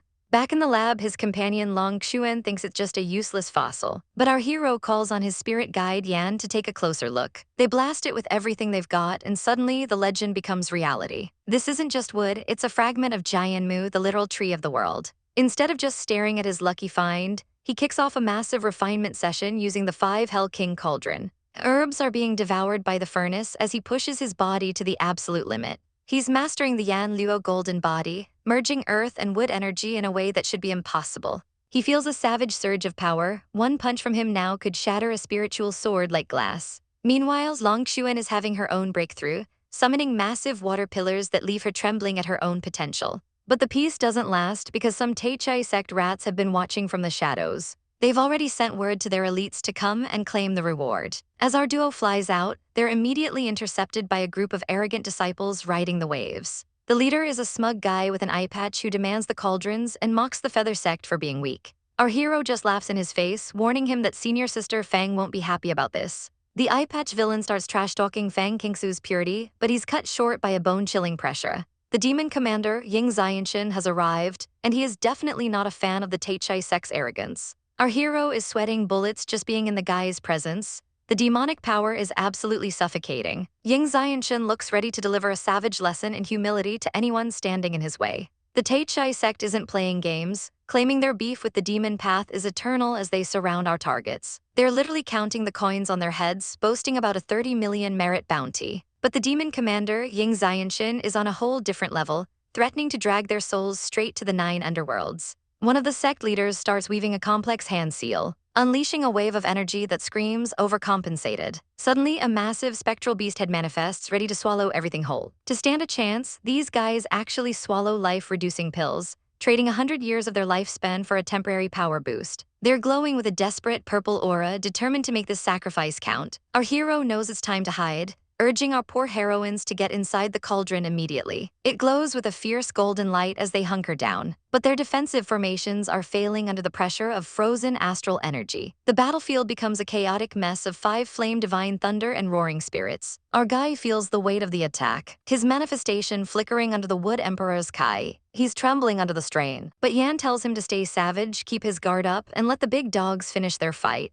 Yan manifests in all his blue dragon glory, clashing yellow springs energy against the rotten Dafa of the enemy. Our heroines are watching from the sidelines, looking absolutely terrified. Yan warns them that his energy is running low, and they need to bolt the second they see an opening. Our boy gives the nod. Even as their cauldron begins to crack from the defiled astral energy, the Teichai disciples decide to ignore our group for a moment to focus all their fire on the demon commander. Ying Xian just laughs, asking if they really think 100 years of life is enough to buy his head. He summons a horde of creepy skeletons, including one massive skull that looks like it crawled out of a nightmare. The sect counters with a soul-destroying dagger formation, and a wind and thunder flag that's supposed to rebuild the universe. The resulting explosion is absolutely savage, but the demon commander just charges through the smoke. He prepares his great destruction technique, a move so forbidden it makes the air itself scream. The spectral beast head is instantly vaporized, leaving the sect leaders in a state of pure shock. Seeing the tide turn, the Teichai guys scream for a retreat, giving our boy the perfect window to move. He activates his teleportation formation, and the cauldron zips away just as the battlefield turns into a graveyard. Yan explains that the Great Destruction technique is a top-tier divine ability that can literally disintegrate astral energy. If it were at max level, it could reshape time and space. But even at this level, it's consuming the commander's life force. Chibai Yan explains it's a battle of who dies of old age first. The Teichai disciples try one last desperate thunderbolt, but the commander just stands his ground through the blast. The explosion is blinding, and the sect members take the chance to flee for their lives. Ying Xian isn't letting them off that easy, his eyes glowing with murderous intent. He fires off another great destruction blast, sending the sect leaders screaming into the ocean. They crash into the waves with a pathetic splash. The commander hovers over the wreckage, watching them burn a resurrection talisman just to survive. He mocks them, knowing the talisman will leave them ruined. He decides they aren't even worth the effort to finish off and leaves. The defeated sect members wash up on a nearby island, coughing up blood and pride. They're so salty they decide to write an edict of heaven in their own blood, framing the demon commander for everything while omitting their own cowardice. They're too embarrassed to admit our hero's group survived, so they just focus on the demon. They weave a web of lies about a sneak attack, promising to settle accounts with our hero later. They burn the edict, calling every sect in the world to hunt down the commander. One of them curses Fang Han, swearing he'll make our boy pay 100 times over. Really? A voice asks, dripping with sarcasm. Our guy appears out of nowhere, looking totally unbothered. He's tracked them down using the very demonic nature they accused him of having. He mocks them for being out of spiritual power while still talking big. The sect leader tries to pull the righteous path card, but our boy knows they'll just kill him if he lets them go. He remembers all the times he was disrespected for being weak. He doesn't hesitate, moving in for the kill. The sect leader tries a pathetic punch, but our hero unleashes a whirlwind of energy. They're sent flying, coughing up more blood than a horror movie. They're completely broken, and our guy finishes the job with a savage flare. He wipes the scene clean, knowing the secret stays between him and the earth. He takes off into the sky, diving deep into the ocean to wash away the evidence. He resurfaces back at the hideout, acting like he just went for a quick stroll to watch the fight. Our girl is shocked, thinking the demon commander actually finished them off. She's worried about a war starting, but our boy just laughs it off, hiding his inner panic. He encourages her to focus on her training while he meditates. He shuts the door and sits down to finally check the loot with Yan. Unfortunately, most of their gear was trashed by the destruction technique. He's feeling unlucky until he spots something shiny. Jackpot Baybao bags. While lightning crackles around our girl in a display of pure power, our hero dives deep into his inner world to check out his latest haul. He finds himself in a cramped pocket dimension, but the size doesn't matter when you're floating in a sea of top-tier loot. He spots some holy water and Yunying pills that are basically the premium subscription of cultivation. This liquid gold is perfect for condensing energy and boosting spiritual power. It's not the legendary Nine Suns version, but for our boy and his dragon, it's a total game changer. Our little Chibai dragon explains that these pills are the absolute peak of human-grade medicine. Our hero gets a quick lesson on the complicated world of alchemy. Pills are ranked from human all the way to immortal, and each grade has 4 levels of quality. Some of these legendary pills take a century just to cook, making them rarer than a loyal second lead. He starts absorbing the energy, uncovering the heavenly lion technique. Even if he can't master it yet, he can use it to create an avatar outside his body. These 3 lions are pure astral energy, packing the punch of 2,000 blazing horses. He's skeptical about this whole incarnation business, but the spirit promises to teach him a puppet technique that's totally savage. It's not a divine power, but it's the perfect spiritual hack for a guy on the rise. They get to work immediately, dropping energy into the mix until the lions start to manifest. A massive magic circle glows, and suddenly 3 ethereal lions are roaring into existence. He activates the little puppet technique, forcing the massive beast to disperse into pure energy. He gathers the swirling light, channeling it through his hands, until a fierce lion tattoo appears right on his chest. This ink gives him the power of 3 astral masters, which is way more flex than anyone his age should have. Next on the list is the fragment of the world tree. If he can refine this, he'll reach the celestial realm in record time. Our boy is all about that grind. Floating in the void with his trusty gourd, he spots the purple fragment and knows he's hit the jackpot. He wraps it in glowing energy, feeling the massive spiritual pressure of the world tree. This is enough to push his techniques to a level no one has ever seen. Meanwhile, a massive beam of light hits a distant island. The Tai sect has arrived, and they are looking for their missing disciples. These guys are incredibly arrogant, claiming even a demon commander wouldn't dare touch their people. Beams of light rain down as the heavy hitters make their entrance. The crowd is absolutely swooning over how strong the Tai sect is, hoping to score some of those high-grade pills for themselves. Suddenly, everyone freezes because the big boss, senior brother Yi, is making his grand entrance. A pillar of golden light shatters the sky, and ethereal figures descend from the heavens. This guy is so extra that he has a 4-clawed golden dragon pulling his literal carriage. This legendary disciple has cultivated the golden elixir and changed his fate against the heavens. But the mood shifts instantly when he senses a lingering aura of death on the island. He realizes his brothers have been slaughtered, and his eyes turn cold enough to freeze hell. He doesn't care who did it. He's issuing a pursuit order to hunt down the demon commander immediately. He vows to surround the demon sect and destroy them if they don't give him an answer. The disciples roar their agreement, and a massive magical order is sent to every sect in the land. The sky fills with purple streaks of light as the message spreads. Back in the Yellow Springs map, things are getting chaotic. Our hero realizes the tree fragment isn't just sitting there, it's actually sucking him dry like a demonic creature. He's sweating bullets as the green energy wraps around him, and he can feel his life force draining away. He manages to break free, but the loss of energy is going to set his cultivation back at least a month. He's frustrated because he's running out of time before his big duel. But the Chibai spirit tells him to stop whining. He used holy water to wash away billions of years of filth from that fragment, and now it's finally waking up. Once it transforms into a sapling, it'll absorb immortal energy on its own and make him stronger than ever. It's a sacred wood from the beginning of time, and eventually it'll be even more powerful than the map he's standing in. With this power, he'll be able to crush his rivals and cultivate the great Tao. Our boy finally gets the vision and starts grinning. He commits to injecting it with his energy every single day. For the next month, he works himself to the bone. Even though his progress is slow, he's starting to understand the true essence of wood energy. Meanwhile, our heroine and her companion are also leveling up like crazy, using a mountain of pills to boost their spiritual power. Fast forward 1 month, and our hero is flying over a deserted island. He spots a golden nanmu tree that's been soaking up heat for 2,000 years. This is the perfect snack for his world tree. He starts siphoning the energy from the roots, putting his hand on the trunk to drain it dry. The tree starts splintering under the pressure, but then a voice screams at him to stop. 2 cultivators rush in, furious that he's ruining their precious tree.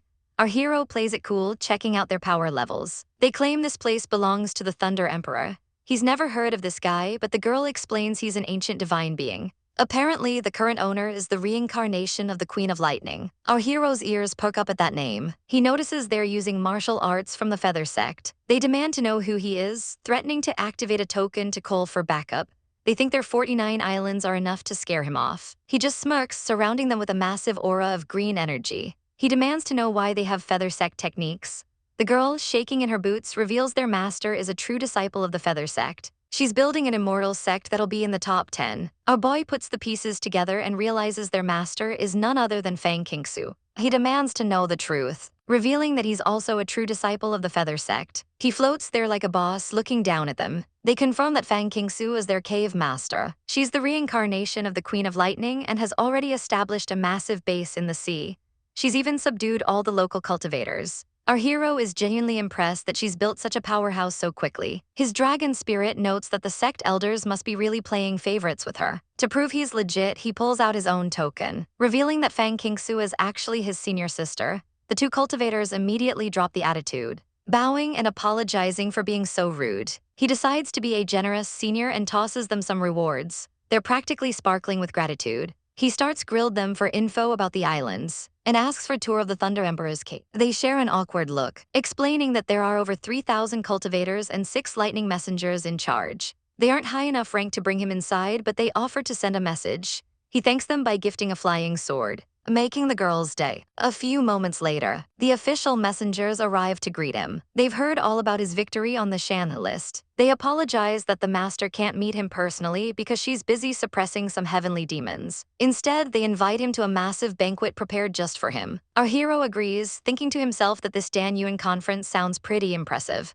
The tea is piping hot as our boy learns that senior sister Fang Qiang has been playing both sides this entire time. She's been cozying up to Fang Qingsu and hiding her true identity like a total pro. But she's not the only one with secrets. The news gets worse because the sea is literally boiling with drama. The demon commander is on a killing spree, and now the Taichai sect has put a massive target on the Thunder Emperor's cave. Our girl's main squeeze realizes he's accidentally triggered a full-blown war between immortals and demons. He's sweating bullets, wondering who Fang Qingsu will side with once she finishes her beauty sleep. As they approach the center of the islands, he decides to play it cool and gather some intel. But the weather forecast suddenly calls for 100% chance of chaos. A massive vortex of doom erupts from the water, and the demonic aura is so thick you could cut it with a knife. Turns out the water goo heavenly demon king has officially broken his seal. Demonic shadows start crawling out of the abyss, looking like they skipped their morning coffee. Our boy isn't about to let Fang Qingsu's base get trashed. He starts charging up that savage green energy, summoning a massive glowing skull phantom that looks absolutely terrifying. He starts devouring the demonic energy like it's a free buffet. The Demon King is absolutely shook, unable to believe his precious power is being eaten. The local disciples can only watch in awe as the demons are swallowed whole.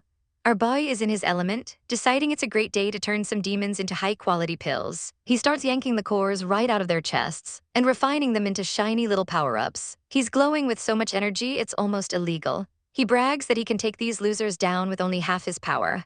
Even his inner spirit Yan is swooning over his multitasking genius. Our boy just laughs it off, claiming it's all thanks to his recent practice. But he's a little worried because killing these guys was suspiciously easy. Suddenly, lightning strikes the entire island. The 6 lightning messengers show up to warn him that the real boss is still lurking. The Demon King's remnant soul is hiding in the shadows, and he's reached the terrifying Demon Danral. Our boy realizes he's basically a snack compared to this guy, but he refuses to retreat and leave the islands to rot. He lets out a savage roar to force the big bad to show his face. He summons his Shurus or demon puppets for some backup. These masked warriors look ready to end careers. He follows up with a golden dragon roar that clears the field, leaving the demon army in absolute shambles. Finally, the pale-haired demon king decides he's seen enough. He is beyond pissed that his 100,000 demons are being turned into floor mats. He demands to know who this overachiever is. His servant snitches that our boy is a disciple from the Feather Sect. The Demon King calls him a freak of nature and decides to personally hunt him down. Our boy barely has time to blink before he's wrapped in a suffocating blue smoke. The king tries to perform a soul search to steal all his secrets, but our boy isn't going down that easy, mocking the king for relying on a cowardly sneak attack. Massive shockwaves ripple through the air. As our boy tries to track his invisible enemy, the king teleports behind him for the kill. But our boy counters with a burst of green energy. The king is obsessed with a one-hit kill. Laughing at human logic, our boy unleashes his lion astral cut, summoning a giant blue lion head that roars with enough force to shatter the sky. The impact is insane, and the king is stunned that a mere human knows these secret techniques. Our boy isn't done, summoning 3 massive lion heads to surround him. He orders his pets to swallow the demon whole. The lions lunge with zero chill, and the king finally starts to panic. He's caught in the lion's jaws, but our boy follows up with a deadly wood divine needle. He focuses all his power into a single point, but the king's eyes glow with a sinister red light. Dark energy begins to swirl, and the king unleashes the great cutting technique. It slices through our boy's needle like it was nothing. Yan screams a warning that this move is a total mind killer. If he gets cut once, his consciousness is history. Our boy braces for the worst, using some high-level footwork to dodge the initial strikes. He summons massive geometric barriers to protect himself. The king lets out his final strike, and the wood barriers are sliced into perfect cubes. The destruction is absolute. Our boy is caught in a sphere of cutting lines and ends up spitting blood. He only survived by shrinking his energy into his body at the last second. But he's still badly hurt. He gasps for air as the king looms over him, asking if he's finally out of tricks. Our boy smirks and calls for the 5 Hell King cauldron. A massive golden vessel descends from the heavens, and his girl Yong Sheng calls out for him to get inside. He dives into the cauldron for safety, and the lid slams shut. Inside, he can finally catch his breath. Yong Sheng is worried sick, but he quickly explains the demon army situation. He knows he can't hide forever, so he decides to head back out and seal the king for good. He flies out of the cauldron like a rocket, diving straight back into the lion's den. The Demon King is waiting with a nasty scowl, recognizing the legendary cauldron. Our boy gathers his Wood Emperor energy into a massive green orb. The light is so blinding the king can't see a thing. In a desperate move, the king tries the heavenly demon disintegration technique, but Yan knows the secret to breaking it. The king screams, accusing our boy of cheating. As his body starts to crumble into dust, he realizes he's been sent to the Yellow Springs. Letting out a final cry of agony as he melts away, the energy swirls violently. As our boy prepares to refine the king's remains into a powerful relic, Yong Sheng rushes over, trembling as she asks if our poor hero is actually okay. Our girl realizes that even if the heavenly demon king was once sealed, his current power level is absolutely insane, and she'd probably get crushed 100 times over if she faced him alone. But our guy is already 10 steps ahead, suggesting they head back to the tripod to use a soul-swallowing formation to turn all those pesky demons into high-grade pills. He explains that refining these foundation establishment pills is the secret sauce of the Feather Sect, usually reserved for the elite disciples of the Celestial Realm. Our girl is stunned because she's only heard of such legendary techniques from the high-ranking sister Jia Lan. Our guy gets a bit smug, explaining the hierarchy of pills from human to immortal grade. He realizes our girl is totally out of the loop, so he goes into full professor mode with a little chibai lecture on pill classification. She's taking notes, finally understanding why that yin-yang longevity pill was such a game changer for her energy levels. With the explanations out of the way, it's time for the main event, absorbing those demons and getting that level up. They activate a massive glowing formation that looks like it could light up the entire sky. He warns her not to let a single demon escape the trap. The giant cauldron begins to hum with terrifying power, acting like a cosmic vacuum cleaner for evil spirits. The demons realize they are in deep trouble as the suction starts to pull them. Look at those faces, they know they're about to become vitamins. The cauldron glows with an intense heat as the refinement process begins. Our girl is low-key swooning over how much power is being unleashed, realizing this cauldron was literally built to control demon armies. Our guy is feeling himself, flexing his power as the formation hits peak capacity. However, his inner dragon spirit pops up to rain on the parade, warning him that even with this harvest, he's going to have a rough time against a real demon commander. The dragon tells him he needs to find the ancient ruins if he wants to reach the next level. They start discussing the Dharma Saint Pill, which is basically the holy grail of cultivation boosts. Taking one of these is like adding 10,000 horsepower to your soul, talk about a glow up. But there's a catch. You need the essence of a top-tier expert to make it, and killing one of those is basically a suicide mission. They realize they got incredibly lucky finding a demon king who was already weakened and sealed. Our guy starts laughing like a total villain as he plots his next savage move to steal a secret technique. Our girl catches him being a weirdo and asks what's so funny. He quickly plays it off, acting like he's just super excited about the loot they are about to collect. The dragon spirit tells him he's going to be busy and reminds him not to miss the big event at the ruins. The cauldron spins wildly as it finishes its work. Meanwhile, back on the ground, his allies are sweating bullets, worried he's being sieged by an army. The cauldron finally slams back down to earth with a heavy thud. They all rush toward him, shouting for their senior brother like he's a returning war hero. But we aren't alone. Far off in the distance, some suspicious-looking guys in cloaks are watching from the cliffs. They're salty that they were one step late and missed their chance to grab the demon's origin for themselves. They decide it's too risky to jump him now since he's packing that massive cauldron, so they choose to stay in the shadows for now. These guys are talking about some heavenly rule and a plan to unify all realms under their mysterious lord. They decide to head back and report their failure, knowing their target is way more dangerous than they thought. They whip out a teleportation charm and vanish into thin air, leaving nothing but dust behind. Back at the banquet, the mood is much better as the host thanks our guy for saving the islands from the demon horde. She admits they almost caused a total disaster because they couldn't control the seal properly. She's practically begging him to tell the cave master how much she helped during the fight. Our guy just laughs and knocks back his drink like the absolute boss he is. But his mind is elsewhere, specifically on the legendary Fang Kingsu. We jump over to the Feather Sect's Purple Lightning Peak, where a girl is standing on a cliff, absolutely losing her mind over the latest news. She can't believe our guy has pulled off so many miracles and decides she needs to report this to Fang Kingsu immediately.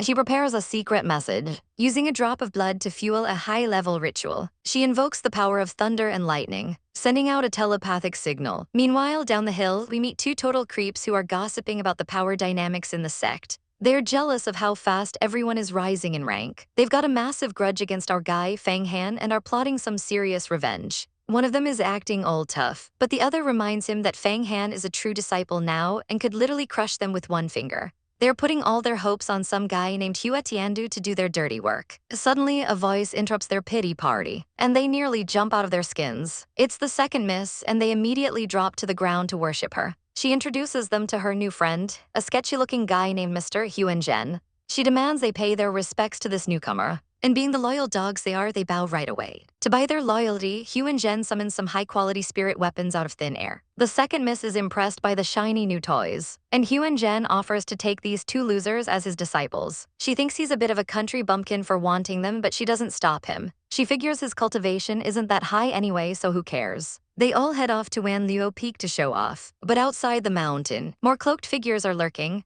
revealing that Ying Xian is actually a divine ruler in disguise who has sealed his own power to infiltrate the sect. They're laughing about how easily they tricked the second miss. Deep inside a hidden sanctuary surrounded by swirling lightning, we finally see the queen herself, Fang Qingsu. She catches the telepathy message and her eyes snap open. She's processing the chaotic news about the demon conflict and Fang Han's sudden rise to power. She's actually shocked that he was bold enough to challenge Hua Tiandu to a death match. She decides she can't just sit around and summons the Thunder Emperor talisman. She rises into the air looking like a total goddess of destruction. She descends from the sanctuary with enough power to level a mountain. We cut to the edge of the void, where a massive explosion rocks the frozen landscape. Our main duo has arrived, but even the strongest experts find this environment brutal. Our girl explains that this wasteland is a remnant of an ancient war between immortals and demons. She knows a secret passage teeming with demons that might lead to the stars. Our guy is curious about ancient ruins, but she warns him that those places are death traps where space and time itself can warp. He's not scared though, he's just ready to start the hunt. The dragon spirit pops up ready to get cooking, but our guy suddenly senses something moving toward them at insane speeds, trapping our hero in a massive golden cocoon as he finally unlocks the secrets of the great cutting technique. His spirit guide is living for this moment, bragging about how the heavenly demon race is the true origin of the demon Tao. Symbols of ancient power etch themselves onto our boy's forehead as he masters the flow of true energy. He's not stopping there, though. He orders the activation of the Purgatory Formation to push his limits even further. A massive magic circle ignites with eerie green flames, and our hero sits right in the center, looking completely unbothered while his power cooks. The energy compresses into a spiraling vortex, hardening into a glowing shell. With a satisfied smirk, the spirit guide declares that the process is finally complete. Out of the flames emerges the Dharma Saint pill, a top-tier Earth-grade treasure that looks absolutely delicious. Our hero catches the pill, and even he's shook by the raw power radiating from it. It's like 10,000 horses are galloping through his veins. With a draconic spirit backing him up, he looks like a total savage. He begins to channel every ounce of his energy, causing a single drop of power to ripple through his spiritual sea. Suddenly, a literal army of ethereal horses charges forward. Our hero stands at the center of the chaos, feeling the rush of unlimited spiritual power surging through him. His body begins to crystallize under the pressure, turning into a human-shaped magic crystal. Every inch of him is hardening into pure, unbreakable energy. But with a massive roar, he shatters the crystal shell, revealing his newly perfected Yanliu golden body. The smoke clears, and he looks like a literal god of lightning as he steps forward. His spirit guide jokes that he almost became a permanent decoration, but our boy is just proud of his constant grind. He flexes his new magic circle, boasting that he now has the power of 12,000 blazing horses. He launches his flaming gourd into the air, catching our poor girl completely off guard as she scrambles to keep up. She's low-key terrified, wondering how his spiritual power got this insanely strong. She points the way to the void passage, telling him they need to move fast. But before they can make a break for it, three mysterious figures appear in the sky like the ultimate party crashers. Our hero's eyes narrow as he realizes they aren't alone. The girl throws up a defensive shield, while the flaming gourd continues its chaotic flight path. The gourd hovers near the strangers, and our hero politely asks which sect they belong to. One of the cloaked men points a finger, recognizing our boy immediately. Our hero is just confused, having no clue who these weirdos are. Suddenly, the guy lashes out with glowing red chains, demanding the essence of the water goo. The chains snap as an alien-looking creature is revealed beneath the cloak. They tell him to be their lapdog or die, which is honestly such a tired villain trope. Our hero isn't buying it, noticing that even though they look like demons, their aura is completely different. The spirit guide is actually panicking for once, screaming that these aren't humans or demons, they're extraterrestrial gods. Legend says these guys were all wiped out 10,000 years ago. They are born with godlike power and bodies that never age, making them the ultimate natural predators. They have zero chill and an endless desire to rule over everything in existence. In the ancient days, they almost exterminated everyone else, leading to a worldwide pact to kill them on sight. They are the common enemy of every living thing. One of the gods attacks with a blast of blue energy, and the clash of powers is absolutely blinding. Our hero retaliates with a green energy strike, catching the god by surprise. He lands with a heavy impact. A massive explosion of light rocks the battlefield. Both our hero and the girl are sent flying back by the force of the blast. The spirit guide yells at them to stay focused. The alien god punches through the smoke, bragging that their divine power is on a whole different level. They promise to play with our hero until he dies, but he's already planning his comeback. The girl tries to help by launching the giant gourd at them. The gourd spins rapidly, but the gods actually manage to catch it with their bare hands. She realizes her treasure is completely stuck and her spiritual power is being drained. Our hero gets trapped in a grid of green energy lines, and it looks like he's about to be sliced into pieces. The alien gods watch from above, thinking they've won. The energy lines tighten, but suddenly the tables turn as the gods get hit by their own technique. They are shook that a mere human could replicate their great cutting technique. They scream for him to be killed immediately, but our hero just smirks because it's way too late for that. He dives through the energy field with savage grace. He pushes out a massive wave of golden power, engulfing the gods in a pillar of light. One of the gods is blasted away, and the energy begins to suck everything into a void. Realizing they're outmatched, the aliens try to make a run for it. A massive explosion lights up the sky. Our hero watches them flee, knowing there's a huge conspiracy brewing. He sends the gourd chasing after them, determined not to let them escape. The gourd slams into one of the gods, causing a massive no to echo through the air. The impact is absolutely brutal. The gourd crushes the alien gods into the ground. Despite them screaming about their immortality, the ground shatters under the weight, followed by one final massive blast. Our hero takes a breather, and the spirit guide explains that these gods can actually be refined into longevity pills.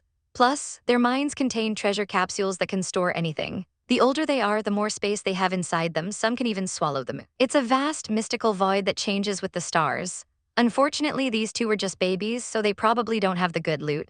Our hero stares at the captive gods, and the spirit guide warns him that a new catastrophe is coming. He's told to get back to work and keep hunting demons. Our boy gets a little kick in the pants to keep him moving. The gourd takes off again, flying over a desolate, rocky landscape. Our hero senses a massive surge of demonic energy nearby. They reach the edge of a shimmering lake, which turns out to be the void of return. The girl warns him that it's dangerous, but our hero is ready to dive right in. They pass by floating platforms in the dark, the gourd leading the way through the stars. Everything goes dark for a moment, until a flash of light signals their arrival. Our hero looks ahead, ready for whatever is waiting. The gourd pushes forward, and suddenly a swarm of blue demon spirits erupts from the darkness. They attack with savage fury, while strange dark orbs begin to fill the air. Sharp spikes burst from the ground, turning the area into a literal death trap. Monsters are literally snacking on the local wildlife, and things are getting messy real fast. This entire swamp is a chaotic blend of demonic energy and gore. Our girl explains that this lovely vacation spot is actually the mire of flesh and blood,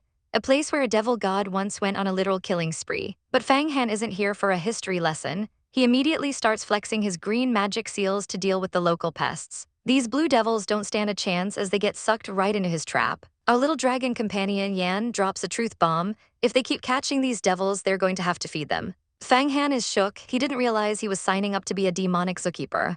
Yan explains that an army of 50,000 hungry devils is basically a ticking time bomb. If our guy doesn't find them some snacks, they'll start eating each other. The idea of feeding them horses or humans makes him sweat bullets. He considers letting them loose in the sea to eat fish, but that's a huge taboo for someone on the immortal path. Yan basically tells him the only way out is to let them thin their own ranks until only the strongest survive. It's a savage world out there, and the pressure is definitely on. For now, Fang Han lets them feast on the swamp's murky energy to keep them quiet. The golden cauldron zooms through the dark sky, surrounded by an ocean of red demonic eyes. Our heroine warns him that he's heading straight for a devil king. But Fang Han is feeling himself, claiming that as long as it's not a top-tier boss, he's got this. Our girl wants to believe him, but her face says she's ready to bolt. She decides to trust his power for now. Meanwhile, in a palace surrounded by purple lightning, the son of the devil god is lounging on his throne. He's surrounded by his harem of devil kings, looking totally unbothered. A messenger rushes in, panicking about an intruder. They report that a massive tripod is currently vacuuming up their entire army. The prince's interest is piqued. He uses a scrying spell to see what the fuss is about.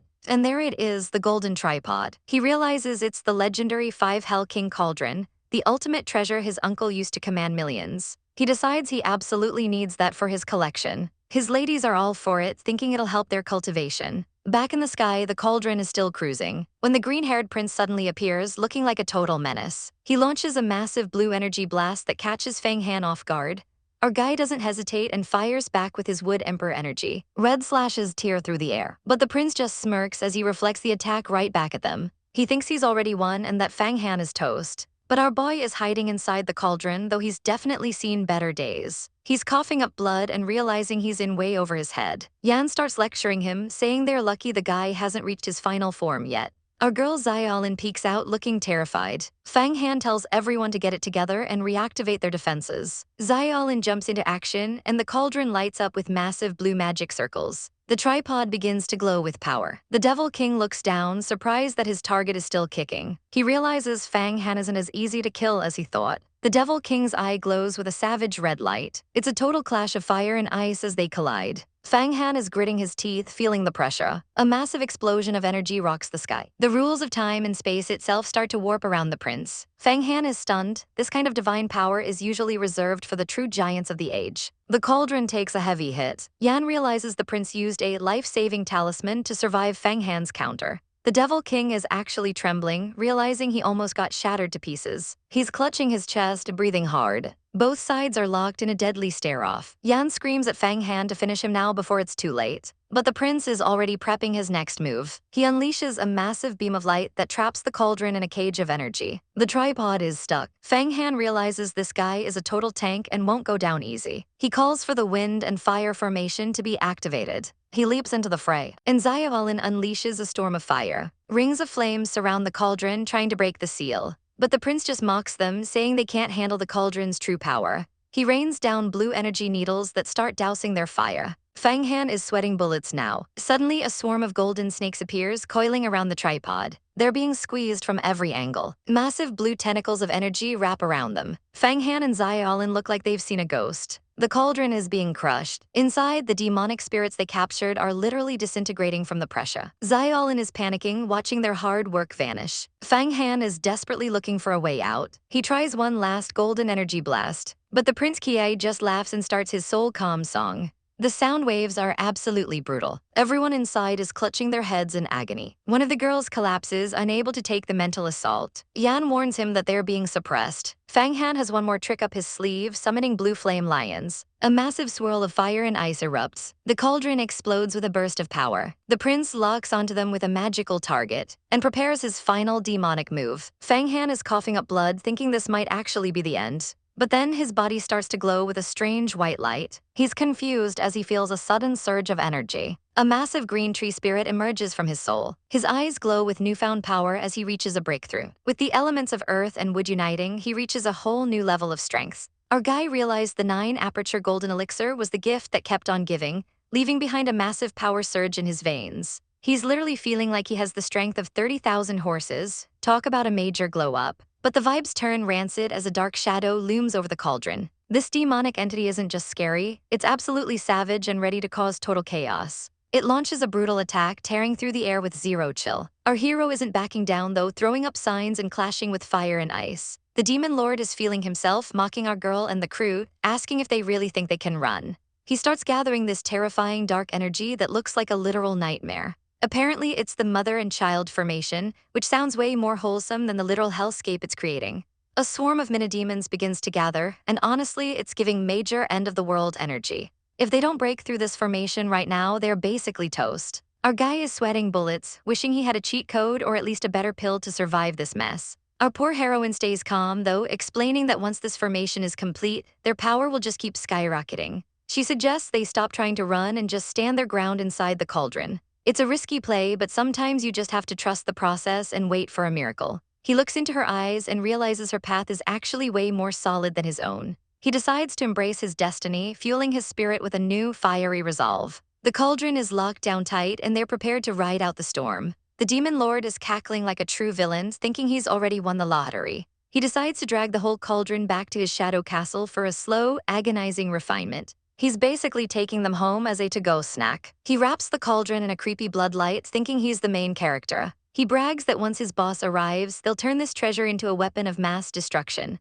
To make it happen, he needs to contaminate it with some pure immortal juice. He brings out the Jilliang holy water, thinking he's being a total genius. He pours it on, fully expecting to break their spirits and their defense. But our guy's dragon companion is low-key loving this, calling the demon lord a total clown for helping them out. See, our hero has a secret weapon, a fragment of the literal world tree. The dragon screams at him to watch out because touching that holy water is basically a death sentence. He gets blasted by the sheer heat and it's looking pretty painful. The dragon explains that this water is pure yang energy and needs a serious buffer before use. The dragon steps in with a massive spell to contain the chaos. It manages to wrap the holy water into a manageable little drop. Our guy gives a smug grin, ready to turn this disaster into a massive power-up. He pulls out the purple fragment and the air starts to shift. As the water hits it, the fragment sprouts into a glowing green vine. The demon lord's eyes go wide as he realizes something is going horribly wrong. He shook that his precious holy water is being sucked dry by some mystery plant. He tries to double down, screaming that he won't be outdone by a tiny disciple. An hour later, that little sprout has turned into a beautiful glowing vine of pure power. Our hero is just vibing in the center of it all, soaking up the gains. The dragon explains that this wood kai is the ultimate fuel for anyone practicing supernatural arts. Normally, this kind of progress would take 10 years of grinding, but our guy is speedrunning it. He's growing stronger by the second, feeling like an absolute giant among men. The tree has become a massive beacon of life right in the middle of the demon's lair. It's literally eating the demon lord's holy water like it's a refreshing soap. The villain is absolutely losing his mind, screaming, "What is that?" Our guy is amazed, wondering if this little seedling can actually reach the immortal world. The dragon tells him he might not see it fully grown for 1,000,000 years, but it's still a flex. He decides to merge the seedling into his own energy, making it his ultimate magic weapon. He can feel his spiritual power being nourished, and honestly, he's never felt better. The dragon starts laughing because our guy has finally reached the kai-eating realm. Most cultivators need pills to stay strong, but our guy is way past that now. He's a kai eater, meaning he can just pull energy straight from the void. He takes a deep breath of that sweet, sweet immortal air. Now he's fully confident he can take down his rivals within the next decade. The demon lord is having a total meltdown because his stash of holy water is gone. He goes full crazy mode, swearing to kill everyone and turn them into water to replace his loss. He charges in, thinking our hero is still a weakling, but he's in for a rude awakening. Our guy just prepares a fist, glowing with his brand new high-tier energy. When their powers clash, it's not even close. Our hero's kai is on a whole different level. The demon lord gets sent flying back by the sheer force of the impact. Even when he tries to pin our guy down, the world tree energy acts like a perfect shield. The green vines wrap around the dark energy, neutralizing it like it's nothing. The villain is still talking trash, but he's looking more pathetic by the second. Suddenly, the dragon strikes from the shadows, catching the demon lord completely off guard. He gets launched into the air like a literal ragdoll. He's terrified, realizing this isn't just demon magic, it's something way more ancient. The dragon grabs his leg and you know it's about to be game over. A massive glowing magic circle appears, sealing the demon's fate. The energy explosion is absolutely blinding and totally epic. The demon lord is left hanging in the air, struggling to breathe. He tries one last desperate move, but he's already lost the momentum. The dragon's claw comes down with the force of a falling mountain. He gets pinned by beams of light and his screams are music to our ears. In a final act of rage, he unleashes his blood sky blade, turning the world red. Everything goes up in a massive, dramatic explosion that rocks the entire castle. The blood sky blade is finally unleashed, and it's even more vicious than we ever imagined. Without a protection formation, this demonic weapon is literally built for one thing: harvesting souls. Our enemy is cornered and starts chugging pills like they're candy, desperate to stay in the fight. He tries to expel the talismans, but a massive blue explosion rocks the entire room, leaving him in total shock. Fang Han stands amidst the carnage, looking absolutely savage while the bodies of his enemies pile up around him. This green-haired creep is fuming, his pride completely shattered. He leaps into the air with a desperate cry of die, pouring all his remaining energy into one last strike. But our boy is way too fast, dodging the massive blast with zero effort. The exchange is chaotic, blades clashing in a high-speed blur of red and blue energy. The enemy's blade strikes the ground, but he's already lost the rhythm of the fight. Fang Han starts weaving a massive golden magic seal, ready to end this theater. The entire floor lights up with an ancient formation that spells certain doom for anyone caught inside. The creep tries to act tough, mocking our boy's cultivation level even as he trembles. Big mistake, Yan summons a massive spirit claw from the shadows to teach him a lesson. It grabs the villain right by the torso, crushing his ego and his ribs at the same time. He screams in agony, wondering how a child could possibly hurt him this badly. A pillar of pure energy erupts, blinding everyone in the vicinity as the power peaks. The blast is so powerful it looks like the whole castle is about to come crumbling down. Coughing up blood, the villain realizes he's cooked and tries to take everyone down with him in a final burial move. He attempts a disintegration technique, but Yan isn't having any of it. The dragon spirit looms over him like a literal god of destruction. The villain screams as he's literally erased from existence, his energy being sucked dry until nothing remains. With its master gone, the blood sky blade starts vibrating violently, trying to break free. It shoots through the ceiling like a red comet, desperate to escape. Fang Han realizes the blade actually has its own wisdom and is trying to ghost them. It pulses with demonic lightning, resisting every attempt at capture. A massive red orb of energy explodes as the blade shows its true, terrifying power. Golden flames clash against the red demonic aura in a high-stakes tug-of-war. Our boy decides it's time to play for keeps and give it a real try. He reaches out, grabbing the raw energy with his bare hands as if it were nothing. He's floating in a sea of golden power, pushing his limits to the absolute max. And just like that, it worked. The blade is calmed, turning back into a silent weapon. Back inside the cauldron, the demon blade is locked down with heavy golden chains. Our girl Long Chuan shows up to congratulate him, looking as stunning as ever. She warns him that having this blade is going to make him a target for every jealous snake in the sect. Then she winks, promising to keep his little secret and act like she saw nothing. They decide to turn this castle into their personal shopping mall and see what else they can find. Fang Han is feeling himself, looking like the ultimate main character. Suddenly, Xiao Lin appears with a mysterious smile. She offers to be their tour guide since she knows all the demon secrets of this place. Long Chuan gets right to work, vacuuming up every precious mineral and medicinal herb in sight.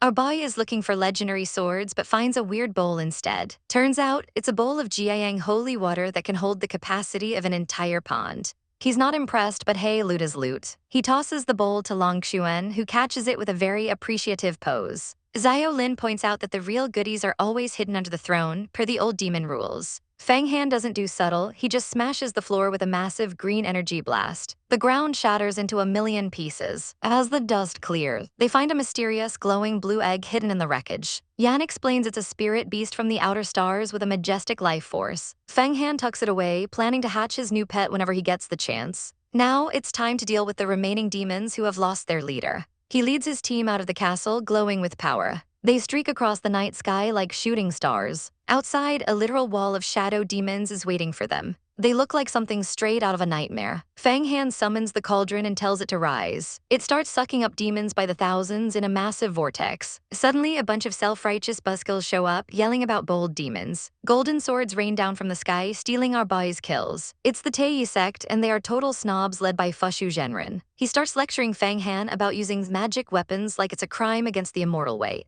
Our boy is not in the mood for a sermon and gets immediately sassy. This guy acts like he's the supreme headmaster already, quoting rules that haven't even been made. He claims using such weapons only discredits the sect. He even tries to restrain our boy, acting like he's doing him a favor by keeping him in check. Fang Han tells him to stop yapping and go find the demon commander instead. He pretends to agree to their plan just to get these annoying snakes off his back. The snobs are actually surprised he's playing along so easily. He hops back into his cauldron, telling them he'll follow behind using its power. Once inside, he tells Long Chuan he's just faking it to avoid more trouble. He sits down, exhausted but focused. He tells our girl to hide for a while so he can refine the demon blade for real. She promises to protect him while he works, giving him a sweet smile. Fang Han enters a deep meditative state to begin the process. The spirit of the Bloody Night King looms over him, trying to corrupt his mind. He uses the holy water to drown out the demonic influence once and for all. The water clashes with the blade's red aura in a storm of steam and energy. Fang Han's eyes snap open, overflowing with new power. The blade is finally under his total control. He holds his new weapon, looking ready to smoke anyone who looks at him wrong. Outside, the Tei leader is still sneering, thinking he's using our boy as a meat shield. He wants Fang Han to do all the dirty work in the upcoming battle. They arrive at the passage to the Taiyuan Immortal Palace. The leader points toward it like it's the promised land. He calls it a paradise, trying to trick everyone into going in first. But our girl Long Chuan knows better, she's seen the history books. This place isn't a paradise. It's a massive graveyard for masters who were caught in the traps and never heard from again. Zhao Xuanyi thinks he can just stroll in and take charge, but the battlefield is already a chaotic mess. He descends on his sword like he's the main character, but honestly, nobody asked for this. The entire area is being torn apart by a massive red beam while floating islands crumble around them. Ying Xian is ready to pounce, but he's not the only heavy hitter on the field. Suddenly, golden dragons start swirling through the air, and it's clear things are about to get savage. Zhao Xuni from the Tei sect steps forward, acting like he's a literal god. Our boy is just watching these high-level players arrive, wondering if he's about to get caught in the crossfire. The elders are obsessed with some magical treasure, claiming this king cauldron is rightfully theirs.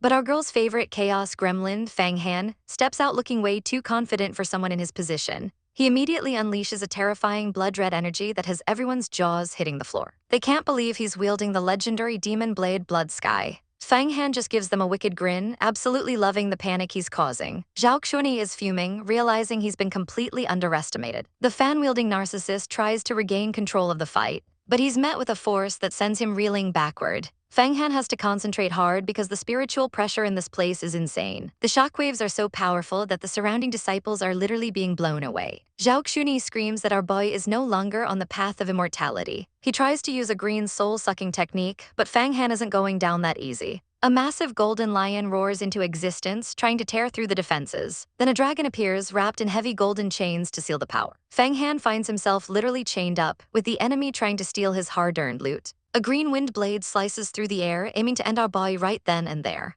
Fang Han curls into a ball, bracing for the impact as the world turns into a blur of light. But he's a savage, and he shatters those golden chains like they're made of glass. He starts screaming at them, calling out their hypocrisy for trying to murder him for his treasures. He points a defiant finger, summoning a massive red blade that dwarfs everyone. He swings it with enough force to split the heavens. The impact is so massive it sends his enemies flying like ragdolls. A giant red explosion rocks the entire floating island while the crowd watches in pure horror. The peanut gallery is already gossiping about how the Tei sect is just a bunch of thieves and bullies. Zhao Xuanyi is losing his mind and orders his disciples to surround and kill our boy immediately. Fang Han prepares for the incoming onslaught of flying swords. He shatters their weapons midair, showing them that numbers don't mean a thing. He dodges a lethal strike with a backflip, looking absolutely majestic. The enemies realize they need a massive formation if they want to stand a chance. But Fang Han has a better idea and decides to dive straight into the King Cauldron. The enemies scream in panic, knowing they've just lost their chance to catch him. Their eyes go wide as a pillar of blinding white light erupts from the cauldron. The energy is so intense it clears the entire sky. After the light fades, the atmosphere feels completely different. Out of the light, our gorgeous heroine Fang Qingsu finally makes her grand entrance. Even the blue dragon in his mind is like, bro, we might be in trouble. Our Chibai boy is sweating bullets because he knows she's suspicious of his new powers. She gives him a look that is both beautiful and terrifyingly sharp. She starts listing off his achievements like a proud, yet scary older sister. She looks him right in the eye, and he can see his own reflection in her golden gaze. She gets right in his face, demanding to know if he has the dragon painting. Fang Han plays it cool and acts like he has no idea what she's talking about. The dragon in his head is screaming that this woman is way stronger than any demon lord they've faced. They share a tense moment, with both of them trying to read each other's intentions. The Tei disciples are still lurking in the background, looking like absolute losers. Fang Qingsu turns her icy gaze toward them, and you can practically feel the temperature drop. Zhao Xuanyi tries to lecture her about the devil's path, but she isn't buying any of it. She just gives them a mocking smile that says, try me. She stands protectively in front of Fang Han, making it clear that if they want him, they have to go through her. She calls out the Tei sect for their massive egos and for thinking they rule the world. Zhao Xuni points a shaky finger at her, claiming she's protecting a traitor. He tries to act like he's being merciful by only wanting to punish our boy. Fang Han has had enough and literally calls him a fart bastard in front of everyone. The entire crowd is stunned by his audacity. He yells that they're just jealous because he's the one who actually killed the Demon King. He starts a whole speech, warning the other sects that the Tei sect will eventually come for them too. The Tei guys look like they're about to explode from pure rage. Fang Han tells everyone that these immortals are actually more ambitious and dangerous than any demon. Zhao Xuni finally snaps and unleashes a deadly red storm. The slashes tear through the air, aiming to shred our boy to pieces. Fang Han gets caught in the center of the black sunstorm and struggles to stay conscious. He realizes that without his special powers, he'd be nothing but ashes by now. Fang Qingsu watches the chaos, looking like she's about to step in and end this whole circus. Fang Han is coughing up blood, but he's still standing, which is honestly a miracle. Zhao Xuanyi is shocked that our boy is still alive and starts thinking about retreating. Fang Qingsu looks absolutely stunning as she prepares to settle the score. Ying Xian laughs and suggests that he and the lady should team up to refine the enemy. The Tei disciples look absolutely terrified now that the tables have turned. Our girl isn't playing games anymore, making it clear that her business with the Tei sect is strictly personal. But the guy from the Fang family is out for blood, demanding a solution for the lives they lost. Suddenly, massive glowing chains shatter under the pressure of the rising tension. Our boy Fang Han looks completely caught off guard as the energy in the air shifts. Even the surrounding disciples can feel the raw power beginning to swirl around them. Just when things couldn't get more chaotic, a golden-haired warrior descends, looking for Ying Xian. It's Song Wai, the big sunfire, and he arrives with a smirk that says he's the main character of this fight. Our girl just gives him a savage side-eye, asking if he's really brave enough to challenge her too. The whole battlefield is a mess of floating debris and crackling lightning. The blonde guy calls out for Brother Hua to finally show his face and end this dispute. Fang Han grits his teeth as a dark, oppressive shadow begins to manifest behind him. The shockwaves from this new presence send everyone stumbling back in fear. A single foot lands on the frozen ground, cracking the ice with sheer authority. And there he is, the legendary Hua Tiandu, looking like he just stepped out of a divine painting. Our heroine is visibly disgusted, her eyes glowing with a purple aura of pure hatred. Tiandu floats above the battlefield like he owns the sky, looking down on everyone with pity. He looks at Fang Han and admits he didn't expect the boy's strength to skyrocket so fast. But then he turns into the ultimate buzzkill, accusing our boy of using immoral means to gain power. Fang Han isn't taking that disrespect, listing every demon he's slaughtered while Tiandu was busy being a hypocrite. He points a defiant finger at the sky, reminding everyone that they are both true disciples of the same sect. Our girl is swooning over his boldness, but keeping her cool as Tiandu claims he's here on behalf of the sect head. He demands that they return to the Yuhua sect immediately to settle this misunderstanding. But our girl isn't a puppet. She asks him what happens if she simply refuses to go. She strikes a pose that says she's ready for war, making it clear he has no right to control her.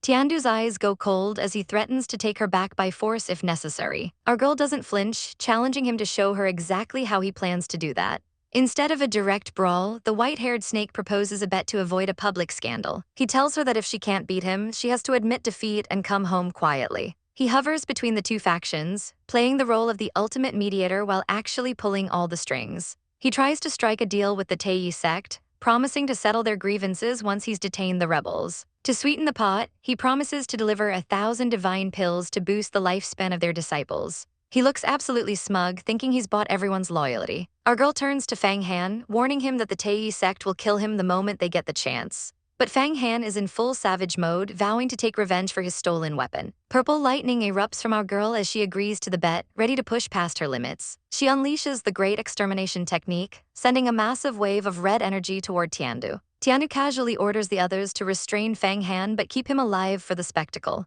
He blocks the red energy with a single hand, acting like this legendary move is just a light breeze. The battlefield turns into a chaotic blur of clashing disciples and flying spells. Tiandu stands his ground while the blonde guy orders his team to trap Fang Han in an array. They activate the Liu towering array, surrounding our boy in a cage of purple light. But Fang Han just smirks, pulling out the massive King Ding furnace to turn the tables. The artifact glows with an intense golden light that blinds his attackers. The blonde guy realizes too late that Fang Han isn't just a low-level disciple anymore. Up in the sky, the leaders watch the duel, gossiping about whether our girl is really the reincarnation of a goddess. Fang Han shouts for his power to rise, swinging a sword that leaves trails of red light in the air. The Tei disciples try to shift their array, but the banners are already burning. Blue seals begin to swarm the area as they try to sever Fang Han's connection to his weapon. The Tei girl is shocked, realizing Fang Han's cultivation is far more bizarre than they imagined. They think they can just overwhelm him, but our boy's wood-type power is on another level. As they move in for the kill, Fang Han calls out for Yan to help him manipulate the furnace. A massive blue dragon spirit manifests, roaring with enough power to shake the heavens. Yan connects his divine energy to the furnace, creating a link that amplifies Fang Han's strength 100-fold. The furnace begins a high-speed rotation, turning into a golden tornado of destruction. The disciples are sent flying, terrified that a hidden master has entered the fray. Yan laughs maniacally as he activates the soul-leading array, ready to vacuum up his enemies.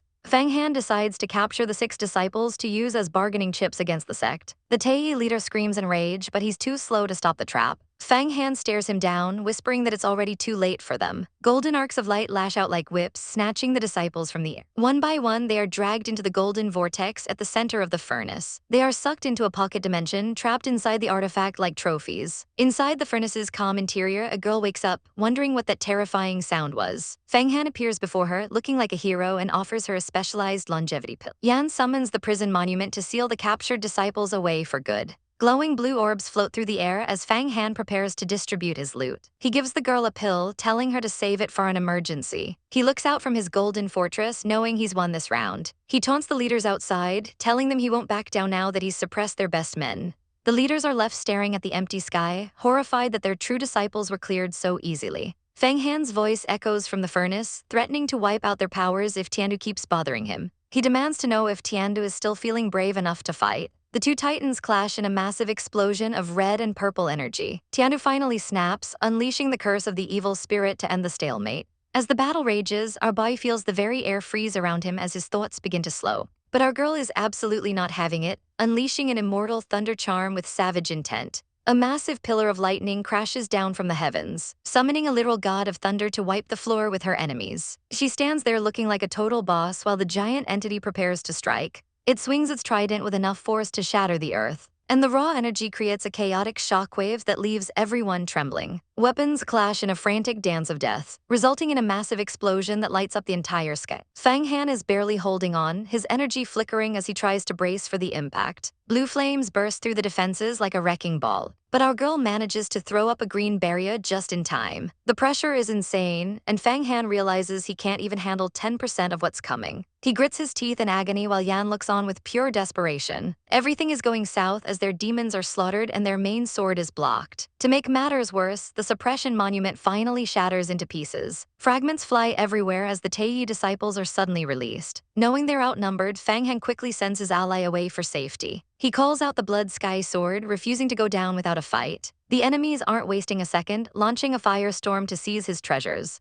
Our poor hero is swallowed by a vortex of pain. Desperate times call for crazy measures, so he pulls out a pill that trades a century of his life for raw power. He swallows it without hesitation, his eyes glowing with a terrifying new light. A massive explosion of strength surges through him, giving him the power of 300,000 horses. The enemies are shook to their core, realizing they've pushed him way too far. He activates his golden pill, ready to turn the tide of this chaotic mess. The clash is so violent that even the spirit Yan says he can't handle the intensity. A blinding light erupts as they make a last-ditch effort to escape certain death. They bolt through the chaos as the world falls apart behind them. Streaks of energy paint the sky as they retreat from the battlefield. Our girl calls out for him, her heart racing as the portal looms ahead. But the bad vibes are just beginning. Disciples are scattered like leaves in a storm. Tiandu isn't done, invoking the laws of heaven and earth to seal their fate. He screams for their destruction as a massive golden hand descends. It slams into the furnace, threatening to crush everything inside. Our heroine calls him a total psychopath for going this far. But the mansion's own defense system starts a massive counterattack. An elder steps in with a high-level technique to shift the very heavens. The energy spirals out of control in a gorgeous but deadly vortex. A flash of pure white light consumes the entire scene, leaving our girl collapsed on the ground in the aftermath. Tiandu stands tall among the ruins, looking like the ultimate villain. He realizes he's still hundreds of years behind the true masters.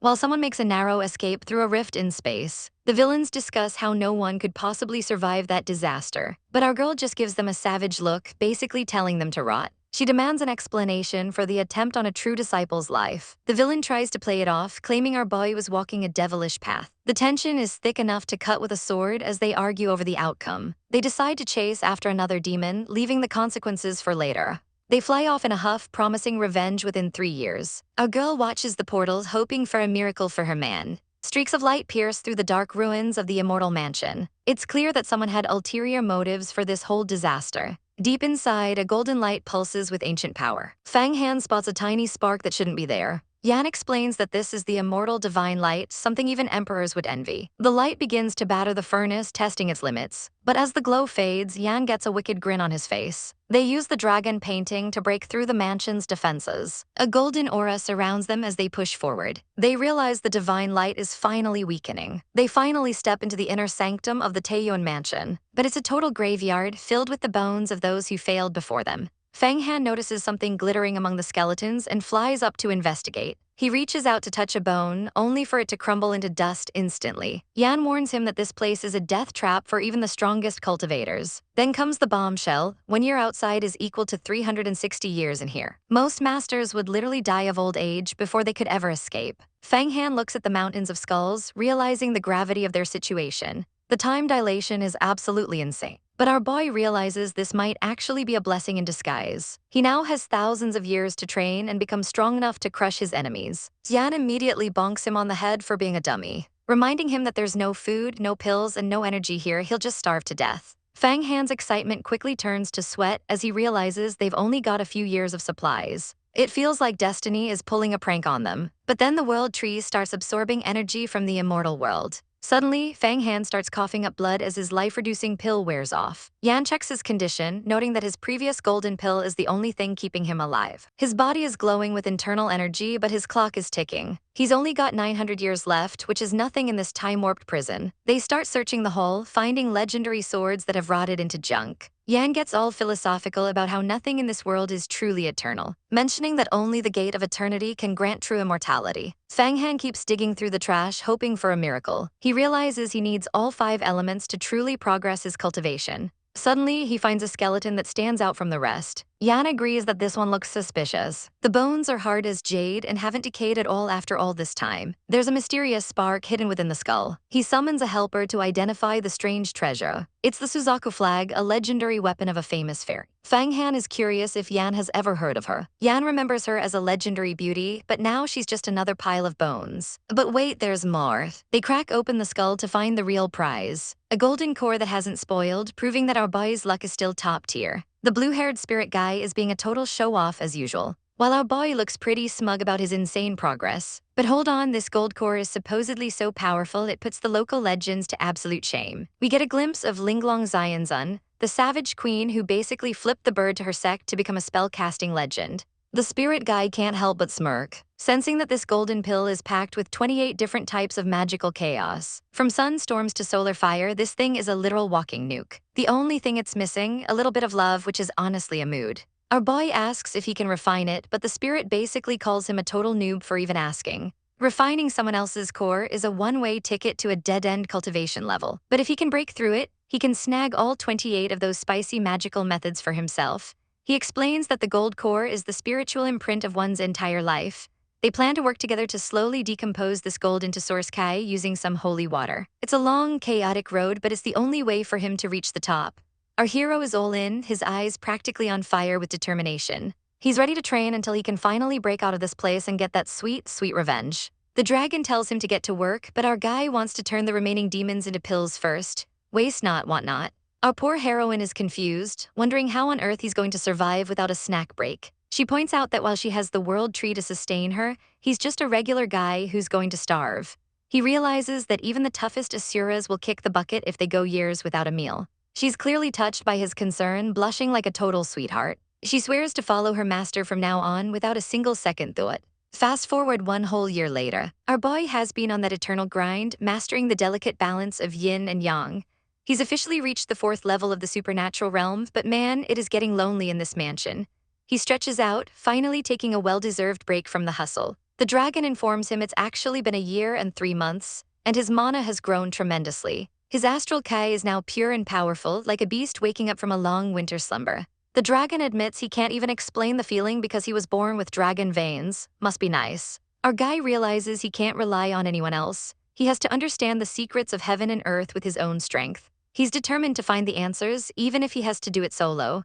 He decides to keep his heart pure, knowing that enlightenment will strike sooner or later. The dragon is impressed, feeling much more comfortable with our hero's peaceful state of mind. Meanwhile, our girl is deep in her own cultivation, surrounded by high-tier life extension pills. She's using everything from holy water to bilio pills to power up her essence. She stands up looking absolutely stunning and more lethal than ever. He checks in on her, asking how her mana is holding up after all this time. She admits she's reached her limit because there's simply no spiritual energy left in this hall to absorb. In that case, he offers to let her practice his own wood emperor cultivation style. Since he has the world tree, he can provide all the wood energy she could ever dream of. She's shocked as he begins to channel that massive, glowing power. Leaves start falling from the world tree as he unleashes a storm of energy. He looks like a total boss standing in the center of the hurricane. He hands her a single leaf, which seems simple enough. But the moment she touches it, the weight is absolutely soul-crushing. She collapses under the pressure, realizing this little leaf is heavier than a mountain. He tells her she needs to refine it with her heart to truly master it. She starts the process, her hands glowing with intense green energy. This leaf is no joke. It contains energy 10 times richer than standard treasures. She focuses her spirit, refusing to let this savage opportunity go to waste. He promises to teach her the full formula to ensure her success. He asks how old she is, and she reveals that Asuras can live for 500 years. He's impressed by her talent, even if she's technically just a youngster for her race. She explains her bloodline comes from the demon sovereign, which is why she's such a fast learner. Suddenly, a massive wave of energy sweeps through the room. The sealed doors start reacting to a presence that shouldn't be there. Our hero is wide-eyed, sensing a power that's totally off the charts. Even our heroine is trembling at the sudden shift in the air. A voice booms through the halls, shocked that the breath of the world tree still exists. Red energy tendrils start snaking through the mansion like a living nightmare. Our boy stays respectful, asking the mysterious senior if they were also sealed in this mansion. Our hero bows, asking for the senior's name so he can pay his respects. The spirit guy realizes this senior is likely a legendary figure from the longevity realm. This person might be even older than the 6,000-year-old dragon painting. He wonders if he's talking to a literal immortal being. The senior asks if he's from the demon sect, but our boy proudly claims he's from the Yuhua sect. The senior is surprised the Yuhua sect is still growing stronger after all these years. Our boy looks serious, realizing he's carrying a massive legacy on his shoulders. He admits he only ended up here because he was framed by the Teiyu sect. The senior mocks him, saying he's just as trapped as everyone else in this big mansion. He warns that even with the world tree, he'll likely die here in total despair. 900 years might seem long, but it's just a snap of the fingers in this prison. Our boy asks if there's really no way out, but the senior just laughs at his hope. The mansion is an immortal artifact, and escaping it is basically a pipe dream. He tells our hero he's simply too weak to change his fate. We see the skeletal remains of all the geniuses who came before and failed. Our boy doesn't look discouraged, though. He's got that main character energy. If he can't get out, he'll just keep practicing until he's strong enough to break the world. The senior finds this interesting and decides to help him understand the way of yin and yang. He points out that our boy's biggest obstacle is his own arrogance. Suddenly, a spectral sword appears, splitting the air with a terrifying sound. Our hero feels like his very soul and body are being split in two. The senior explains that breaking the shackles of the spirit requires a sharp, killer edge. He's forced to confront the duality of his own power. The energy explodes outward as he struggles to maintain his grip. Everything goes dark for a moment as he pushes past his limits. Another year passes in the blink of an eye. Massive green spirits materialize behind him, showing his incredible growth. He's now a literal force of nature, radiating pure wood energy. He sits at the center of a mana hurricane, calm and collected. With a single look, he shows that he's no longer the weak kid who walked in. The female spirit behind him looks regal and absolutely terrifying. He's finally mastered the yin and yang way, feeling the true power of the Wood Emperor. He thanks the senior, realizing one lesson from a master is worth 30 years of solo grinding. The senior tells him to try using his kai again to see the difference. He forms a hand seal and a massive green wolf head manifests with a roar. His spiritual kai has transformed. He now possesses the strength of 100,000 galloping horses. Even the senior is stunned, asking what kind of crazy potions he's been taking to reach this level. Our hero explains he's been taking huge risks to absorb every bit of mana he can find. He's driven by a 10-year promise he made to someone he refuses to let down. Even though his rival is a level 10 master, our boy is catching up at a scary pace. Back at the Yuhua sect, things are looking pretty grim on the punishment platform. Massive chains hang over the temple as the tension reaches a breaking point. The elders and disciples are gathered, looking ready for a major showdown. They're discussing Hua Tiandu, the top disciple who's supposed to be a role model.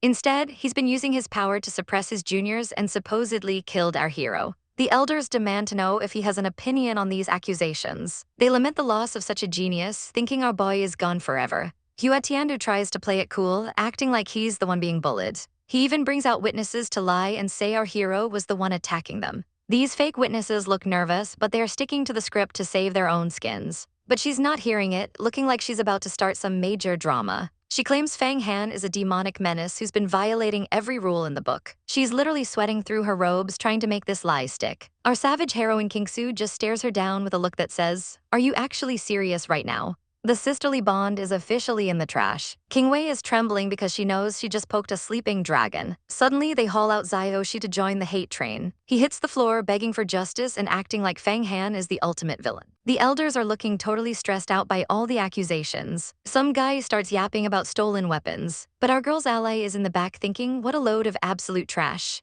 The elders are basically having a midlife crisis on screen. Just as the chaos peaks, the sect master finally shows up. He's looking way too calm and handsome for someone who just finished a retreat. He decides that since the elders can't make a decision, he'll just do it himself. The whole room bows down to the big boss. He summons a vision, showing everyone the actual facts of the matter. He points out that Fang Han actually did some legendary work for the sect. He tells the resident hater, Hua Tiandu, that every disciple is precious. Hua Tiandu is fuming, his jaw practically locked in a permanent scowl. The sect master gives him a savage lecture on leadership. Then, he decides to drop the hammer in the most chaotic way possible. He expels the liar Zio Shi and, get this, turns Qingwei into a literal pink cat for a year. He turns the other traitors into rats just to keep the theme going. Zio Shi is mid-scream as he gets kicked out, and Qingwei is losing her mind as she starts sprouting fur. A massive flash of light later, and we've got a very confused cat and some rats chilling on the floor. Hua Tiandu is shook by this level of matter manipulation. Our girl Kingsu is totally here for it, thanking the sect master for the justice. He tells her it's just a test to see if they can survive being beasts. But then, this bearded guy Li Yangzi starts yapping about why they should even bother saving Fang Han. The other elders are nodding along like bobbleheads. The sect master shuts him down instantly, reminding him that he wasted top-tier pills on his own useless son. The burn is so savage the guy just slinks away in shame. The sect master reveals the real reason for the rescue. Fang Han is the key to the legendary Huanquin treasures. He imagines the power of the dragon painting, making the sect the strongest in the world. Hua Tiandu tries to argue that they should just force Fang Han to hand it over. But the sect master claps back, asking what he's ever contributed besides being a massive hypocrite. Our girl's ally is loving every second of this call-out. The sect master waves off the drama and discusses the plan with Kingsu. He knows Fang Han is the key to reaching Yama's golden body. He tells the elders that if Fang Han doesn't want to help, they won't force him, which makes Hua Tiandu want to punch a wall. Kingsu asks when they're moving out. The sect master explains that time moves differently. One day outside is a whole year inside the mansion. They fly off to start the rescue mission. Meanwhile, inside the mansion, our boy Fang Han is busy becoming a legend. He's been cultivating like a beast. He's staring into the secrets of the universe, wondering what heaven really is. Years pass in the blink of an eye. 10 years later, he's looking more mature and insanely powerful. He uses his new powers to create a whole fake environment, making a girl appear out of nowhere. She's shocked by his progress, but our boy is a perfectionist and thinks he's still not strong enough. His spirit dragon buddy appears to talk about the world tree. They have a little chibai argument before the dragon shows him some dead Protoss warriors. He explains that the world tree is the ultimate weapon against these guys. Our boy starts using the tree's vines to drain the energy from the corpses. He feels the unlimited vitality rushing into his soul. He's finally understanding the microscopic laws of the world. The dragon tells him he's finally ready to reach the heaven realm. But disaster strikes, his servant girl collapses from exhaustion. She's run out of energy pills to survive the years of isolation. Fang Han realizes he's running out of time and needs to break through right now or lose her forever. He's ready to step into the realm of the gods. Fang Han needs to upgrade his body to match his new cultivation. He uses the world tree to tap into the earth's vitality, sensing the power beneath him. This is his only shot at breaking through to the heaven and human realms. He activates the endless wisdom eye, his vision glowing with ancient knowledge. A pure holy lotus blooms as he follows the senior's risky advice. The world tree roots begin traversing time and space, penetrating the very fabric of reality. He focuses on the earth element, the most exalted of the five. Mixing earth vitality with true Kai is a gamble that could make him explode. But it's the spark he needs to level up. Our boy lets out a savage roar as the energy surges through his veins. Even the senior guide is sweating bullets, wondering if Fang Han can survive this chaotic process. But he's built different and starts shattering his internal limits. A confident smirk plays on his lips as he balances the elements perfectly. The great formation of heaven and human is finally complete. He actually pulled it off. He officially breaks through to the 5th stage of magical powers. He calls forth the Suzaku flag, and it lights up with intense heat. The Red Emperor Flame Kai is now fully under his command. He starts absorbing every scrap of energy in the room. Even gold pills are dissolving under his new, terrifying power. A literal god steps in to boost his mana reserves. A massive blue dragon manifests to guide the overwhelming flow. Fang Han can feel his strength hitting insane new heights. It hits 200,000, then peaks at the strength of 500,000 horses. 28 kinds of magical powers are now burned into his mind. He's officially the pride of heaven, a true monster of cultivation. But the dragon is a total buzzkill, warning him that immortality takes more than just luck. Fang Han doesn't care, he's busy counting his 31 different powers. Once he masters the grand slashing technique, he'll have 0 opponents left. Meanwhile, things are getting chaotic outside the mansion. The girls are floating around, praying for a miracle. Suddenly, the sect master himself makes a grand entrance. He knows our boy has been trapped for 16 days, which is 16 years in mansion time. The sect master isn't worried, his calculations say Fang Han is still alive. He prepares a massive technique to save his favorite disciple. He unleashes the void of yin and yang. A massive vortex of condensed Kai begins to swirl. It's the legendary Changyue Tiangu drum, an ancient instrument of war. This thing was used to crush demons and boost immortal armies. The sect master focuses his power into a glowing orb. The energy shatters the mansion's defenses in a blinding flash. The entire mansion starts shaking like a leaf. Fang Han realizes his luck has finally turned. He wonders which powerhouse is coming to his rescue. He's ready to bolt the second he sees an opening. He moves through the green flames toward the source of the vibration. He hears the sect master's voice echoing through the halls. The senior warns him that the master might just be after his secret dragon painting. But the sect master claims he's just here to protect his disciple. Fang Han thanks him, playing the part of the loyal student perfectly. The master starts tearing a gap in space with raw strength. He tells Fang Han he only has a millisecond to jump through. Instead of just running, our boy decides to practice a new cutting technique on his way out. He uses the chaotic space power as a training tool. He's literally cutting through heaven and earth while escaping. With the help of the yellow spring energy, he turns a space storm into a weapon. He uses the slaughtering technique to force his way through the portal. The girls outside spot a massive dragon head emerging. They're absolutely shook to see him alive and well. But the mansion isn't letting go and tries to suck him back in. Fang Han activates the world tree mark on his forehead. Green energy replenishes his vitality instantly. He summons a green dragon to blast through the suction force. He finally rushes out of the portal in a burst of light. The girls can't believe he actually made it back. But the party is over when a massive demonic claw reaches through the hole. It's the Jiayang demon god, and he's ready for a fight. The sect master isn't backing down and readying his weapons. He unleashes the lightning-charged whip of the god of war. Massive explosions rock the sky as the two titans clash. A disaster of wind and fire erupts everywhere. A creepy blue skull flame appears in the middle of the carnage. Our boy pulls out a demonic artifact to join the fray. He unleashes a savage red slash that tears the sky apart. A final explosion clears the battlefield. Fang Han stands there looking absolutely savage and ready for the next round. Fang Han flexes his lightning magic, looking like a total boss as he prepares for the next round. But he immediately runs into a senior who looks like she's about to ruin his entire day with a single look. Our girl Kingsu has been taking the blame for him for way too long, and he's finally starting to feel the weight of that guilt. He knows he's lucky she hasn't snapped and ended him yet. He's determined to pay her back, but first, he needs her help to crush the arrogant Hue Xiandu. He's feeling himself after consuming a golden elixir, bragging that his mana is off the charts. He basically admits he's a professional thief of luck and asks her to keep backing his chaotic plans. Our boy vows to protect the weak, which is hilarious coming from a guy who just stole a fortune. Suddenly, the nine-sun demon god arrives to crash the party without an invitation. He's a total savage, mocking the sect master for his weak transformations that he's seen 1,000 times. He didn't come alone, bringing the nine-yin demon god, who is basically a thirsty demon queen. She starts flirting with the sect master while looking ready to rip his heart out. Then a third demon god drops in, laughing like a true cinematic maniac. Now the sect master is completely surrounded by the three biggest threats in the realm. He just smirks, telling them they can only beat him in their wildest dreams. The demon queen wants revenge because Fang Han killed her son and she is looking for blood. They demand the Huanquan map to control the magic door, thinking it's theirs for the taking. They explain that all their secret powers need the holy water from that map to reach perfection. They give the sect master a savage ultimatum: hand over the map and the kid or everyone gets slaughtered. They activate a massive 9-day formation to trap our group in a pocket dimension. But the sect master isn't playing around, summoning a massive golden giant with a terrifying axe.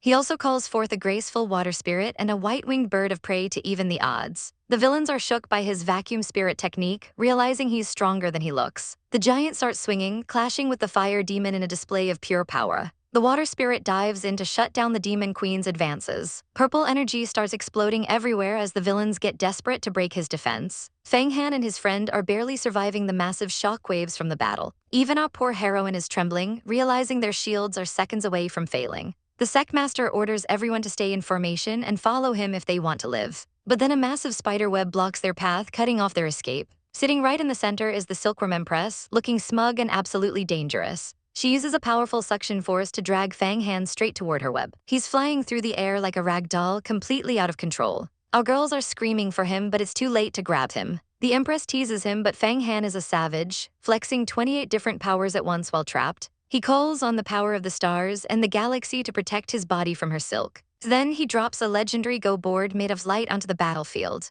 It's a technique that forces the Empress into a deadly game of strategy and mana. She's actually impressed, laughing at the kid's sheer audacity. Fang Han links everyone's forces together, though it feels like his soul is literally ripping apart. The Empress just clicks her fingers, tightening her web and laughing at their struggle. Even their combined mana isn't enough to shake this immortal giant. The demon gods launch a final strike, screaming about moving mountains and reclaiming the seas. The sect master is coughing up blood as the formation finally begins to break. They realize they've been lured into a perfect trap designed to kill them all. One demon god offers to make Fang Han his disciple if he just hands over the map. The Empress chimes in, promising to make him comfortable in her sect forever. She starts talking about harvesting yin and yang, which is definitely a threat and a promise. Fang Han realizes these four monsters are literally fighting over who gets to keep him as a pet. He decides to play along, telling them he'll go with whoever is the strongest and most beautiful. Our girl Kingsu is not happy, zapping him with lightning for being such a shameless flirt. The demon god loses his patience, reaching out with a massive purple hand to crush our boy. But Fang Han draws a cursed red sword and screams for blood. He slashes right through the demonic energy, shocking the villain who thought he was weak. The demon god snatches the sword, but our boy's secrets are just getting started. But their smugness turns to pure terror when a pillar of holy light descends from the heavens. It's the big boss himself, the sect leader, appearing like a literal god to clean up this mess. He doesn't waste a second, looking absolutely majestic as he prepares to show them what a real master looks like. He activates an instant killing method that leaves the enemies completely paralyzed. One villain's eyes widen as he realizes he's already been sliced. He's clutching a bloody stump where his arm used to be, and he's definitely regretting his life choices right now. Even the Mooncrown Queen is trembling, realizing they've picked a fight they can't win. The sect leader pulls out the legendary Emperor's Mirror, and the glow alone is enough to blind the weak. This isn't just a mirror, it's a weapon of mass destruction that these losers can't even comprehend. The red-haired fire breather starts panicking because he knows exactly how cooked they are. High in the air, the master holds the mirror like he's judging the entire world. The mirror traps their images, and the hooded villain gets slashed again just for good measure. It's a total bloodbath as the masters get treated like target practice. Our guy Fang Han just smirks in the background, enjoying the free show while the sect leader does the heavy lifting. He catches the bloody sky sword with zero effort, ready to join the fray. Suddenly, a severed demon hand appears, and our spirit dragon Yan is already plotting. Yan tells him that this hand can be refined into a top-tier elixir if he's brave enough to try. Our guy doesn't need to be told twice, his eyes glowing red with chaotic energy. The purple villain is screaming in agony, begging for his hand back like a child. The sword carves through the air, shattering the villain's defense. Fang Han moves like a shadow through the explosions. Our girl Kingsu and the others are watching with their jaws on the floor. She steps up and offers to help him because she's not letting him have all the fun. Lightning crackles as they combine their powers for a final push. Fang Han lets out a savage roar, pushing his cultivation to the absolute limit. He reaches out to grab the demonic flame, refusing to back down. The energy explodes upward as he secures the prize. The Huanquan map flares to life, showing off its ancient power. He seals the demon hand away, making sure it can't escape its fate. The hooded villain goes full demon mode, summoning a pillar of dark fire to drag them to hell. He starts chanting some forbidden nonsense to summon the heavenly demons. A massive, cursed claw begins to manifest, looking like something out of a nightmare. But a golden light descends to stop the corruption in its tracks. The golden energy wraps around the claw, suffocating its dark power. Golden chains of light surround our guy and his team, keeping them safe from the madness. The chains tighten around the demon limb, crushing its strength. A beam of pure energy blasts the claw, sending it right back where it came from. The sect leader looks down at the captured hand inside his mirror with total boredom. He shrinks the entire threat down until it's practically a keychain. Our girl realizes it's time for the final move. The mirror flashes one last time, sealing their victory. The villains are absolutely terrified as the energy wave washes over them. They realize they've lost everything and start looking for the nearest exit. A massive slash cuts through the dark clouds, clearing the battlefield. The purple villain is literally losing his life force, his hand turning into a shriveled prune. They decide that retreat is the only option if they want to live another day. They run away with their tails between their legs, leaving the scene in ruins. Energy beams shoot into the sky as the threat finally vanishes. Our guy and his team are finally safe, and honestly, they look like they need a nap. But he's more interested in the loot, asking about the secrets of the Emperor's Mirror. Yan explains that this mirror is an ancient treasure from the time of the three emperors. It used to be a fairy weapon, but now it's just a top-tier tool because it's broken. Fang Han is confused, wondering how something this strong could even be considered broken. The sect leader explains how the emperors fought the Protos and paid a heavy price. He found the broken mirror 3,000 years ago and it made his power skyrocket. He admits that if it were at full power, he would have ditched his sect ages ago. Yan the dragon pops out to join the conversation, looking as sassy as ever. The sect leader just laughs it off, teasing Yan about how weak he's become. The The two of them start bickering like an old married couple in chibai form. Yan is fuming, but the sect leader is having the time of his life. He smirks, telling Yan that he's not interested in stealing the Huanquan map. He wants to train Fang Han to become the next emperor, and he's even willing to help Yan recover. Yan insists that Fang Han has unlimited potential and doesn't need any handouts. The sect leader looks impressed by the kid's growth, but Yan is already thinking about the next step, becoming an immortal weapon again. They discuss the plan to find the Earth Emperor book to complete the set. Yan's eyes narrow as he realizes how difficult the journey will be.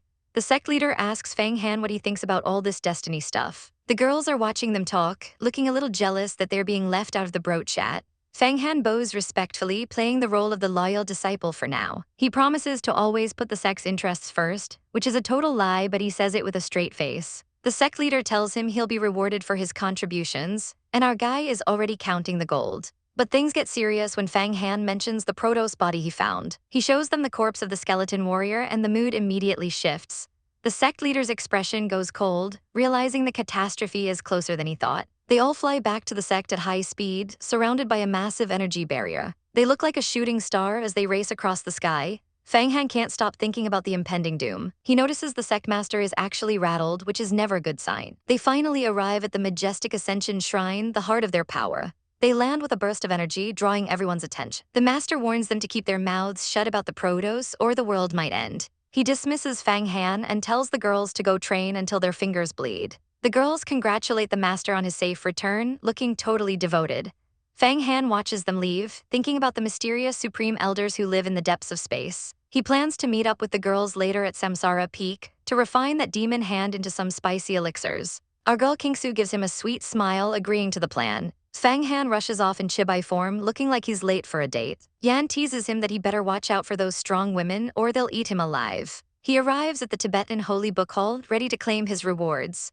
Inside, 3 ancient elders are waiting for him, looking very unimpressed. He pays his respects, acting like the perfect student. One elder smiles, noting that our guy has some seriously good luck. They tell him he has to hand over his techniques first to get his reward. Fang Han flexes hard, releasing 29 different high-level magical scrolls at once.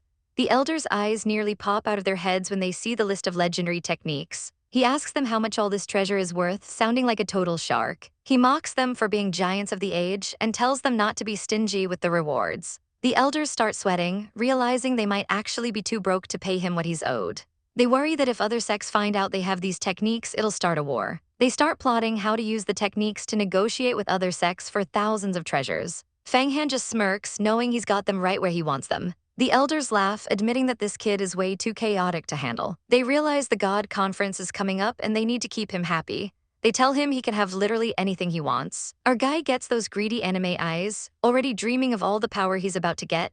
He looks them dead in the eye and asks them to refine his demonic weapons into Taoist tools. The elders look skeptical, knowing how impossible that request sounds.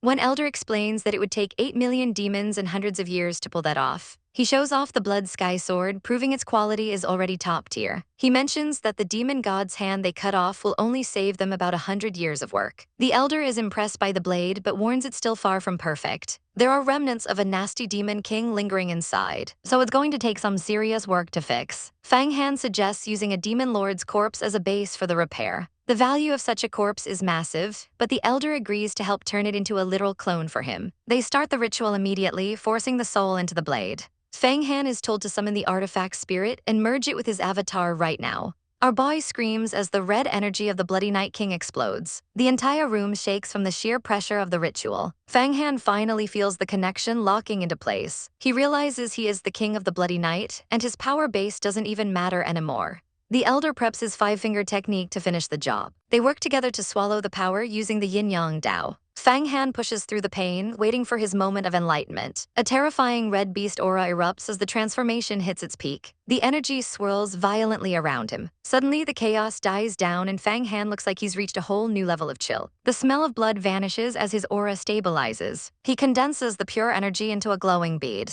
He's turning evil into positive energy, becoming a true Taoist. Massive flames engulf the area as the final refinement begins. The sword glows within the heat. Fang Han knows even 1,000 years of training wouldn't have been enough to do this alone. He focuses on the laws of heaven and earth to enlighten the spirit of the weapon. The elder tells him to watch closely and understand. 10 days and nights of intense forging pass. Finally, it's done. A massive pillar of red light shoots through the roof, alerting the entire sect. The disciples outside can only stare in total shock at the phenomenon. The magic sword has officially evolved into a Taoist weapon. Fang Han holds the glowing red blade, feeling its terrifying weight. The elder tells him to take care of it and bring glory to the Ascension sect. Fang Han bows, promising to never forget this favor. This new union of fairies and demons is sharp enough to cut through anything.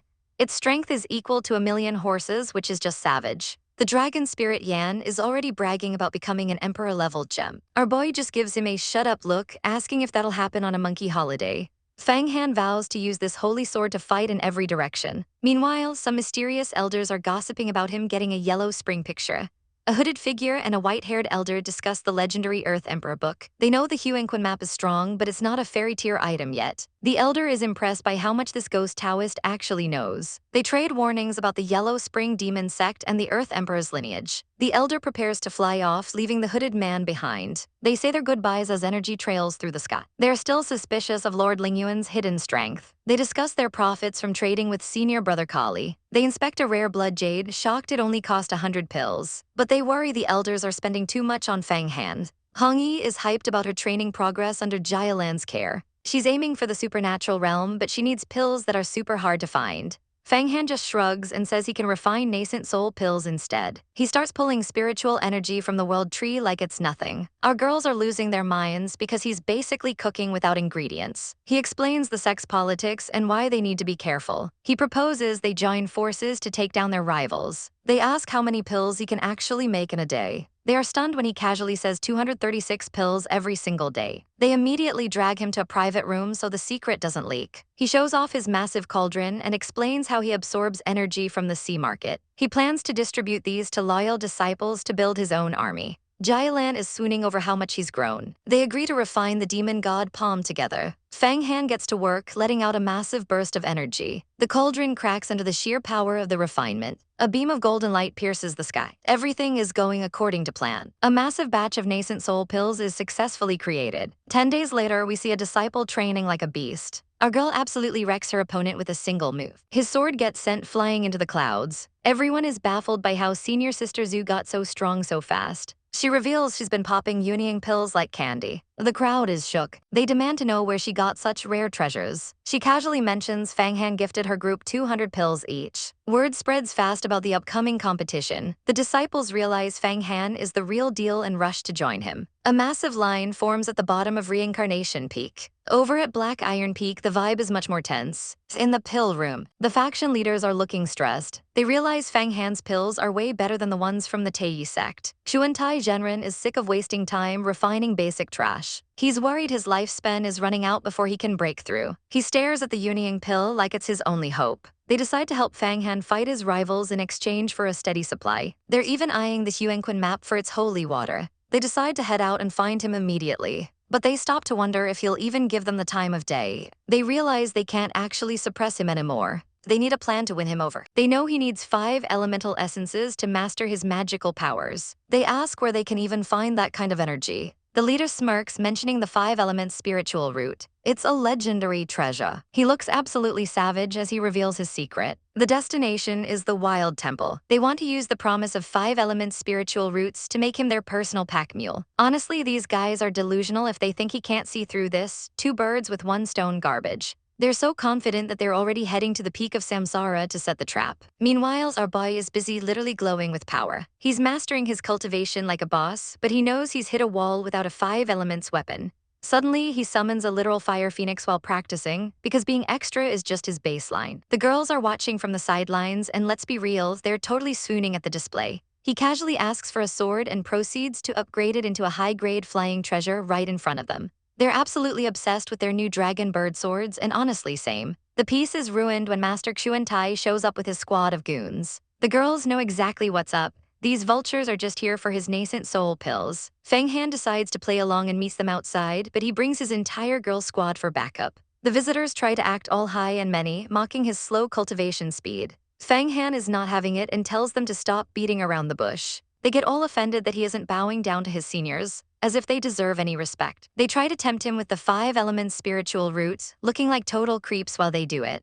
But our guy is way ahead of them and calls out their pathetic attempt to trick him. He tells them straight to their faces that their intentions are trash and asks if they think he's stupid. When the goons realize their plan failed, they try to tuck tail and run. But Fang Han blocks their path because nobody tries to scam him and just walks away. He challenges them right then and there, making them look like absolute jokes. He reminds them that he's already taken down way bigger threats than some mid-tier disciples. They try to act tough, boasting about their hundreds of battles, and challenge him to the execution stage. Fang Han ups the stakes. If he wins, they cough up the location of that spiritual route. The whole gang moves to the arena, and the gossip mill is already spinning at full speed. The crowd thinks Fang Han is in over his head, but we know better. The fight starts, and the goons decide to jump him all at once like the cowards they are. They launch a massive crystal attack, but our boy just stands there with a savage smirk. He wipes out the small fry with a single flick of his wrist. The leader tries to get serious, summoning a dark, shadowy wave that looks pretty spooky. It looks like a direct hit, and the girls are literally screaming in worry.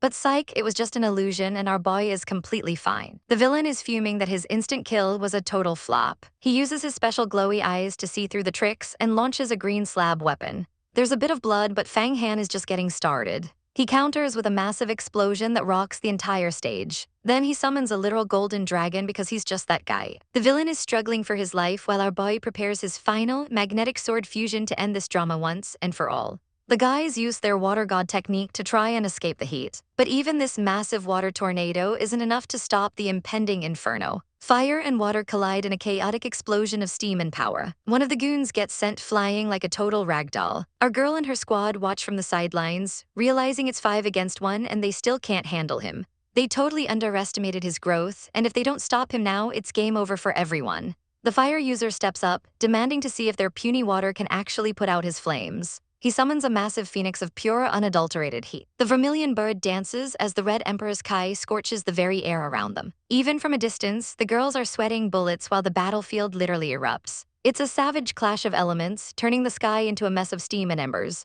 Fang Han's opponent screams that he's not strong enough to finish this. But wait, check out the close-up, our boy is totally unharmed. The fire was completely blocked by an invisible wall of pure power. Fang Han just floats there, looking like an absolute boss while looking down on his enemies. The guy finally admits defeat, realizing he's totally outclassed by this monster. He can't keep joking with his life and decides to surrender the scroll to save his skin. He tosses the secrets of the 5-element spiritual route into the air. But of course, a new challenger snatches it midair before it can land. A burst of purple energy sends everyone reeling from the shockwave. In the chaos, the scroll is nearly lost until a familiar hand grabs it with perfect precision. It's Wan Luo, and she's definitely not here to play nice. She looks at Fang Han with a savage smirk, challenging him to a high-stakes bet. She's confident she can take him, acting like victory is already hers. Fang Han knows she's come prepared and keeps his guard up. He demands she show some real sincerity if she wants to gamble with him. She reveals the Taebaejin Starstone, a treasure so rare it could save him a century of training time.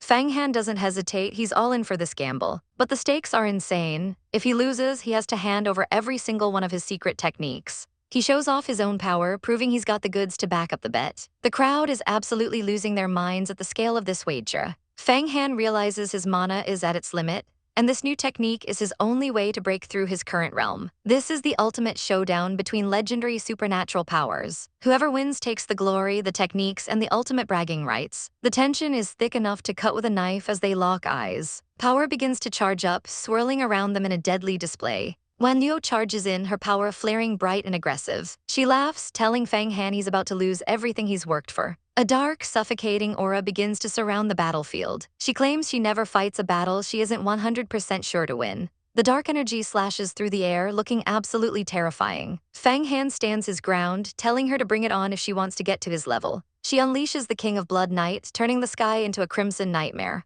She dives in with the speed and ferocity of a demon. Her martial arts are said to surpass the gods and destroy immortals. She becomes as bright as the sun, turning the very stars into weapons. She flies toward the camera with murderous intent. The impact is so savage it shatters the very foundation of the arena. A massive pillar of fire and rock erupts as their powers clash in the center. Fang Han focuses his mind, realizing he needs to step it up. He summons a purple energy hand to counter her. A giant purple palm comes crashing down from the heavens. This technique attacks the heart directly, making everyone nearby lose control of their emotions. Our poor girls are trembling, unable to even focus their mana because of the emotional turmoil. Fang Han is hit the hardest, clutching his head in visible agony. Horrible, traumatic memories of blood and slaughter flood his mind. Dark shadows of his past haunt him, threatening to break his spirit. A voice inside his head screams for him to kill everyone in sight. But a spirit entity appears, telling him to snap out of it and cast a blessing spell immediately. He activates the blessing art, surrounding himself in a stabilizing golden light.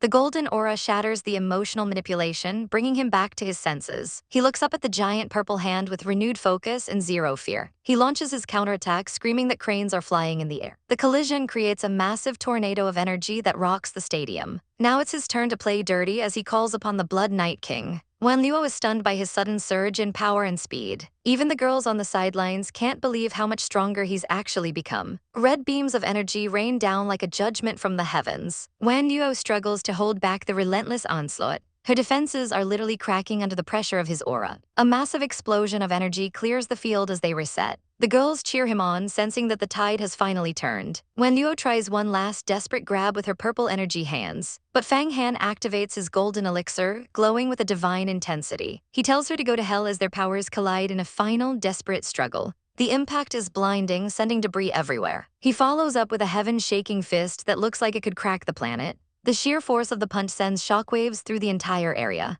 They clash in a massive explosion of light and sound. Fang Han sees his chance and realizes the wind is helping his fire lock onto her. A massive fire vortex swallows her whole, leaving no room for escape. She's trapped, her vitality being drained by his relentless and savage technique. He seals the deal with a massive blue magic circle, making sure she stays put. He dives into the flames to deliver the final, crushing blow. Wan Luo screams as she tries to summon her final defense, the legendary Rashaman Gate. Our guy demands to know if his opponent has finally brought out his best toy. The arrogant punk just crosses his arms, promising to show us exactly what he's made of. With a savage smirk, he unleashes a wave of power that's clearly meant to be a showstopper. Suddenly, massive blue energy dragons start swirling around like they own the place. But our hero just stands there, totally unbothered by the fact that he's being engulfed in flames. The peanut gallery is losing their minds because this move has apparently reached peak power.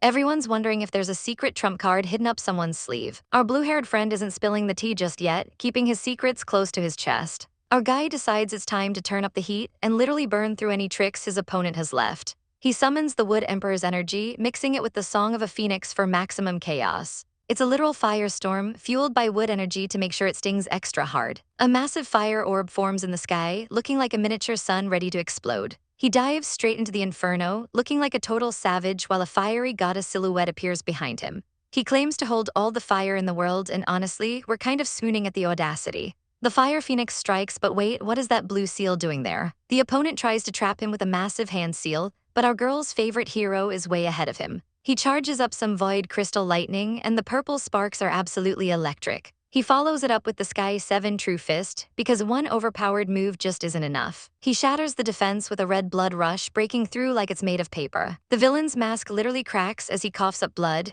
realizing he might have bitten off more than he can chew. He tries to pull out a green orb as a last resort, but our hero just smirks because he saw this coming a mile away. He powers up into the King of Blood Knight mode, looking like a dark god ready for harvest. He activates a true form illusion technique to keep everyone guessing. He blurs through the air, moving so fast the camera can barely keep up. He demands the potion, but the villain is still trying to play defense with a green shield. Red energy slashes rain down, relentlessly hammering at the barrier. The villain laughs like a maniac, thinking he's about to win, but he's in for a rude awakening. His face drops the second he realizes his precious orb is missing. A spirit dragon literally snatches it right out of the air. Talk about a major yoink. Our hero gives him that "I told you so" look, letting him know the game is officially over. The ladies in the back are watching the drama unfold with a mix of awe and concern. Sister Kingsu decides she's seen enough and heads back to Samsara Peak to wait for our boy. The girls start gossiping about her feelings while the villain has a total mental breakdown. He's literally shaking with rage as he watches his power float away into the hero's hands. Our hero just laughs at the pathetic sight of his enemy crumbling. He claims his prize while the others look on, realizing the power balance has shifted. Someone tries to interfere with a purple blast, but it's not going to be that easy. A new challenger appears, asking if they really want to make this a 2-on-1 fight. But it's too late, the villain's golden elixir has already been cut down. He collapses in a pool of blood, a total loser in the face of our king. Our hero looks down at him, pointing out that his entire cultivation journey was basically a waste of time. The villain swears he'll get his revenge in 10 years, but our boy just tells him not to hold his breath. He officially collects on the bet, standing tall while his enemy grovels. He walks away with the secret scrolls and crystals, looking like a total boss. The villain tries to get one last word in about some brother Tiandu guy. Apparently this Tiandu guy is busy refining some immortal realm, which sounds like future trouble. The loser finally slinks away in a purple swirl, probably to go cry in a corner. Our hero just sighs, not even bothered by the weak threats. The crowd erupts in cheers for their new favorite powerhouse. Everyone is talking about how insanely skilled he is, and honestly, we agree. They can't believe the Golden Core Master actually lost to our boy. Some guy mentions a name we've never heard of, but our hero isn't impressed. The disciples are all wishing their sect had cool immortal weapons like the big shots. But our hero knows that it takes more than just fancy gear to enter the realm of longevity. He wonders if their sect actually has some hidden stash of legendary items. He gives a confident smirk, clearly having a plan of his own. While everyone else is busy dreaming, he's standing there with his new loot. He reaches out to claim the rewards he worked so hard for. He inspects the Jade Book, sensing the immense power hidden within its pages. It's the legendary Panwu Heavenly Power, and he knows this is a game changer. He tells the crowd that if they need pills, they better come find him at Samsara Peak. He points out his beautiful allies, letting everyone know they are the ones to talk to. With a dramatic exit, he heads back to his own territory. The girls watch him go, knowing his position in the sect is now totally untouchable. He gets right to work in his room, ready to refine his new treasures. He starts the process, surrounding himself with glowing energy lines. He holds up the Tebai Jinxing Star Stone, a gem rarer than blood jade. The dragon spirit warns him that anyone else would be torn to shreds trying to refine this. Suddenly, two massive golden spirits appear, looking like absolute royalty. The golden energy flows into him, strengthening his body from the inside out. The dragon spirit is impressed, giving a thumbs up as our boy masters the killing intent. He moves on to the next item, which looks like a glowing space egg. He uses the soft crystals to balance out the power, keeping everything under control. He's satisfied with the progress, but knows he still needs the spiritual roots of the 5 elements. He pulls out a map and points to a suspicious spot in the Daxuan Empire. The dragon spirit reveals that the roots are hidden in the temple of the savage gods. But it's not going to be a vacation, there are beasts and cults waiting for them. The history of the place is dark, with an entire empire crumbling overnight. There's even a warning about bad luck for anyone who dares to enter. Our hero looks a bit nervous, but we know he's not going to back down. He decides they'll stop at the market first to gear up for the dangerous journey. He clutches the map, ready for his next big adventure. But first he has to master the Panwu power, and he's looking pretty hyped about it. The training methods are endless, opening up a whole new world of cultivation. He spends time memorizing every single detail before leaving the book for his allies. He says his goodbyes to the girls, looking every bit the protagonist. He leaves his furnace behind for them, making sure they stay strong while he's away. Meanwhile, at the Zidian Peak, Sister Kingsu is deep in seclusion, surrounded by lightning. She's pushing her limits to reach the Golden Core realm, and the power she's putting out is absolutely insane. After a month of wandering alone, our girl is finally starting to enjoy the scenery. Our poor heroine looks way more relaxed now that the heavy weight on her heart has lifted. But the peace is short-lived when she reaches the Long Yuan River. She spots something in the distance and makes a move, only to find a suspiciously empty hole in the ground. She's absolutely shook because the body of the Beihai Zen master has vanished. She buried him with her own hands, so who would be savage enough to snatch a corpse? She immediately suspects Fang Kingsu is playing games with her. Her dragon spirit Yan tells her to stop moping and focus on getting stronger if she wants to solve this mystery. Our girl isn't backing down, vowing to smash through any mountain in her way. She makes a silent promise to find the body and revive the master, no matter what. While traveling through the Red Mountains, Yan senses a massive amount of murderous intent nearby. Our heroine stops to investigate. Below her, a chaotic war is breaking out, and soldiers are literally burning their souls for a chance at victory. Yan suggests she should be a total savage and absorb all that battlefield energy for herself.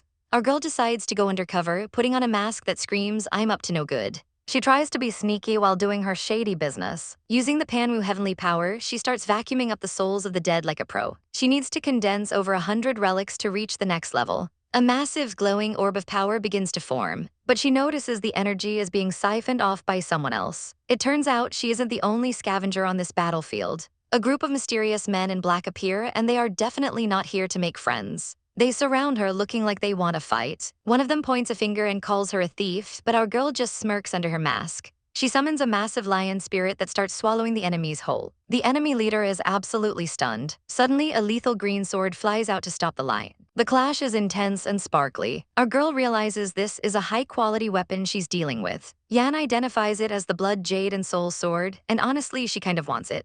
The lion spirit is pulled back as the real fight begins. Our heroine charges up a massive red energy blast. The two powers collide in a chaotic mess of red and green. The enemy leader, Mr. Ling, goes full drama mode with his jade sword. They trade blows in midair. Our girl is ready to end his whole career, but Yan warns her that killing this brat will bring a mountain of trouble. She clenches her fist, clearly annoyed. She claims she isn't afraid of any background, even if it's an immortal one. But Ling has an escape plan, triggering a massive green explosion to cover his tracks. He screams out a classic, "You'll regret this," as he flees. As he flies away, Yan explains that his ancestor is the green blood old monster, a total psycho who holds grudges forever. This guy is a legendary stalker, who even the strongest emperors couldn't take down. Our heroine realizes she's basically marked for death now. Thank goodness she was wearing a mask, or she'd be in real trouble. Now it's time to see what goodies he left behind. Later in the forest, our girl uses her lion spirit to reclaim the gourds the enemies dropped. They are filled with raw killing intent. This is exactly what she needs for her next power-up. She's thrilled because this shortcut is saving her years of boring cultivation. She sets up a protective mirage to stay hidden. While Yan stands guard, our heroine enters deep cultivation, letting the golden dragon energy swirl around her. Meanwhile, Mr. Ling is having a total meltdown because his 9 years of hard work just got stolen. He was planning to refine that sword into something legendary, but now he's just salty. He decides to hire some professional assassins to do his dirty work. He burns a high-level talisman and summons 3 terrifying figures in purple. These guys are the 40 Avenues thieves, and they are basically the elite hitmen of the sea. They know our girl has been causing trouble for multiple sects. Ling is desperate and offers a huge payout to get the job done. The assassins agree to help because they don't want to offend Ling's powerful father. They demand to know who the target is. Ling shows them a projection of the masked girl who robbed him. He hands over a tracking tool, obsessed with getting his gourds back. The head assassin accepts the mission, and they vanish into the shadows. Back in the forest, our girl is deep in the zone, chanting ancient secrets. She's sweating under the pressure as the energy peaks. Success, her second sea of consciousness, finally reopens. She takes a well-deserved breather, totally unaware that the hitmen are already tracking her location. One of them is watching her from the trees, ready to strike. Meanwhile, at the Yuhua Heavenly Palace, the elders are having a very serious meeting. They are worried about a coming disaster that could wipe them all out.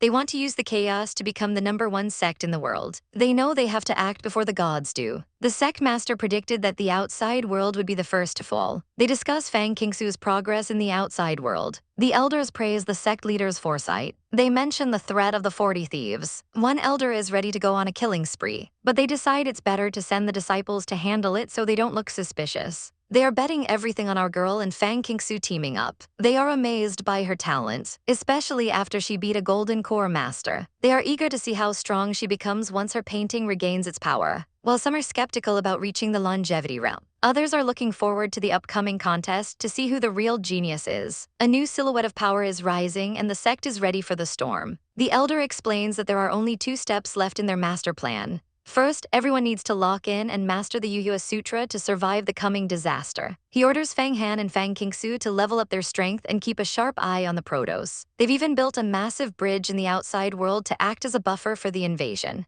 Suddenly, a massive explosion rocks the mountainside. Our girl Fang Qingsu is absolutely slaying, breaking through to the Golden Core realm in record time. The elders are totally shook, watching her ascend with pure awe. She's perfected 24 supernatural powers, which literally adds 3,000 years to her lifespan. But the elders suspect our boy Fang Han might be even more of a beast, potentially hitting a 5,000-year limit. It's a savage level of power that leaves the other disciples trembling. Meanwhile, Fang Han is deep in a cosmic trance. He realizes that human life is way too short and decides he's not settling for anything less than eternity. He shouts his chaotic ambition to the stars, declaring he'll outlive the sun and the moon. But his main character moment is interrupted by a terrifying murderous orc. Our boy looks up and realizes he's in deep trouble. 3 assassins in purple flames descend from the sky like a literal nightmare. Yan warns him that these are Golden Core masters, and one of them is even stronger than Wan Luo. Fighting all 3 is a death sentence, so our boy decides to bet everything on one high-stakes move. He starts glowing like a sun, desperately trying to unlock his second sea of consciousness. The assassins are closing in, sensing something is off with his scent. They realize he's using a top-tier mirage power that shouldn't even be possible at his level. They can feel a powerful weapon guarding his body and decide to go for the kill immediately. They're terrified that letting a kid escape will ruin their professional reputation. Suddenly, the air fills with extraterrestrial Buddhist energy. The battlefield turns into a chaotic storm of red and gold lightning. Fang Han triggers a massive formation, transforming into a red silhouette of pure rage. A giant magic circle explodes across the sky. The impact is so savage it shatters the very ground beneath them. The lead assassin realizes our boy is packing a Dao weapon and gets greedy,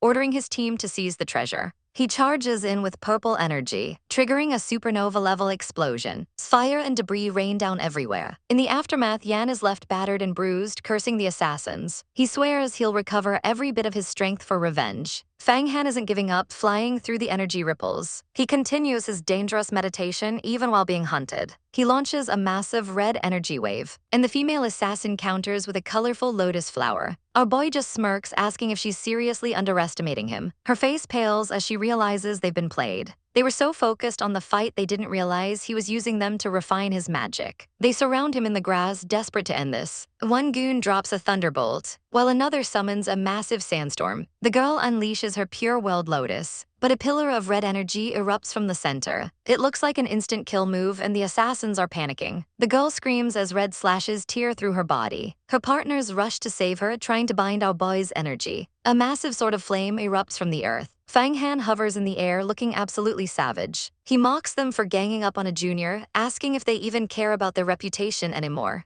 They tell him he only has a 30% chance of surviving this. They admit they were paid a fortune by young Master Ling to take him out. Our boy just laughs and unleashes the heavenly scent mysticism. A field of flowers appears out of nowhere, and the assassins realize he's way more cunning than they thought. By the time they clear the aroma, he's vanished. 3 days later, our boy is still flying at top speed. He uses a water mirror to check his tail. Yan warns him that they are entering the Tei sect sphere of influence. Fang Han decides to head for the Daxuan Empire, home to a market millions of times bigger than anything he's seen. Yan is still recovering, telling our boy they need to wait for his cultivation to grow before seeking revenge. Fang Han accelerates, leaving a trail of fire across the plains. Behind him, the assassins are losing their minds because they've wasted so much jade and mana on this chase. They decide to sneak into the Empire and finish him off secretly. Our boy finally reaches the Imperial capital. He uses his mirage power to change his appearance, stepping out as a tall, brooding master in dark robes. He walks through the city with pure main character energy, turning heads everywhere. He finds the Tiandao Pavilion, a massive tower where the rarest artifacts are sold. He heads inside to look for medicine to help Yan recover. The guards immediately block his path, demanding an invitation. Our boy just coolly shows them a glowing blue token. The guard's jaw drops when he realizes he's looking at a level 5 supernatural master. They immediately treat him like a VIP, calling him a heaven and human senior. A beautiful girl with green eyebrows rushes over to greet him. She's a deacon disciple, and she's totally swooning over his presence. She hands him a golden invitation, begging the senior not to take offense at the guards. He steps into the VIP room, realizing his invitation is actually a high-grade magic weapon. Our boy doesn't waste time, demanding the rarest treasures of heaven and earth. The attendant explains that in this high-stakes world, top-grade spirit pills are the only currency that matters. Lume suggests he can sell his own gear to fund his shopping spree. Our hero realizes he's sitting on a gold mine of pills. He asks for the fine print on how these transactions go down. Lume gives him a wink and a smile, knowing she's about to make a killing. He's curious if they really deal in legendary Dao artifacts. She laughs it off as a rumor, but the massive auction hole outside says otherwise. The crowd is already buzzing, and our boy is ready to drop some serious cash. Lume encourages him to craft or sell weapons to build up his war chest. He casually tosses a robe onto the table, and her jaw absolutely hits the floor. It's a treasure-class robe woven from 1,000-year silk, packing the power of 100 horses. She immediately offers a cool 300,000 pills for it. He's worried about carrying all that weight, but she presents a high-tech crystal card to store his fortune. He trusts the pavilion's reputation, especially since they've handled billions of pills in the past. Sensing he's in good hands, our boy decides to go full savage and offers up his entire inventory. He dumps a mountain of robes on the tables, leaving Lume completely overwhelmed. She begs him to wait while she summons the big boss. Our hero feels the massive power gap between him and the experts here. Suddenly, the head of the pavilion, Shisun Yang, makes a grand entrance. He introduces himself as Fang Lang, ready to offload his loot. She instantly recognizes the robes belong to the Blood Shadow Demon sect. But she doesn't care about the drama, she only cares about the quality. She's not even afraid of the Demon Emperor coming for his laundry. The total for the first batch is a whopping 8 million pills. Our boy is impressed, but he's not done being chaotic. He dumps another 30 swords and a pile of gear on the desk. She offers another 200,000 for the extras, and it's time for the main event. The auction kicks off with Shizhen Yang taking the stage. Lume stays behind to cater to our VIP hero. The first item is Western Teye True Gold, a must-have for refining swords. The bidding starts at 500,000 and our boy is already salivating. The price rockets to 600,000 instantly. He tries to keep his cool as the numbers climb to 700,000. He's sweating bullets as the bid hits a cool million. Realizing the gold is being overbid, he wisely decides to bow out. He's only got 2 million in the bank and he needs to stay smart. Lume tells him to keep his chin up because the real treasures are coming. He settles in as pouches and divine clothing fly off the shelves. High-grade pills are sold for hundreds of thousands, but he's waiting for something special. Finally, the mountain god bead appears, a sacred object for Earth-type pow. Starting at 1 million, it's a literal soul-filled treasure. I want it, he declares. But a masked lady immediately counters with 1 million. Our boy hits back with 2 million, but she's not backing down. They trade blows until she ruthlessly jumps to 2 million. He pushes to 2-1, but she smashes him with a 5 million bid. Lume warns him she's a literal goddess from a holy land. Our boy feels like a total peasant in the face of such wealth. His internal spirits start bickering, but he tells them to shut up and focus on the next prize. The next item looks like a piece of junk wood, but it's actually a fragment of the legendary world tree. While everyone else thinks it's rubbish, our boy knows it's the ultimate spiritual booster. He starts the bid at 200,000, but the competition is fierce. The price climbs through 400,000 and 500,000. Even the old-timers are jumping in, pushing it to 700,000. A mysterious cloaked figure drops a million pill bomb. Our hero counters with 1, but the cloaked guy, a literal demon king, hits 1-2. Our boy isn't playing around and jumps to 5 million. The room goes wild as bids hit 2 million and then 2-1. The masked goddess returns with a 5 million bid, but our hero has had enough. He slams down a massive 3 million pill bid, leaving the room in stunned silence. Lume is panicking, but he reveals he's got a secret stash of nascent soul pills to cover the bill. Even the masked lady is left scratching her head. The rest of the bidders look like they've seen a ghost. Shizhen Yang personally delivers the wood to his room, curious if he can actually pay. He hands over his 3 million card and starts dropping jugs of pills like it's nothing.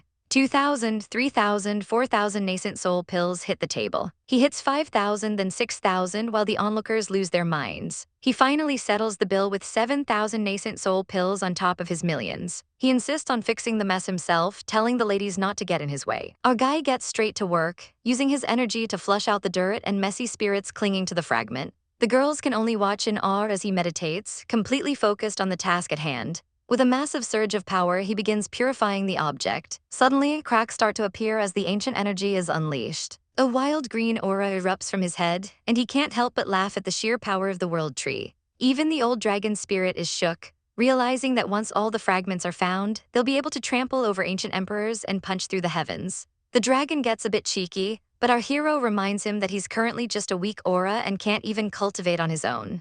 Looking inside, they find thousands of Yuan Ying pills condensing like grains of sand. It's a literal gold mine, producing over 30,000 pills a day from the excess Immortal. That's over 3 million pieces if they convert them. The dragon is practically drooling at the thought of all that wealth. But wait, the energy starts shifting again. The dragon is confused, but our hero realizes he's producing the divine thunder of the ethereal wood. By refining all 5 elemental thunders, he'll reach the absolute peak of his power. He looks absolutely savage as his wood emperor energy hits its limit. He needs to find a quiet spot to finish sorting out the tree. He heads back to the pavilion to talk business with the ladies. He's looking to trade his pills for 5 elemental essences. The shopkeeper is clearly impressed by his stash. She offers a high price, but our girl in green ups the ante. She promises double the price if he can sell 1 million pills at once. Our hero realizes they must be desperate for these pills. He decides to play hard to get and threatens to take his business to a rival shop.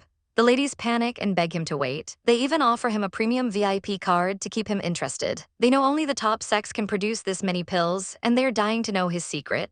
They try to gauge his strength, realizing he's way more powerful than he looks. As he walks out, a mysterious woman in red stops him. She's Paioyan from the Linglong Blessed Land, and she claims she can help him find those elemental essences. She's got that don't mess with me energy. She knows exactly what he needs to break through his current realm. Before he can even argue, she grabs his arm and drags him off to a more private location. They end up overlooking the city, where our hero has to remind her to finally let go of his hand. She gets all flustered and apologizes, showing a rare soft side. They arrive at the Linglong Tower, a massive pagoda that belongs to her sect. She wants to know where he got the unnamed divine wood. He plays it cool, telling her it's none of her business. She tries to bribe him with a mountain god bead. But our boy isn't easily swayed. He only wants the 9 heavenly breathing crystals. She realizes he's loaded and offers him a staggering 4 million for 100,000 pills. Our hero smirks and promises 300,000 pills in just 10 days. She's absolutely floored, even the great elders can't pull that off. He walks away like a total boss, leaving her to figure out how to get that much cash ready.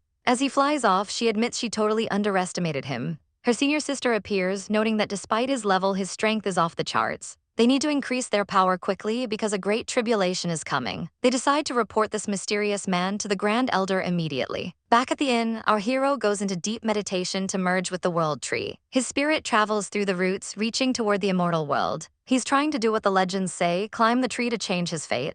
He enters a realm of eternal tranquility, searching for the path to immortality. But he's pushing too hard and starts to lose himself in the endless void of space and time. His soul is drifting, and he can't even reach his spirits for help. If he doesn't snap out of it, his spirit will never return to his body. Just as things look dire, the world tree energy wraps around him. He uses that power to anchor himself and races back toward the light. He's pushing his limits, screaming to get out. With a final burst of energy, he breaks through the barrier. He snaps back to reality at the inn, coughing up blood from the sheer strain. His eyes glow with a terrifying, savage light. He survived, but the cost was high.